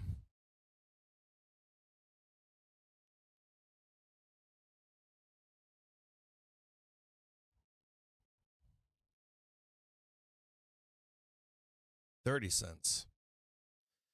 26, 27, 30, like 4 cent fucking difference here.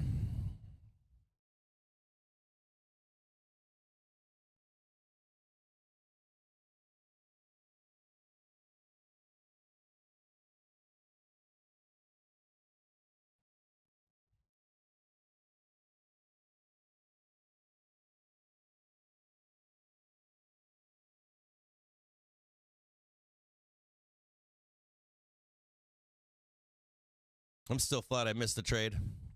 I was trying to catch this right here. I want to see like one red bar right here. See like one big fat red bar right there, and grab that. Well, maybe not that low, like right here. I don't think I'm going to get it. It's not going to wait for me. I should just buy it now.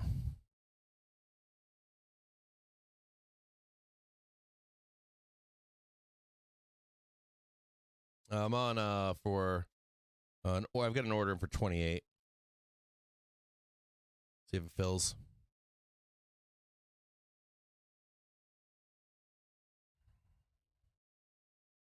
All right, I'm on 437C. Probably gonna lose my ass in this one. I probably could have gotten them for like 26 cents or 25 cents, but I don't give a fuck. See if the bulls can smash through. I hope I don't lose my ass in this trade.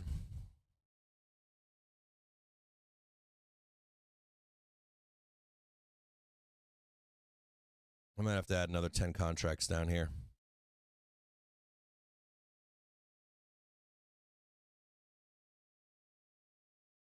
I got 24. I'm on 20 contracts right now.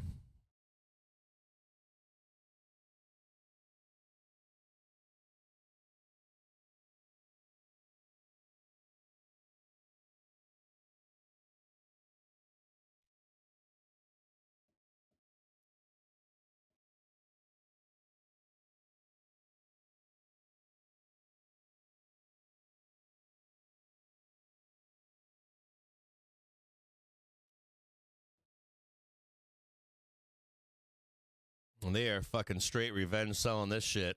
They do not want to see a break above here.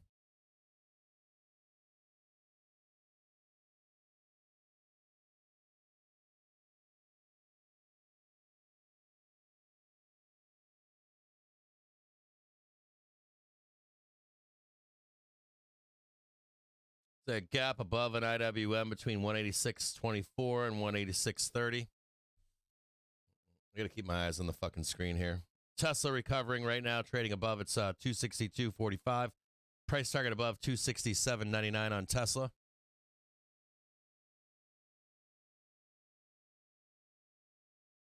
HYG still has some gap to fill above. Its gap goes all the way up to 74.75. Dixie falling. NASDAQ consolidating.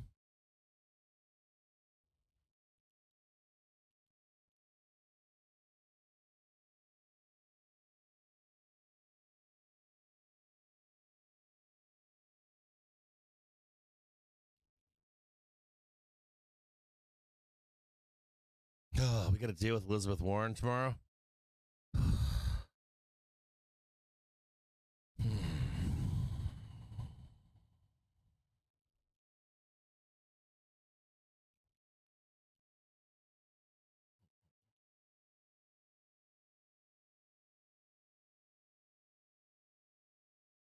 I got to keep my fucking hand on the fucking sell trigger here. This is pretty fucking dangerous shit.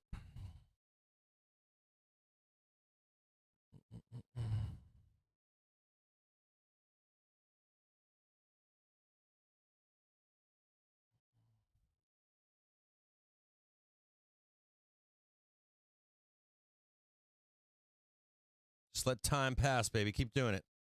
Now it's 437.02.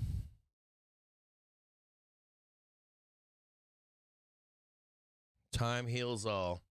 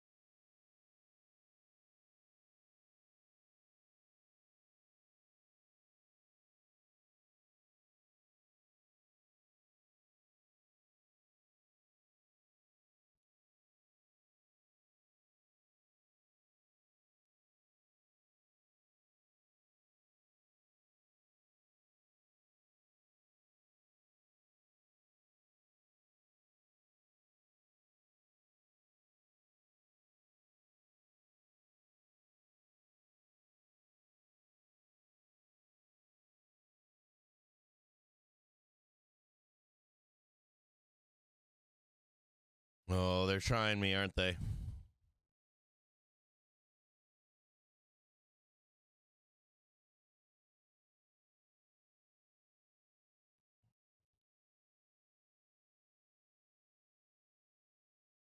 I'm going to get stopped out here.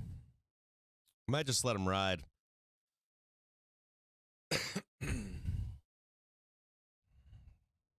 I might just let him ride. Now we're at 23, 19, 23. Might just let him ride here. I don't think I'm believing these fucking sellers. I want to see us go up there and fucking smash through it. They're trying. They're doing their fucking dart. They're doing their damnedest right now.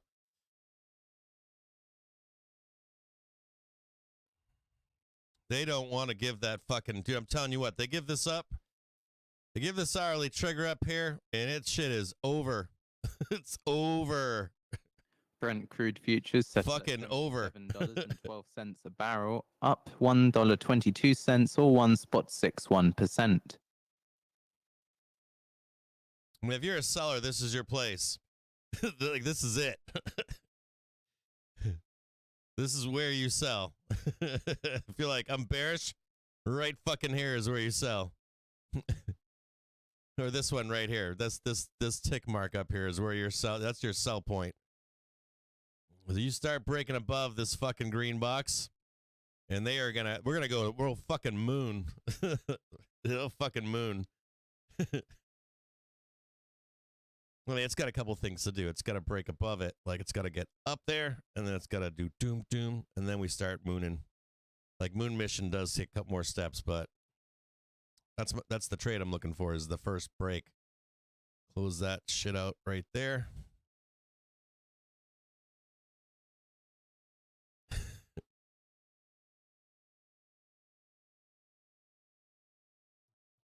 Come on, bulls.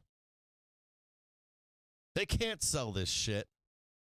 They're fucking around in futures, man. They're fucking using dealers.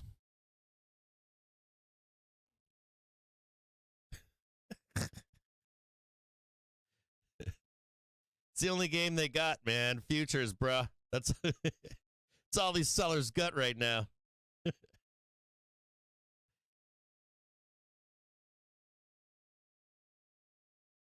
Get us in cash market with no volatility, and that shit's on like Donkey Kong. We're going up.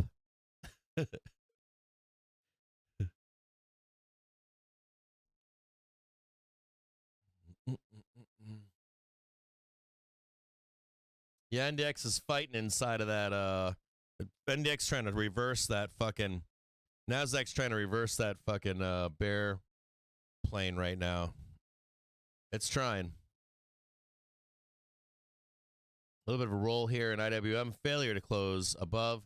We got to see how this resolves on NASDAQ. 15-minute chart on NASDAQ has to resolve that fucking bear plane on it.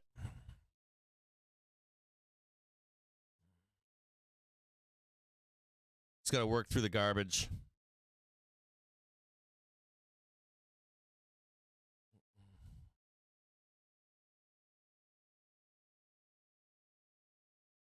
These fucking sellers want to come in here and fucking wreck. Like, these sellers are like, we're going to fucking tee off right here into fucking tomorrow. We're going to J Powell on there. Get Elizabeth Warren out there to ask some stupid questions. Yeah, J Powell wink at Warren. Warren will close her puts. They'll have a makeout session.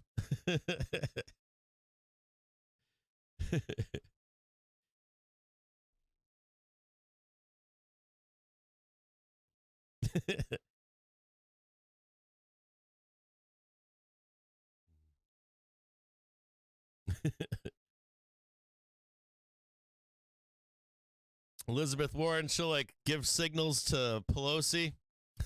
Pelosi will like blink her eyes 5 times to one of the Republicans. They'll all start closing out their puts.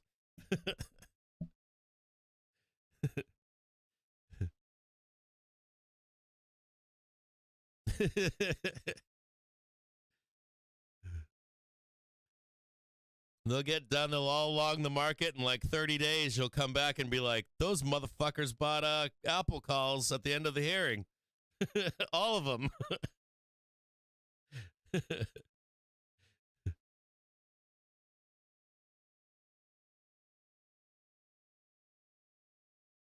shouldn't be saying that, but it's true.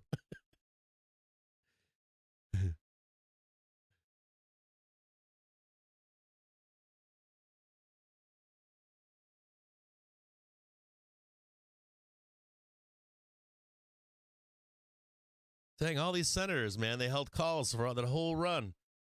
And they fucking bought puts for 3 days. Then they went back to calls again. I wonder how they figured that out. Did any of you guys get those put spreads by chance? With the put spreads we talked about yesterday, anybody trade those today? We talked about some put spreads. They should have printed, right? Well, they should have printed nicely.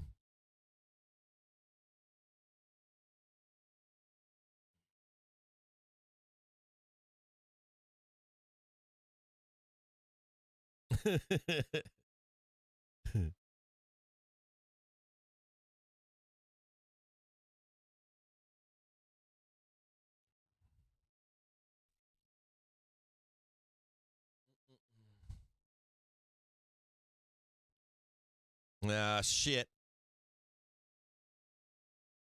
Down to 17 cents right now. We're going to bloodbath this shit, aren't we?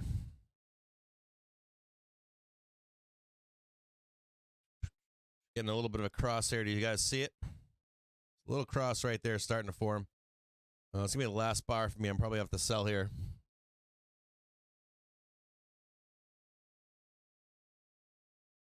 This bar turns into a failure. I'm going to have to get out of this trade.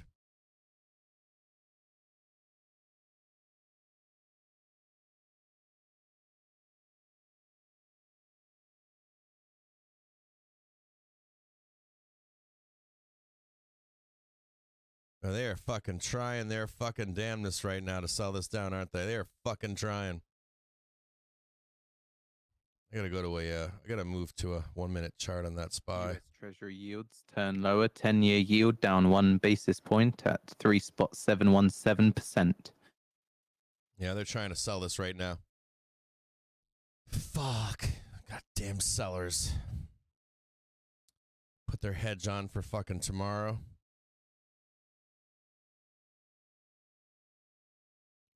I mean, what the fuck do they expect to hear tomorrow?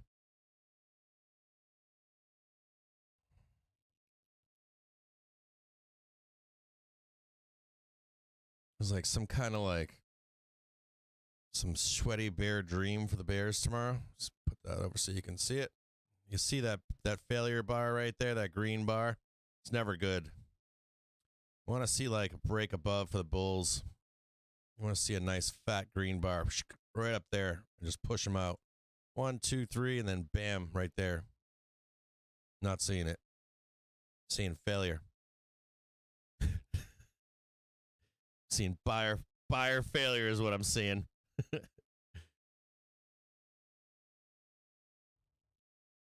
Come on, Bulls. 9 minutes left.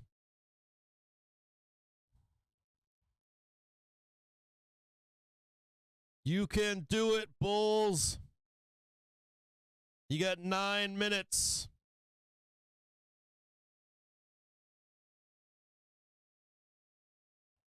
What do we got? What time was that? 2:30. Bulls have 9 minutes right now to get a new high. That's it. 9 bars. They don't have a fucking choice here. I'm still long here, by the way. They got 9 bars. 8 bars. Move this over. 8 bars to get a new high. Come on, fucking Bulls.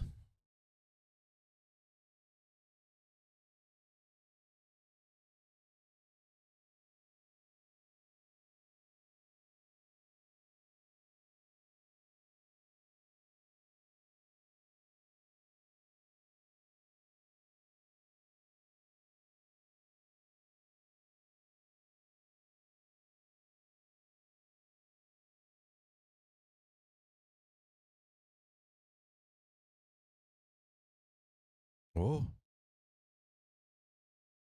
Oh. Ooh. Ooh. Ooh. SPY trading 436.65. Can they pull it off? They don't have a lot of time left. Can they do it? Can they do it? SPY trading 436.67 right now. 68. 69. Now back to 25 cents on 437 PCs. Come on, baby. Take me home. Take me up there. Smash through that possible bull trap. Get me up there. Show daddy a new high above that hourly trigger. Push all those sellers back. Make them rage. Make them rage. Come on, bulls.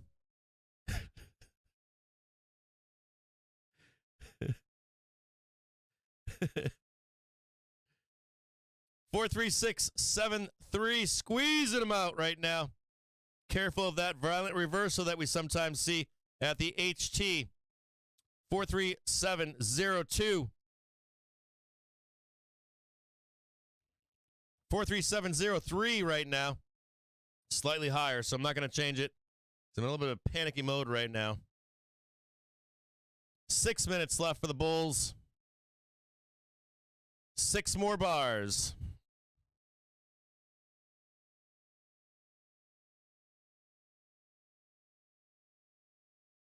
Calls are fucking jumping all over the place here. Like sweating bullets. 5 minutes left for the bulls.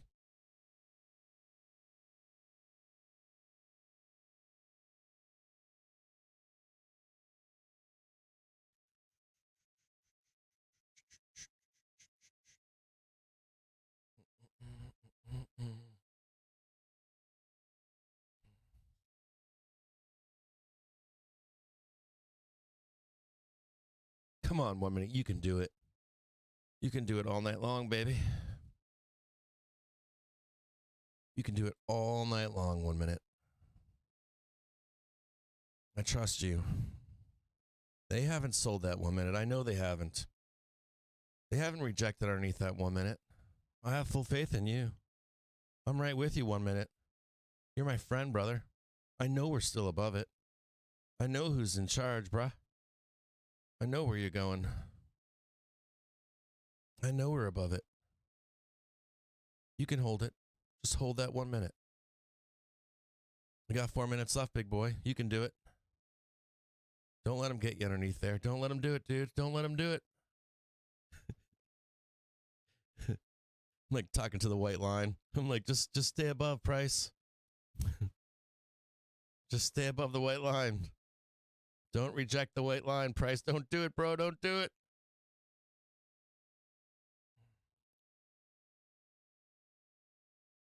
Four minutes left for the bulls. They ain't looking good right now. They ain't got much time left.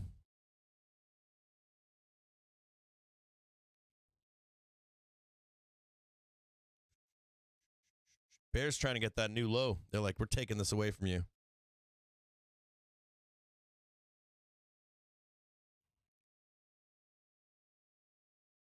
Here comes the violence. I'm going to try to bloodbath this. Watch this. Big red bars are going to try to sell it on me. Now trading 16 cents. Just flying around. Down 40%, down 60%. Flat. Down 40%, down 60%. Flat. Come on, Daddy. You can do it.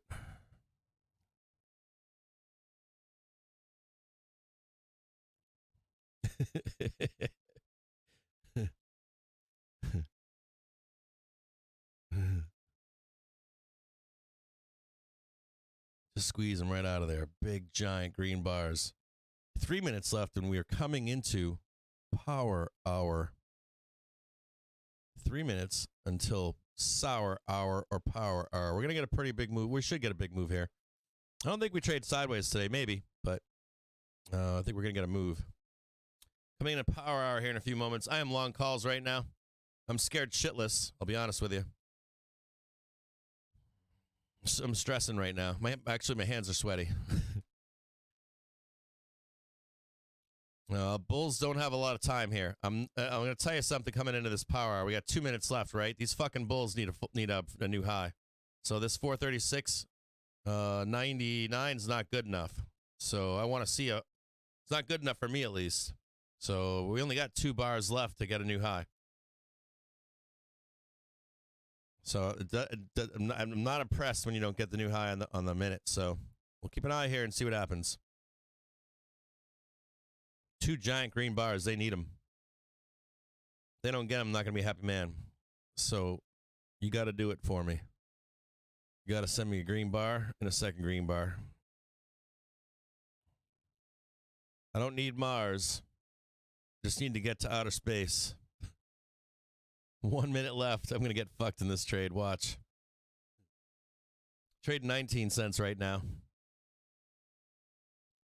20 cents.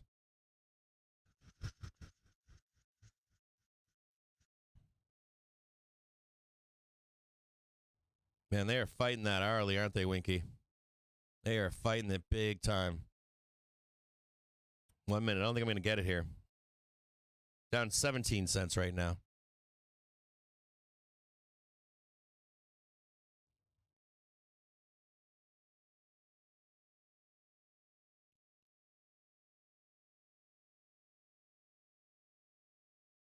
Yeah, it's not good for bulls.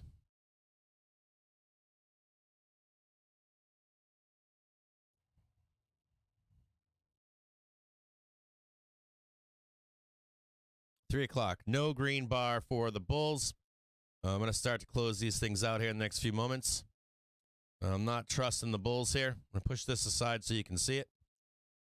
Bulls, failure to get a new high. We're going to go down and retest that red line down there.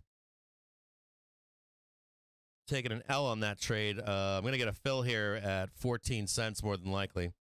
Not good for the bulls. So we will go down here and check this red line down here. Bulls losing the half hour. Not good. We will go down here and test this. So we will trade this. More than likely, like almost 100%, we're going to trade this 436.06. Good try, bulls. Good fucking try. Taking an L on one big trade today. That's not good. Made some good money on 3 other trades. So I'm happy overall. I think 4 trades. I haven't looked at my thing as of the moment, but I did lose significant money in here. I lost about 10 cents on a trade. So not fucking good. Not happy. Bulls losing the half an hour. We will come down here and we will check this red line right here. We're going to check 436.06 and see if the bulls are still alive or not. You do know that there's this possible bull trap up here. It's not easy to get above this right now. I think we break through it, but I think it's closer to tomorrow. You know we've got vol with Jerome, so we'll likely trade something like this once again. We'll likely trade this tomorrow at some point. So what we'll see tomorrow is some same kind of similar setup as yesterday. And you're going to see these fucking bears try to get us down into tomorrow. Same thing, right? Hold on a second here. Let's take a look at let's give you an update for tomorrow. So, just like yesterday, right? Squeeze up, trade it down in futures. At pre-market, doesn't really matter. Bears are going to expect or want, their plan here is to sell this back down. They're hoping they can sell this back down. Now, if this holds here, you will see bulls attempt again to get above it. Into the close. Get above that hourly trigger. But I do want you to be aware that sell side wants to get down into tomorrow's Jerome Powell speech. Still have that Jerome Powell speech. That does take us down to the JPM collar down here. 431.58 is, I think, where the collar is. I'll check it right now. Let me check SPX in the background and see how close we are to it. We're trading 437.8, 7489 on SPX. You know they want to get down there to that collar if possible. Still no new low in the day, so you don't get your bear music from me. But this collar, I think it's down here. I could be wrong. I might have done my math wrong. If I did, correct me. The daily trigger, though, is the big move for bears. The one that they want is this daily trigger right here. This will be higher tomorrow. It'll be at like 428 and change, almost 429. So they're looking for this big tag for themselves tomorrow, into tomorrow's at some point tomorrow with Jerome Powell. So they're going to try to take this bad boy down. I would look for major support here on this collar. This is going to be like a magnet, right? Trade down here, and to break below, it's going to be hard. It's going to be hard. This DT should be right around here. We do also have another point of interest below. We've got a, let's see if I can find it here. There is or was a, there is or was a, where is it? There was a gap that we left behind. I'm not seeing it right now, but I swore there was a gap down here at 425, 426. So that might be your other, point of interest into tomorrow. So these sellers are going to try to get down here. On this 5-minute chart, bulls are still alive, believe it or not. They're actually still alive. There's a 5-minute chart right now. Bears need to get underneath it. If they can't, and bulls can come back, we can go up here. So we'll keep our eyes on it. We're going to stay on this right here and see if bulls, and see this right here, they're trying to get right underneath this. Sellers want to get underneath this and destroy bull plane. So they want to get the red bar under, red bar under, red bar under, and get that collapse into the close.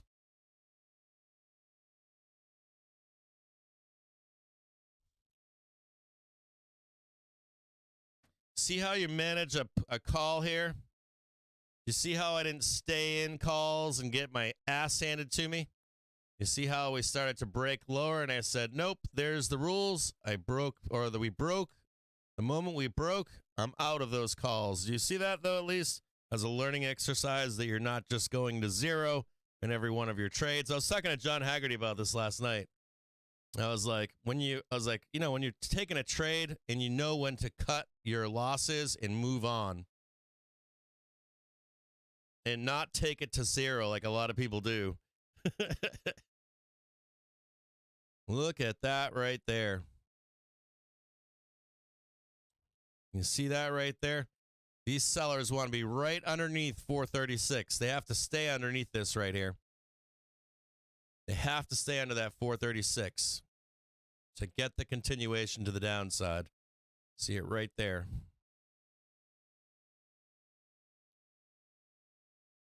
They can tee this off into the bell.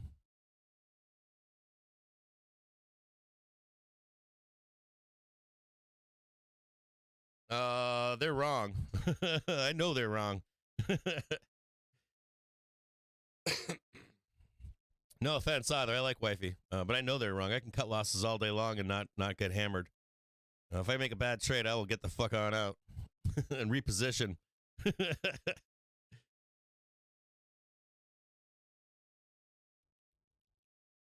Or you can take the other side of the trade. I shouldn't say that. There's another aspect to this. It depends on how you're trading. If you're like shorting, or if you're selling futures and you want to buy like the S&P 500, the SPX or something like that, if it goes against, if you're like selling and you want to buy the SPY or buy SPX, take the counter trade, that's fine too. You can do that, but not what I'm trading. So I'm trading options, so I can't take that. Well, sometimes I do. Sometimes I will. If I'm still sure of my position, sometimes I'll turn it into a strangle or a straddle. But that doesn't always present itself as an option to me. I think it depends on what you're doing. That does hold. I shouldn't say he's wrong, because he can be right if he's taking the other side of the trade at the same time. Bull's trying to hold it together here. Keep our eyes on this into the close here. See if this 6 EMA will come down and rain terror down on the bulls. Me keeping my eye on this right here and see if they can rain terror down, get price, bam, bam, bam, bam, bam, bam.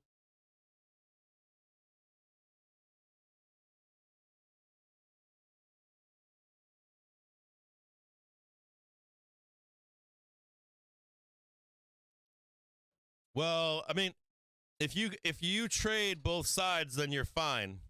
But if you're just trading one side, you got to cut your fucking losses.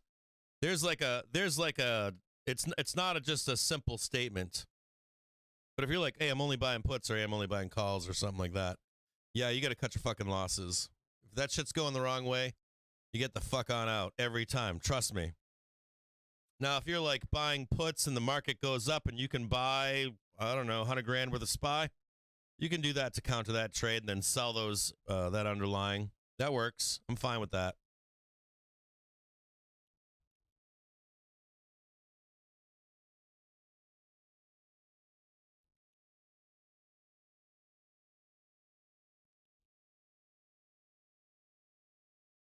Uh, 27 EMA in a 5-minute chart. 27 EMA in a 5-minute chart. This is the master and commander right here. This big white line right here. This is all powerful, all masterful. Price below it, you're bearish. Price above it, you're bullish. Pretty simple.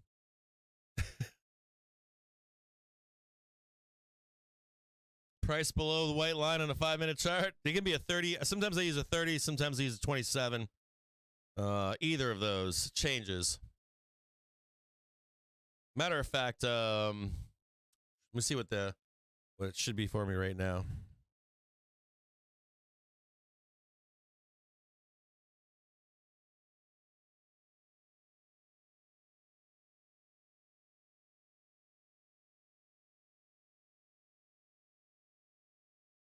I'm going to change it right now.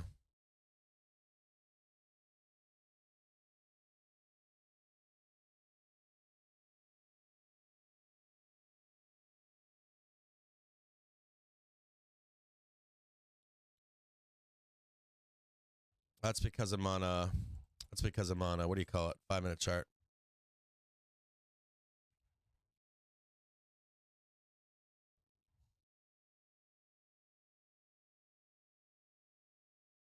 Actually, this one here I should be changing. 6, even smaller.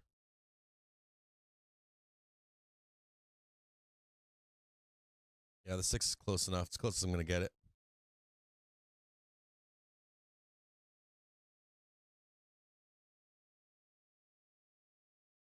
Hourly trigger. Sold on the hourly trigger. Possible bull trap turned into a bull trap, right? Bam. Trapping the bulls.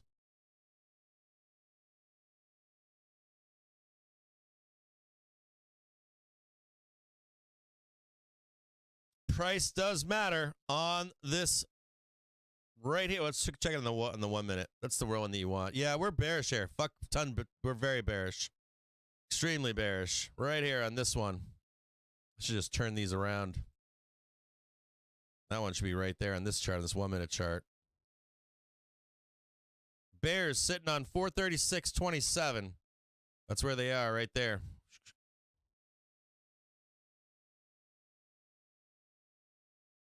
Or not bears, but sellers. Sellers sitting on 436.27.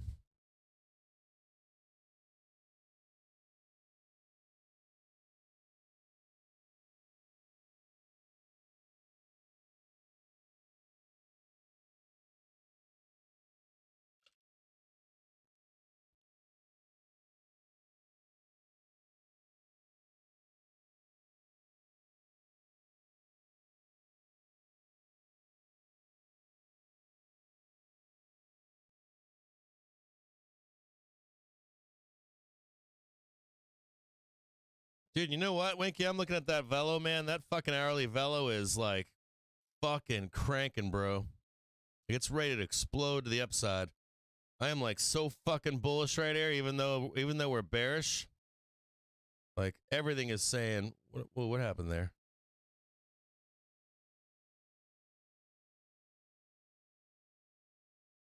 Oh, wait a minute.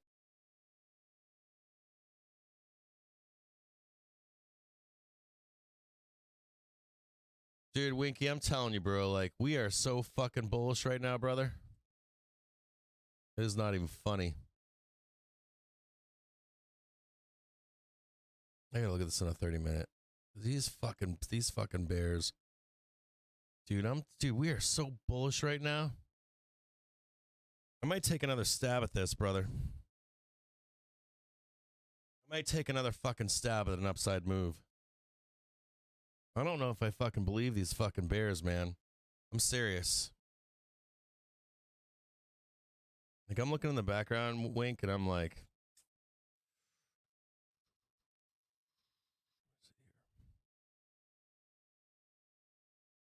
I don't know if I believe these fucking bears, man. I don't fucking think I do. I don't fucking believe them. I'm long on 437C.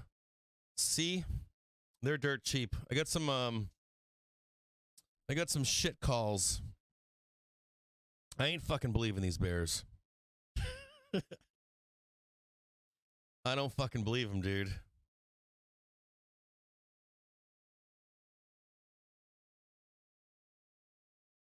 I ain't buying these fucking I ain't buying them. I think this is a scam. I'm in calls right now. I'm taking another stab at these fucking bears. I ain't trusting these bears.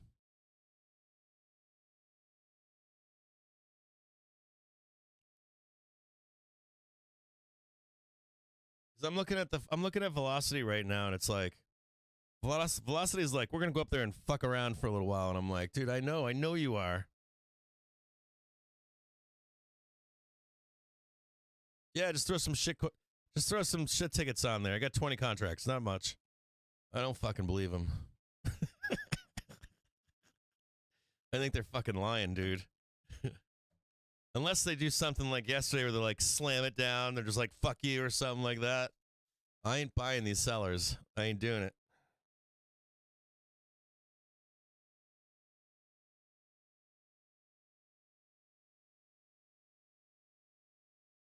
Hold on, I gotta get some cool air inside my office.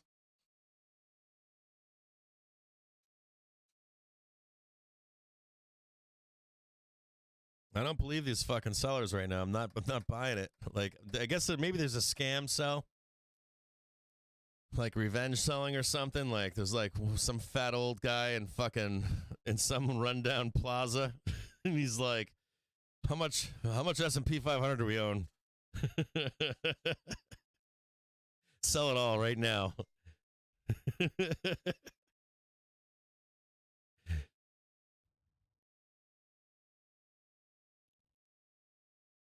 I ain't believing them,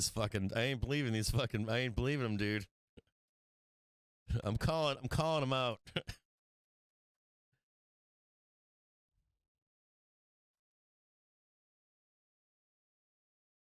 I trust that Velo, dude. I fucking trust that Velo, man. That shit works more fucking times. I'm not fucking believing these fucking bears. I ain't not like these bears, these sellers. I ain't believing them.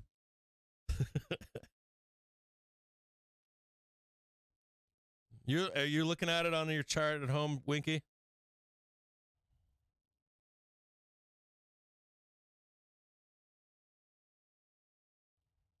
Are you looking at it at home, brother? Or in the office?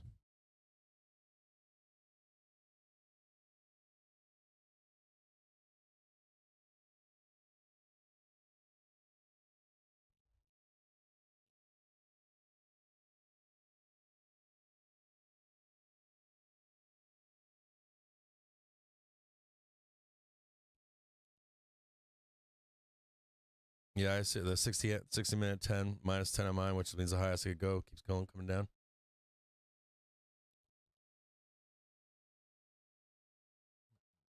I want to see if this works into the bell.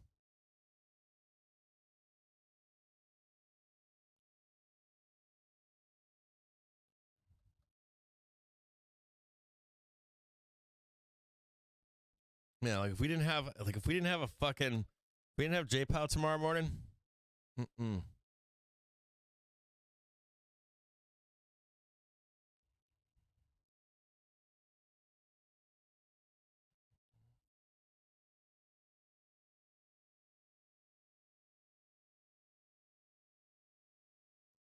Look at Vix, man.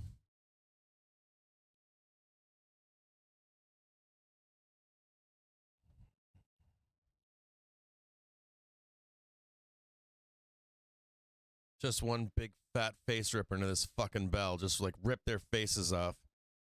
Just one giant fucking face ripper.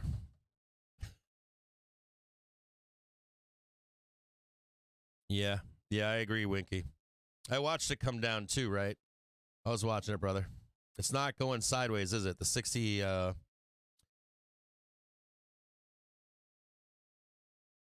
HT is not flattening, is it?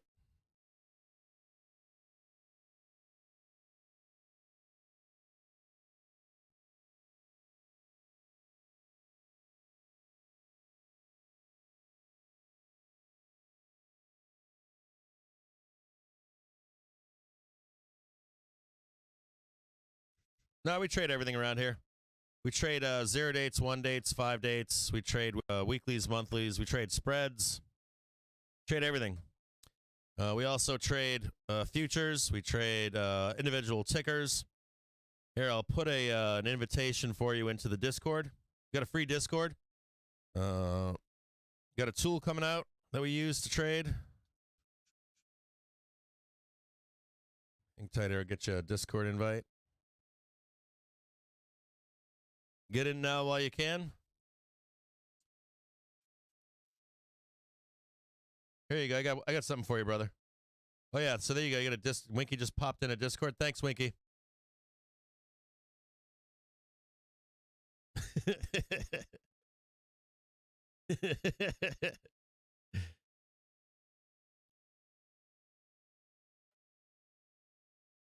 CFLT, baby.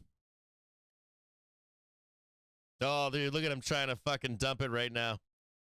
They did this bullshit yesterday, too. Just rage selling here. They got 4 cents left on those 7 cents 0 dates here.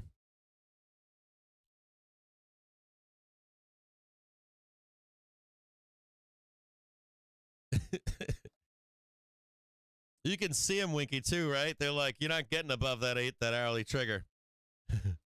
I'm watching it in the background right now. Like, there's no way you're getting, they're like, you're not getting above.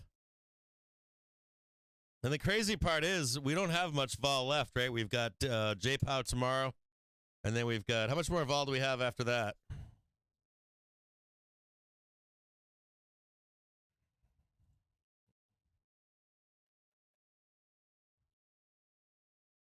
We've got claims tomorrow at 8:30. We got Chair Powell at 10. I don't care about Messer or Barkin. We do have S&P PMI on Friday. That'd probably be the last vol. I saw you say we have two bad days coming up. It's like Thursday, Friday, but do we have much next week? We got nothing scheduled for Monday, the 26th. We got nothing huge. We got consumer confidence at 10. Durable goods. Plus minus transpose. We've got Wednesday. We've got retail inventories. I guess next Thursday on the 29th we've got claims, and then we've got PCI. Maybe that's the trigger, Winky. Not PCI. PCE on Friday the 30th. So we come back from PCE on Friday, and then we'll take that long trade for the 5th.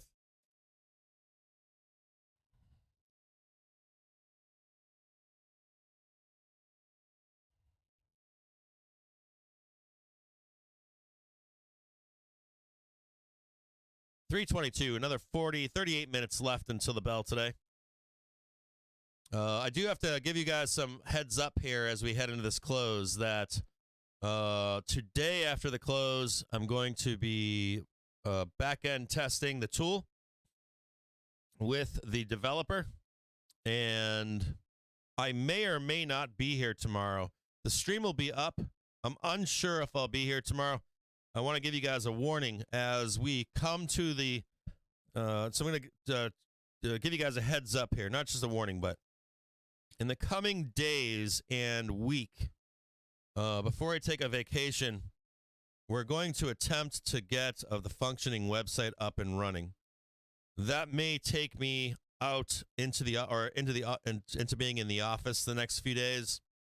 So just from now into the start of that website launching, you're going to see less of me for a period of time. It'll probably cost me a lot by not being here every day, but the stream will be up either way. You can, and I'll possibly have people that will talk you through, hang out with you during the stream, to talk during the stream, stuff like that. But I do want you to be aware that in the next coming days, maybe like, hey, why is Cap not here today? I'm speeding up a lot in the background, and as I speed up in this background, there's a lot of moving parts that have to be in place.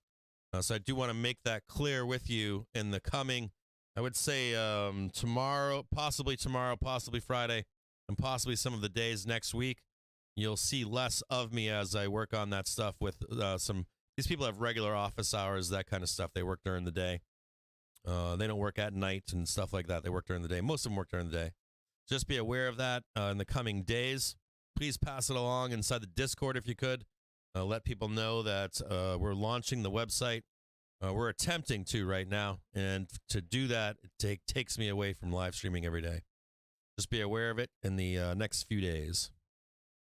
Yeah, the stream will still be up. You just might not. You might see me working in the background in the office, stuff like that, making phone calls, working on. I have some shit I got to do I got to integrate Discord and a bunch of other shit that I have to do that I have not done, and I haven't had the time to do.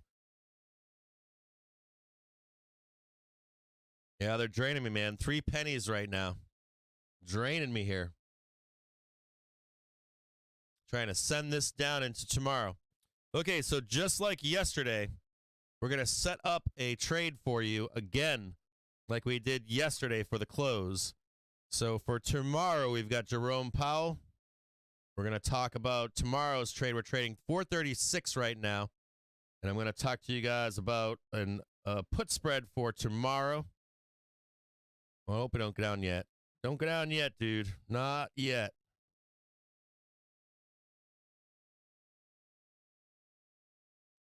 So we're going to talk about a simple put spread for you for tomorrow. We set up one for today, yesterday, and we're going to set one more up into tomorrow for an easy trade, easy money.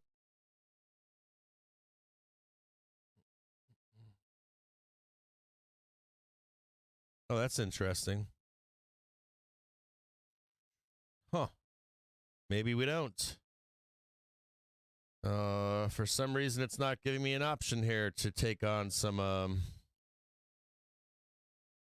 hang tight here. There might be no money left in this trade to the downside. Ah, well, fucking A.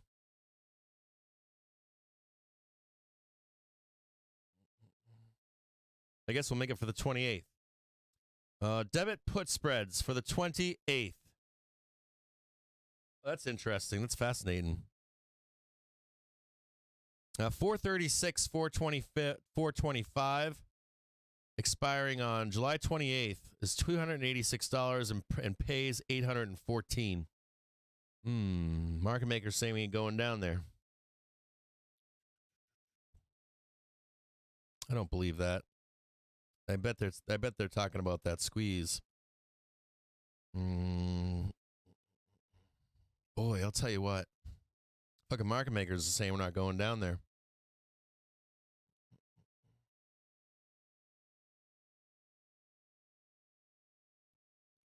I wonder what a 436, 435 pays for tomorrow. 622, 436, 435.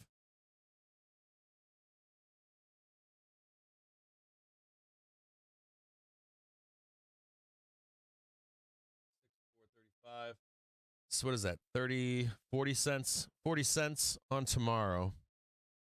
So 436, 435 put for 622.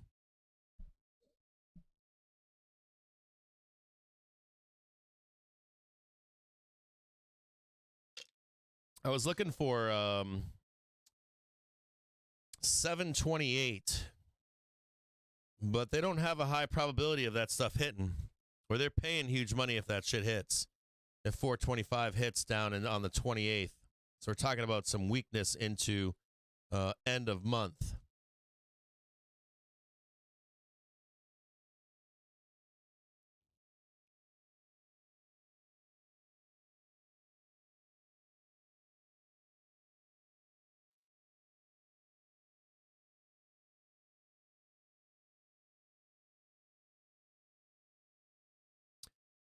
Two bear crosses coming up. We've got the yellow crossing the red, and we got the white crossing the red right here. Be careful to the downside here.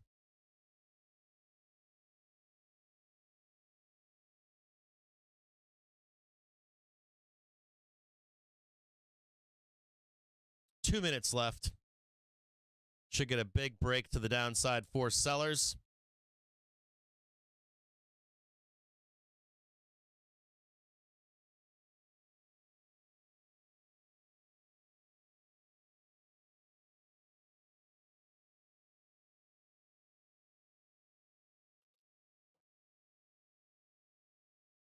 And see the big cross right here.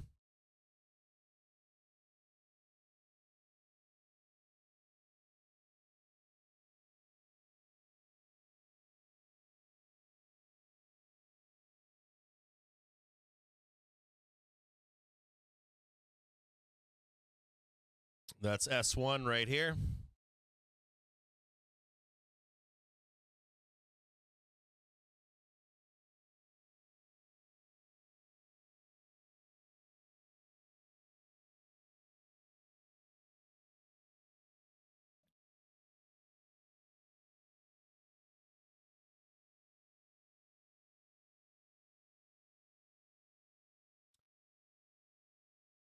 I got 2 cents left on my calls. Gonna get crushed. They're gonna go to fucking zero here. Early market on close imbalance, currently sitting up 1 billion to the buy side.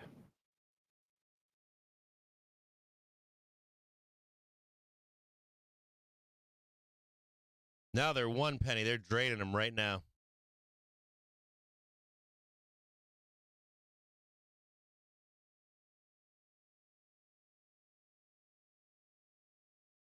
$435.61. Looking for 435.36. Full rejection right now on the hourly trigger on SPY. VIX trading 13.17. Looking to trade 13.26 right now. NASDAQ with the full rejection on the 15 minutes bear plane.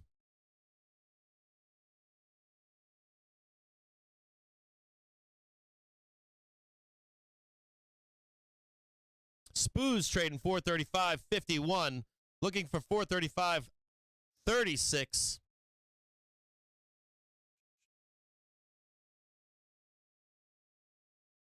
Bears want new low.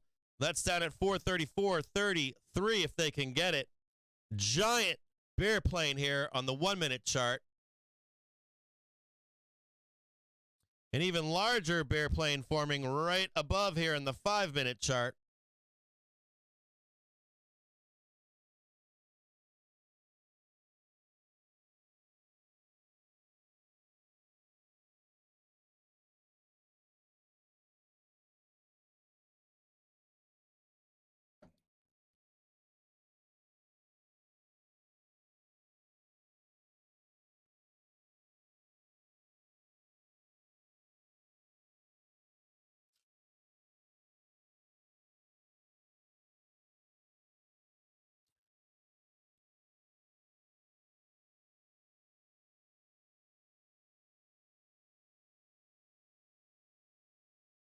According to Yahoo Finance, Fed's Bostic says rates should stay where they are for the rest of the year.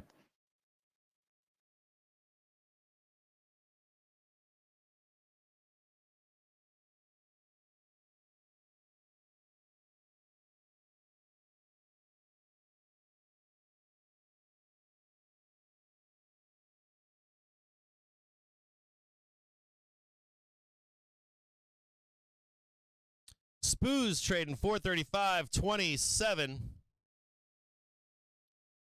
Breaking S1. Here is the new low down to the downside.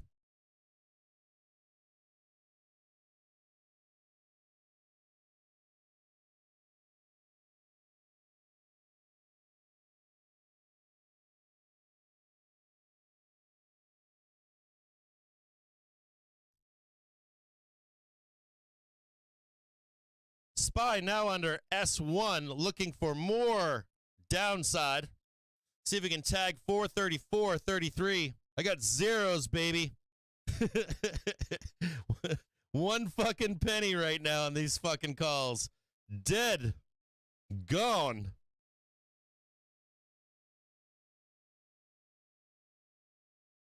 Huge huge bear plane right there.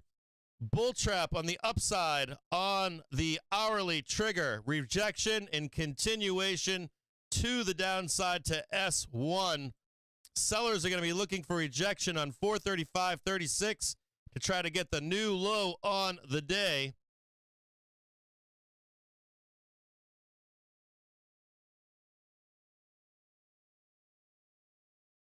Fed's Bostic says the Fed should do all it can to avoid a significant economic downturn.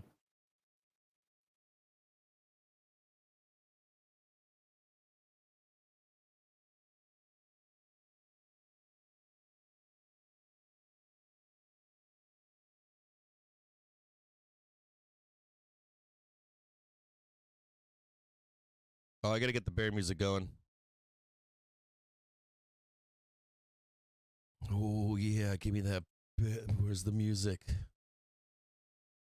If we get the rejection candle right here, we get like the rejection candle right on this S1 right here, I'm going to turn that shit on for you. Get free daily pivot points It's on cue, baby. and market profile levels by signing up at QQQ.com. Oh, come on, baby.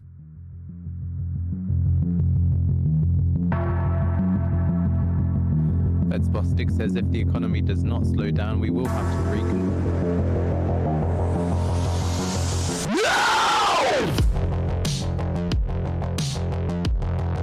Give me the new low.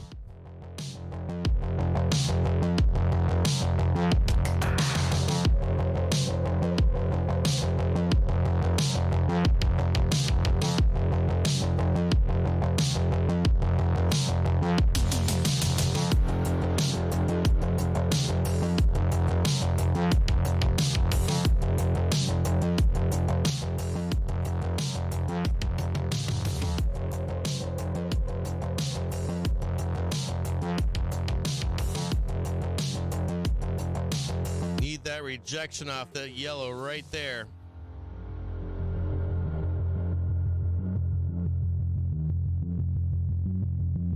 Right off that 435, need to get it.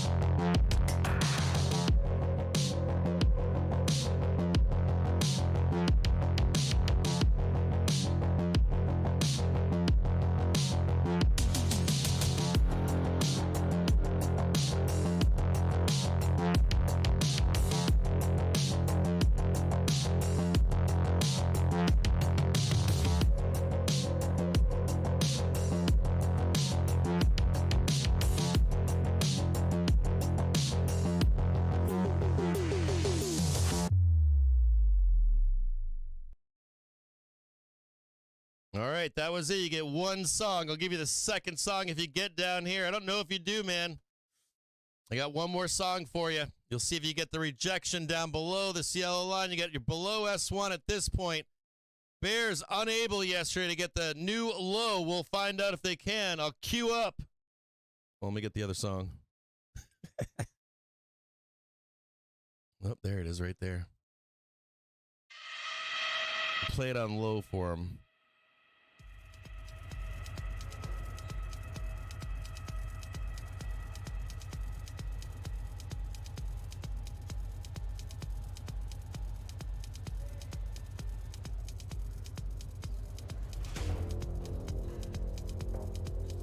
Right there.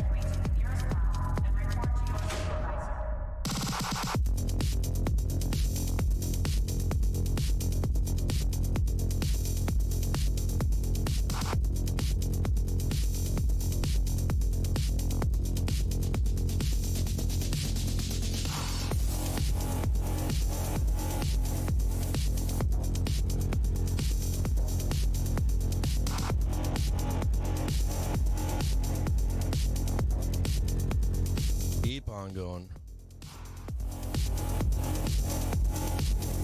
Keep on going, keep on going, keep on going.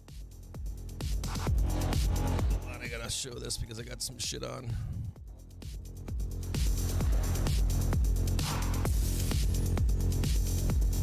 Come on down, baby.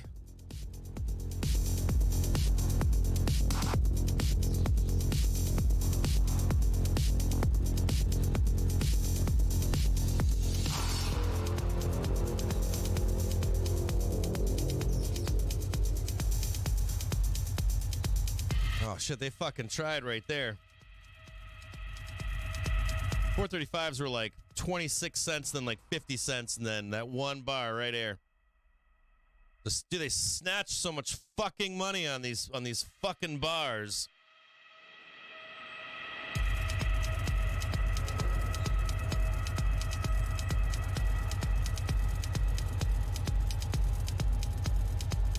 Nope, let me turn that off.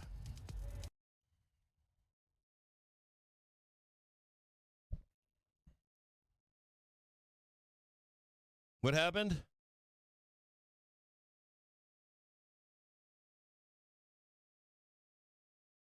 Let me check IWM.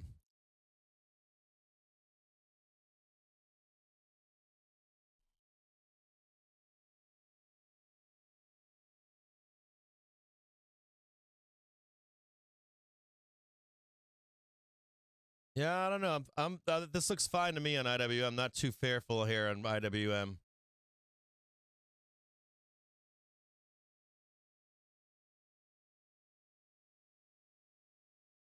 Yeah, this is a good run down here. I lost some money here, but I still think that's in play.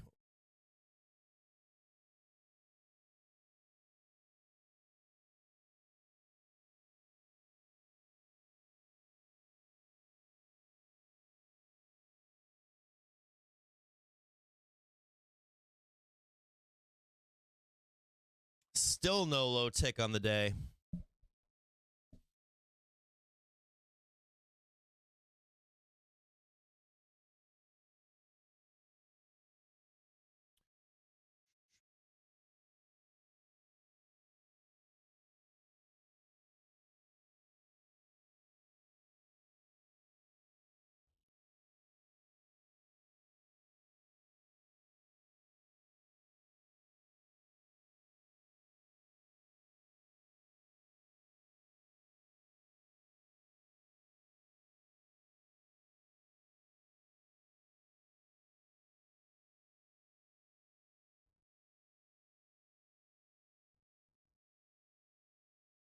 Yeah, I'm looking at it right now, Joe. I'm like, do I buy calls again down here? I got torched some calls, bought puts for a minute, and then fucking I'm looking at calls again going, man, I want to buy these fucking calls so bad.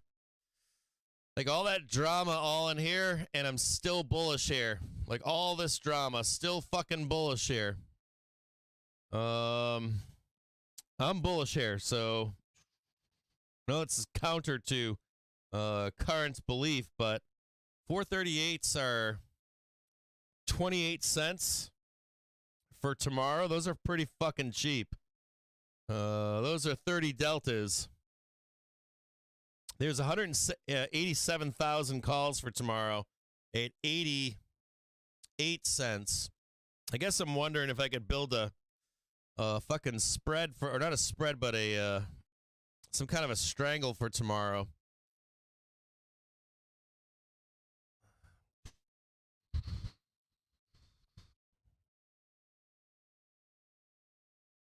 Like, here's the daily trigger down here. 427s are, like, so 427s for tomorrow are 2 cents. I shit you not. 2 cents for tomorrow for the 22nd. They're 2 pennies. 427s. So they're telling us that we're not, here, let me look at this with you guys. So 427s, right? So this move down here for tomorrow is, dealers are telling you we're not getting down here. So 431s for tomorrow are 10 cents. Dirt fucking cheap. A put for tomorrow is 10 cents for down here.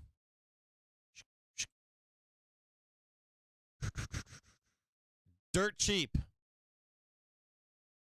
So dealers are saying no. So either the dealers are wrong for tomorrow. Either the dealers are wrong and we're going up and this is just more bullshit. And calls have some weight on them for tomorrow. 438. Hang tight for 1 second, please. So, you know, I'm going to build a trade here.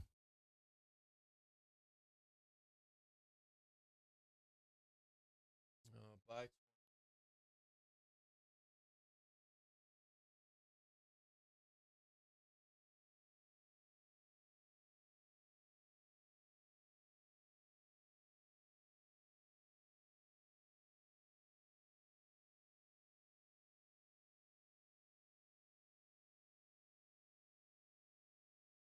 So a 438C is 27 cents, 28 cents, and a 431P is 10 cents. So 38 cents for a move tomorrow.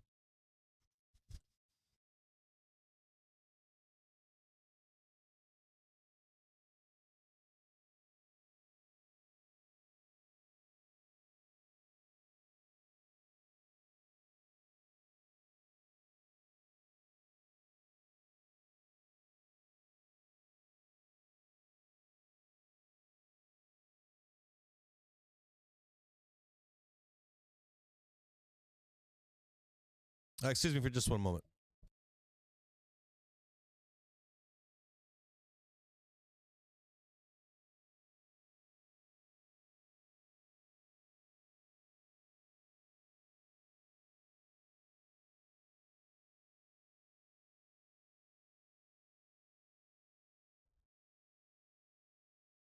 So I put an order in for 438C and 431P for 20 contracts on each. 431P and 431C. Excuse me, 431P and 438C. My point here is that I'm looking at, so the reason I'm saying this is because I'm like, bears want to get down here and nail this daily trigger.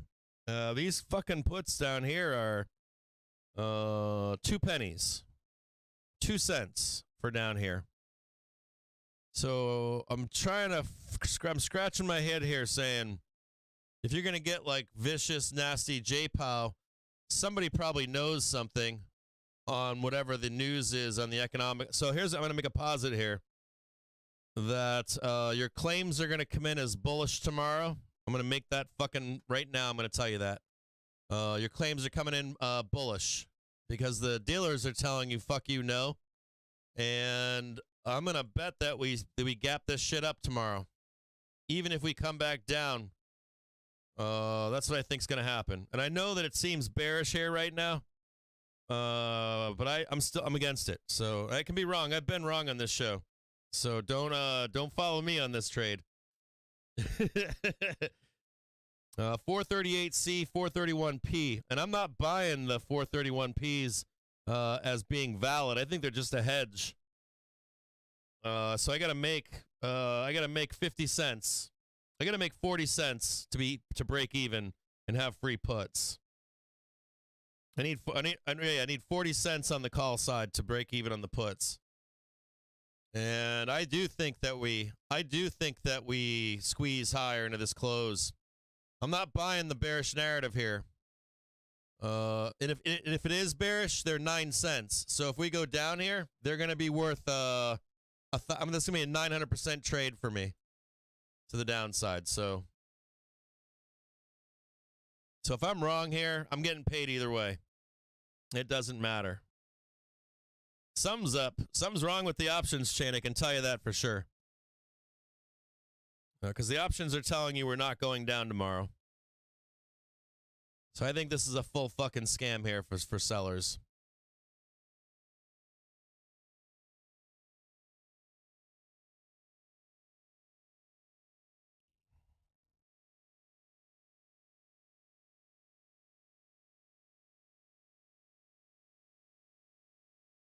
What do you want me to see here? So that's my trade for tomorrow.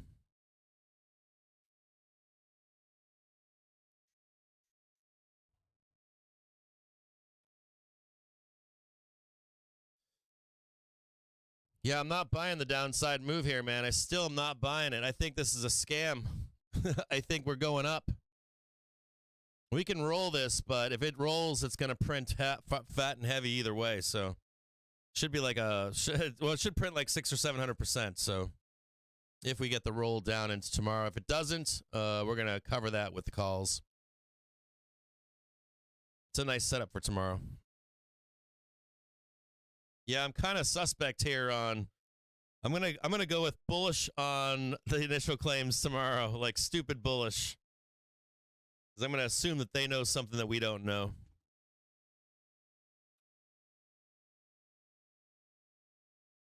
I'm on 431 P's and I'm on 438 C's. And I'm really like questioning here. Like, I'm like, in my mind, I'm like, okay, so if we get a bad claims number and then we get J-Pow or something and we go down,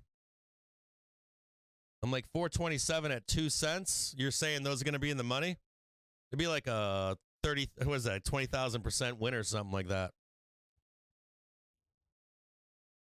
So I ain't buying it right now. I think we're bullish here, and I think it's bullshit what just happened. Not bullshit, but I think it's I think the move is higher, not lower.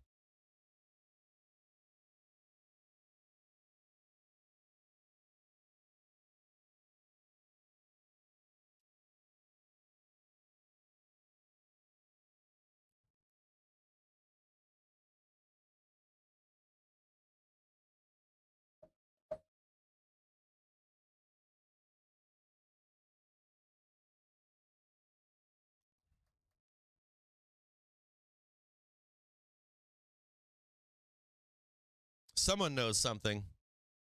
Those puts would be like triple the price right now. That's my point. They would be the dealers would have slammed the premium on them if they thought we were going that low.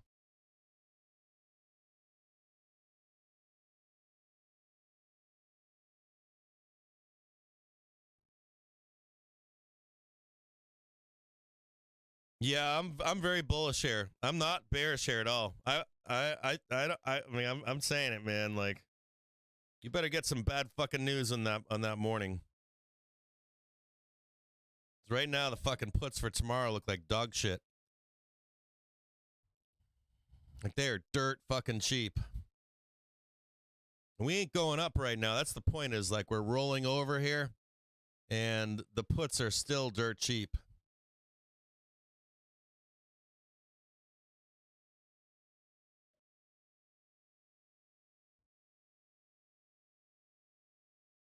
I'm looking for that upside move, without a doubt. I'm still looking for that squeeze above this hourly trigger here. It's right up there.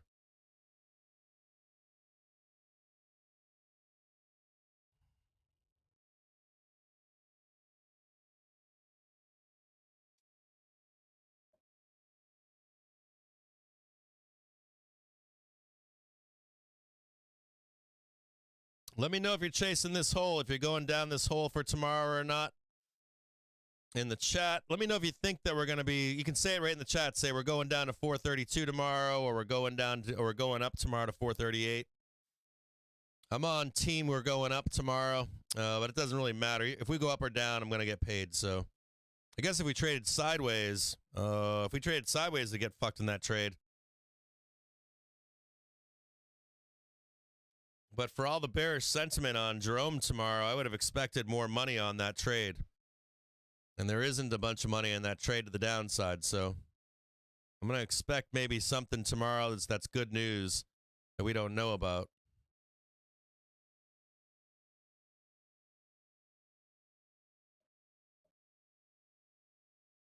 Yeah, so what I'm doing right here is I'm not buying that we're going down, because they got like these 431s are too cheap. No, they'd print me, they'll make me 600%. So if they print me 600%, fucking all the power to you. Print me 600%.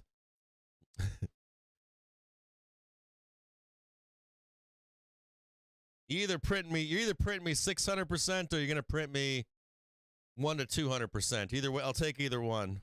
I don't care.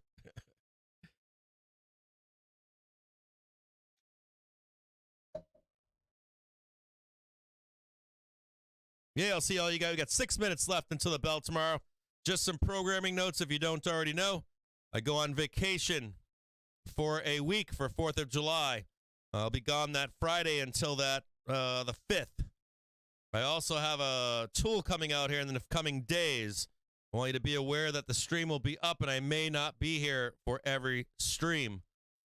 What else do I need you guys to know into the next few days? I think that's it. I think that's everything. I also have a trip coming up on, maybe I should just address that one right now.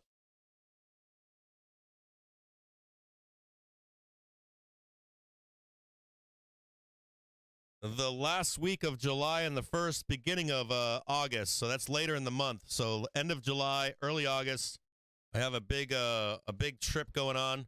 So end of July, you'll see me on a vacation during the week. That week vacation, I can likely have the stream up and running for you. But that's not right now.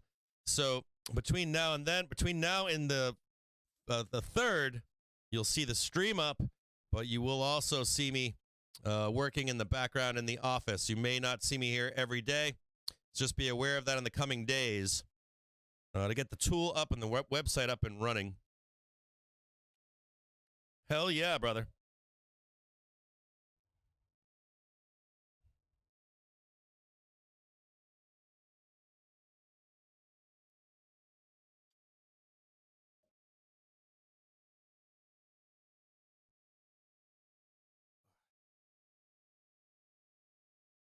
I got some deliveries coming in. I'm getting delivered a bunch of packages today. I keep having people coming to try to give me packages.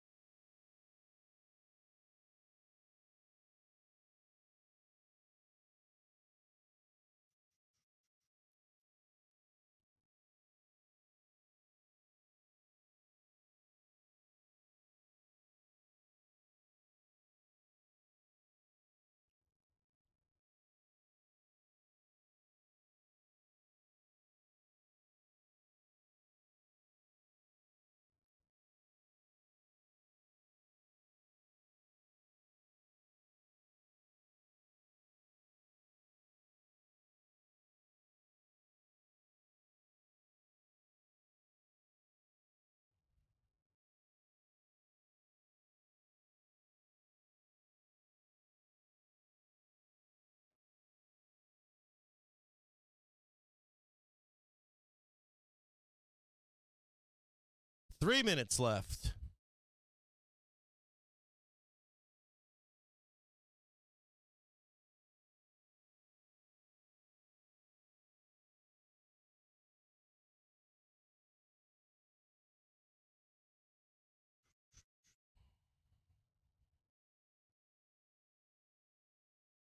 Sellers trying to take advantage of dealers in the overnight here. Just like yesterday. Same setup as yesterday here. No difference in this setup as yesterday.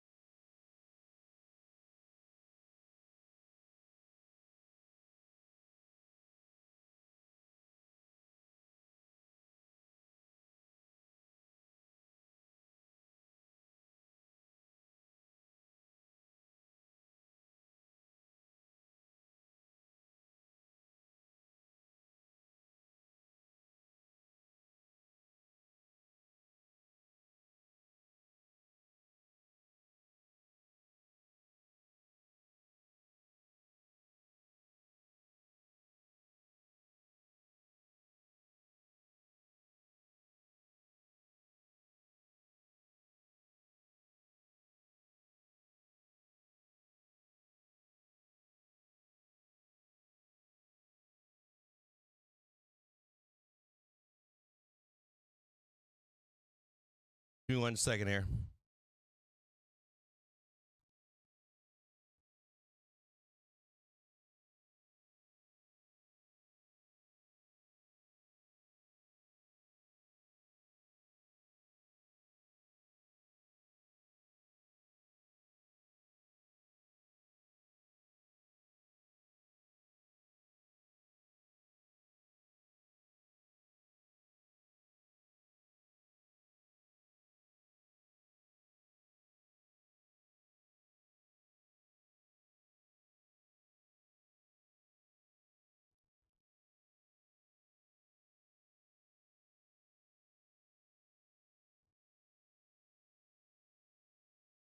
Mira just said, gonna detonate Google. Good guy Cap, wild close.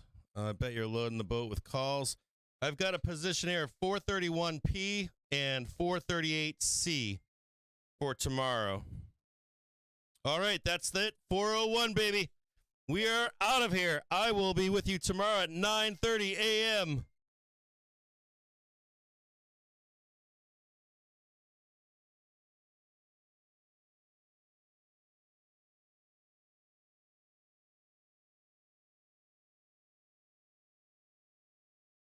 You guys all have a wonderful afternoon. I'll see all of you guys tomorrow at